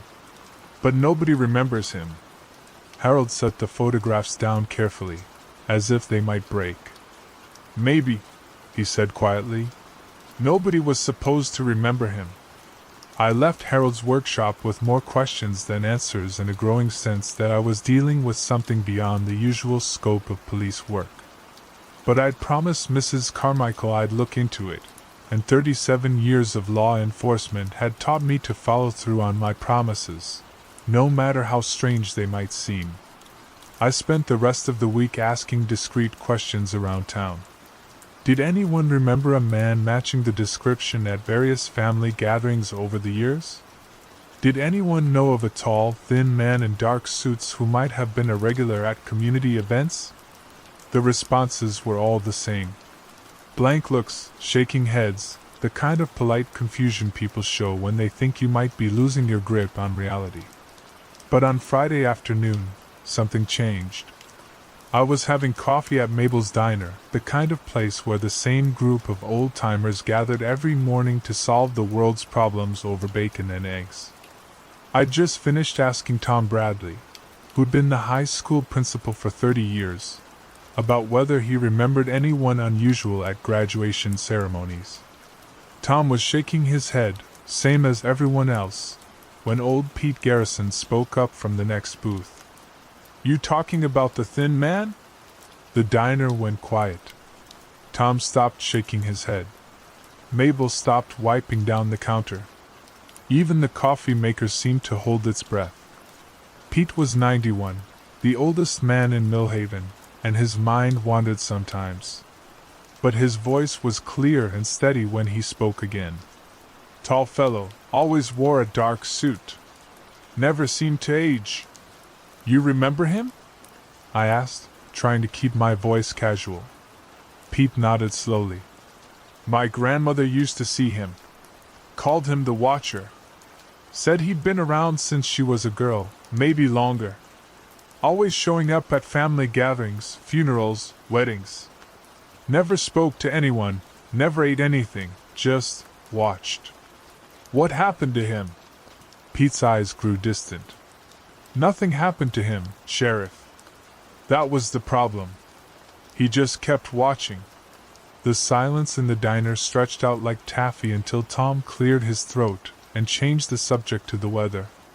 But I could see it in their faces, the recognition, the fear they didn't want to acknowledge. They all remembered him now.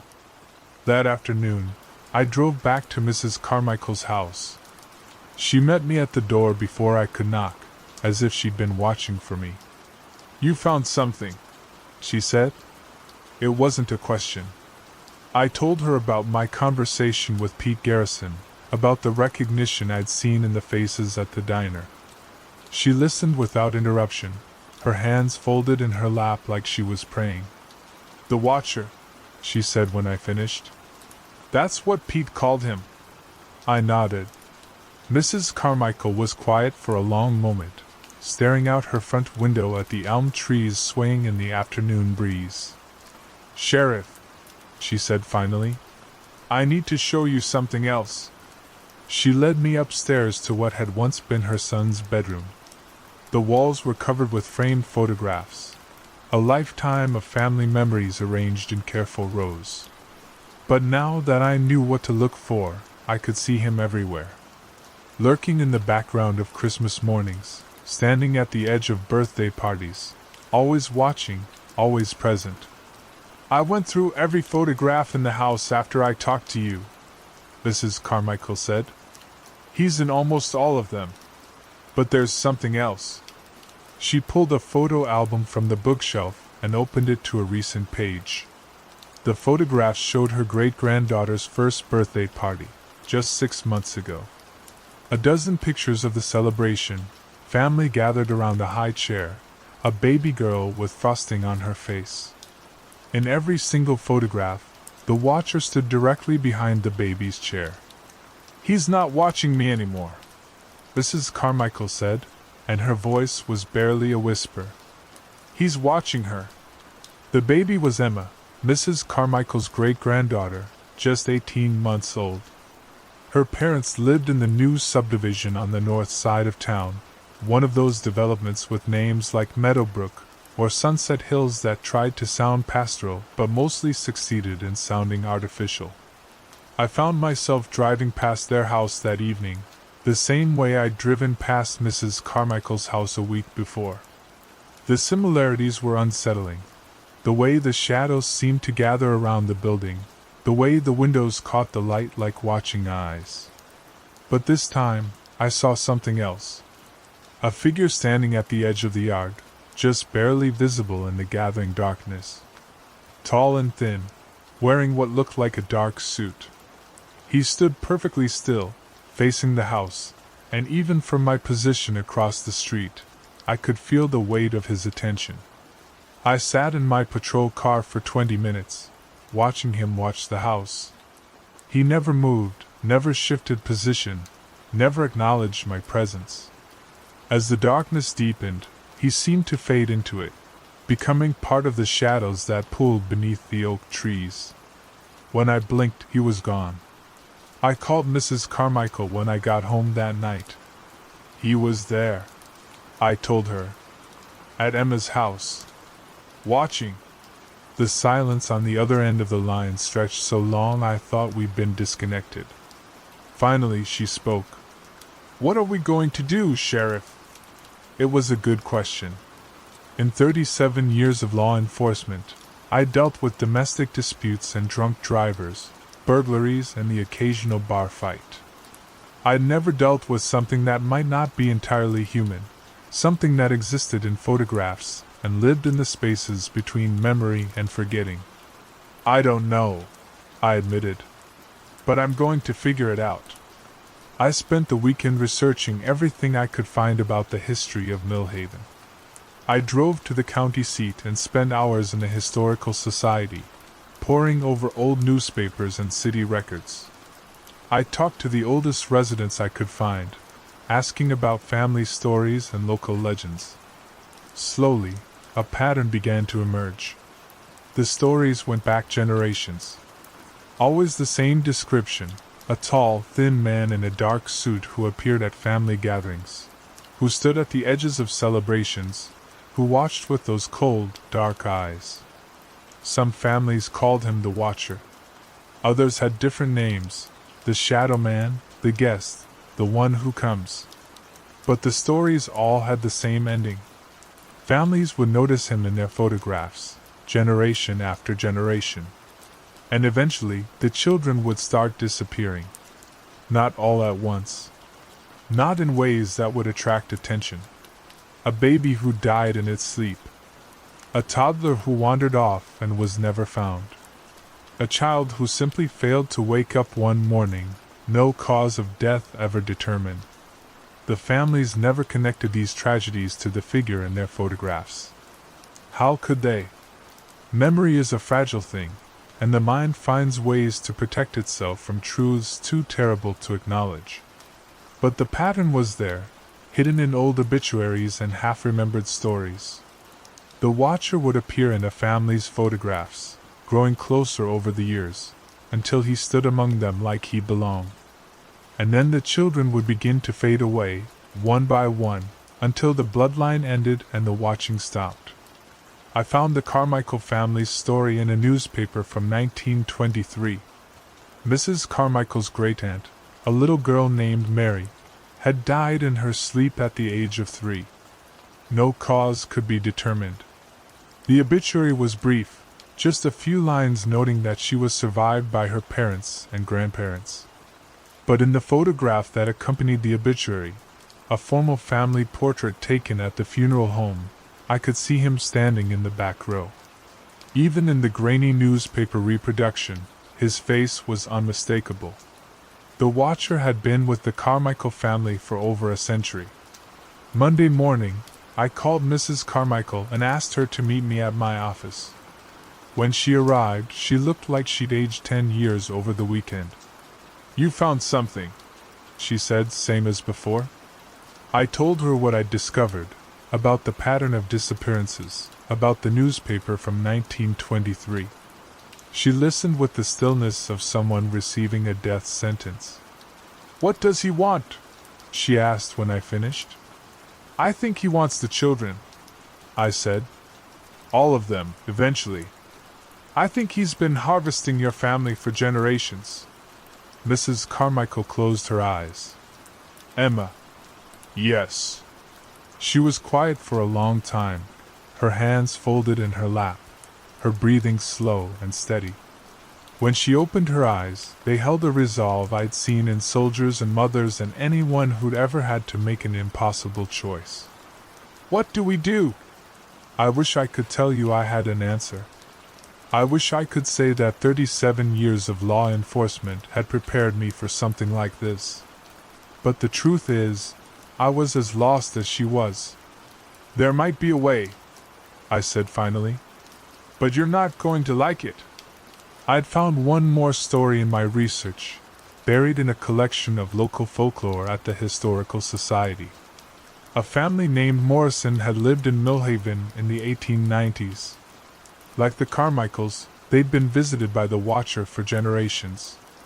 But unlike the others, they'd found a way to break the pattern. The story was vague, more legend than fact, but it suggested that the Watcher could be bargained with. That he could be convinced to leave a family alone, if they were willing to pay the right price. The price was memory. Not just forgetting about the Watcher. He could make people forget him anyway. The price was forgetting about the children he'd already taken. Wiping them from family history, removing their photographs, never speaking their names again. Pretending they'd never existed. The Morrison family had made that choice. They'd gathered every photograph, every record, every trace of the children the Watcher had claimed over the generations. They'd burned it all in a ritual of voluntary amnesia, choosing to forget their own history rather than lose their future. The Watcher had left them alone after that. "You want me to forget about Mary?" Mrs. Carmichael said when I finished explaining. "To pretend she never existed.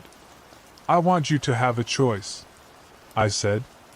"Maybe there's another way. Maybe I'm wrong about all of this.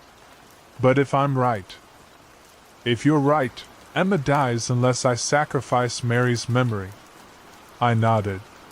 Mrs. Carmichael stood up and walked to the window, looking out at the main street of Millhaven, at the town where her family had lived for over a century. "She was just a baby," she said quietly. "Mary. She had the most beautiful laugh." "Mrs. Carmichael, I know what you're asking me to do, Sheriff. And I know why you're asking."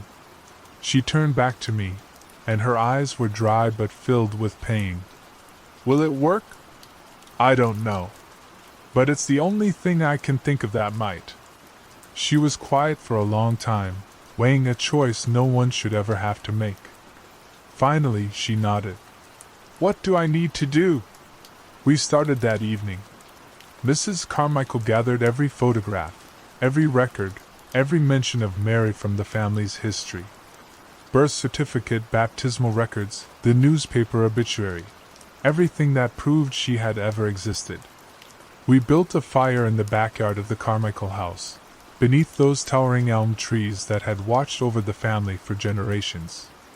Mrs. Carmichael held each item for a moment before feeding it to the flames, whispering what might have been prayers or might have been apologies.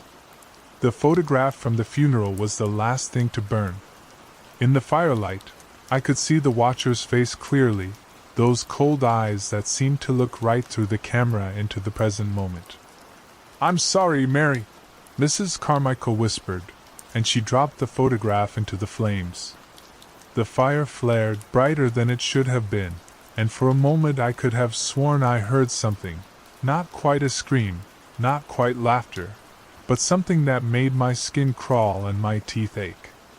Then the flames died down to normal, and the only sound was the wind in the elm trees. "Is it over?" Mrs. Carmichael asked. I looked around the backyard, searching the shadows for any sign of a tall figure in a dark suit. The darkness seemed ordinary now, free of the malevolent presence that had haunted these photographs for so long. "I think so," I said. But I was wrong. 3 days later, Mrs. Carmichael called me at home. Her voice was shaking so badly I could barely understand her. "Sheriff," she said, "you need to come over here. Right now." I found her in her living room, holding a photograph with hands that trembled like leaves. It was a picture from Emma's birthday party, one I'd seen before. But now it was different. The watcher was gone. His figure had been erased from the image as cleanly as if he'd never been there. But in his place, standing behind the baby's high chair, was a little girl with dark hair and a sad smile. "Mary. She's in all of them," Mrs. Carmichael whispered. "Every photograph where he used to be, she's there now. She's watching over us." I looked at the photograph more closely. The little girl, Mary, was translucent, like a double exposure, there but not quite there. Her expression was gentle, protective, nothing like the cold malevolence of the watcher. "What does it mean?" Mrs. Carmichael asked. I thought about the fire, about the way the flames had flared when the last photograph burned, about the sound that wasn't quite a scream and wasn't quite laughter. "I think," I said slowly, "that when you released Mary's memory, you freed her from him. I think she's the one watching now." Mrs. Carmichael held the photograph to her chest, tears streaming down her face. "My great-aunt. She's protecting Emma." Over the following weeks, I kept watch on the family. The watcher never returned. There were no more strange shadows, no more feelings of being observed by malevolent eyes. Emma continued to grow and thrive, unaware of the supernatural battle that had been fought over her young life. But Mary remained, a gentle presence in the family photographs, standing guard over the children who came after her. Mrs. Carmichael never spoke of her publicly. That would have broken the bargain. But sometimes, when she thought no one was looking, I'd see her touch one of the photographs and whisper a quiet thank you. The watcher had been defeated, but not destroyed. I knew that somewhere else, in some other town, another family would start noticing a tall, thin man in their photographs. Another pattern would begin, another harvest would start. But not here. Not in Millhaven. Not to the Carmichaels. Mary was watching now, and she would never let him take another child from her family. I retired from the sheriff's department 6 months later. Some cases change you, and this one changed me in ways I'm still trying to understand. I couldn't look at a family photograph anymore without searching the background for unwelcome faces. I couldn't attend a wedding or a birthday party without wondering who else might be watching from the shadows. But I also couldn't shake the feeling that I'd learned something important about the nature of love and sacrifice, about the lengths a family will go to protect its own. Mrs. Carmichael had been willing to erase part of her family's history to save its future. Mary had been willing to give up her eternal rest to stand guard over children she would never meet. Love, it turned out, was stronger than forgetting. stronger than death. Stronger than the thing that had stalked the Carmichael family for over a century. Sometimes, late at night, I drive past the old Carmichael house on Elm Street. The windows glow warm and yellow in the darkness, and I can see the family gathered inside. Mrs. Carmichael in her favorite chair, Emma playing on the floor, the whole clan together for Sunday dinner or a birthday or just an ordinary evening. And if I look carefully, if the light hits the windows just right, I can sometimes see her too. A little girl with dark hair, standing at the edge of the room, watching over them all with eyes full of love instead of hunger. The watcher's gone, but Mary remains. And she always will, as long as there are children to protect and a family to love. That's the way these stories should end, I think. Not with monsters defeated, but with love triumphant. Not with forgetting, but with remembering what matters most. Some things are worth watching over. Some things are worth protecting. And some loves are strong enough to last forever, even beyond the grave. Mary Carmichael learned that in 1923, when she was just 3 years old. And now she's teaching it to the rest of us, one photograph at a time.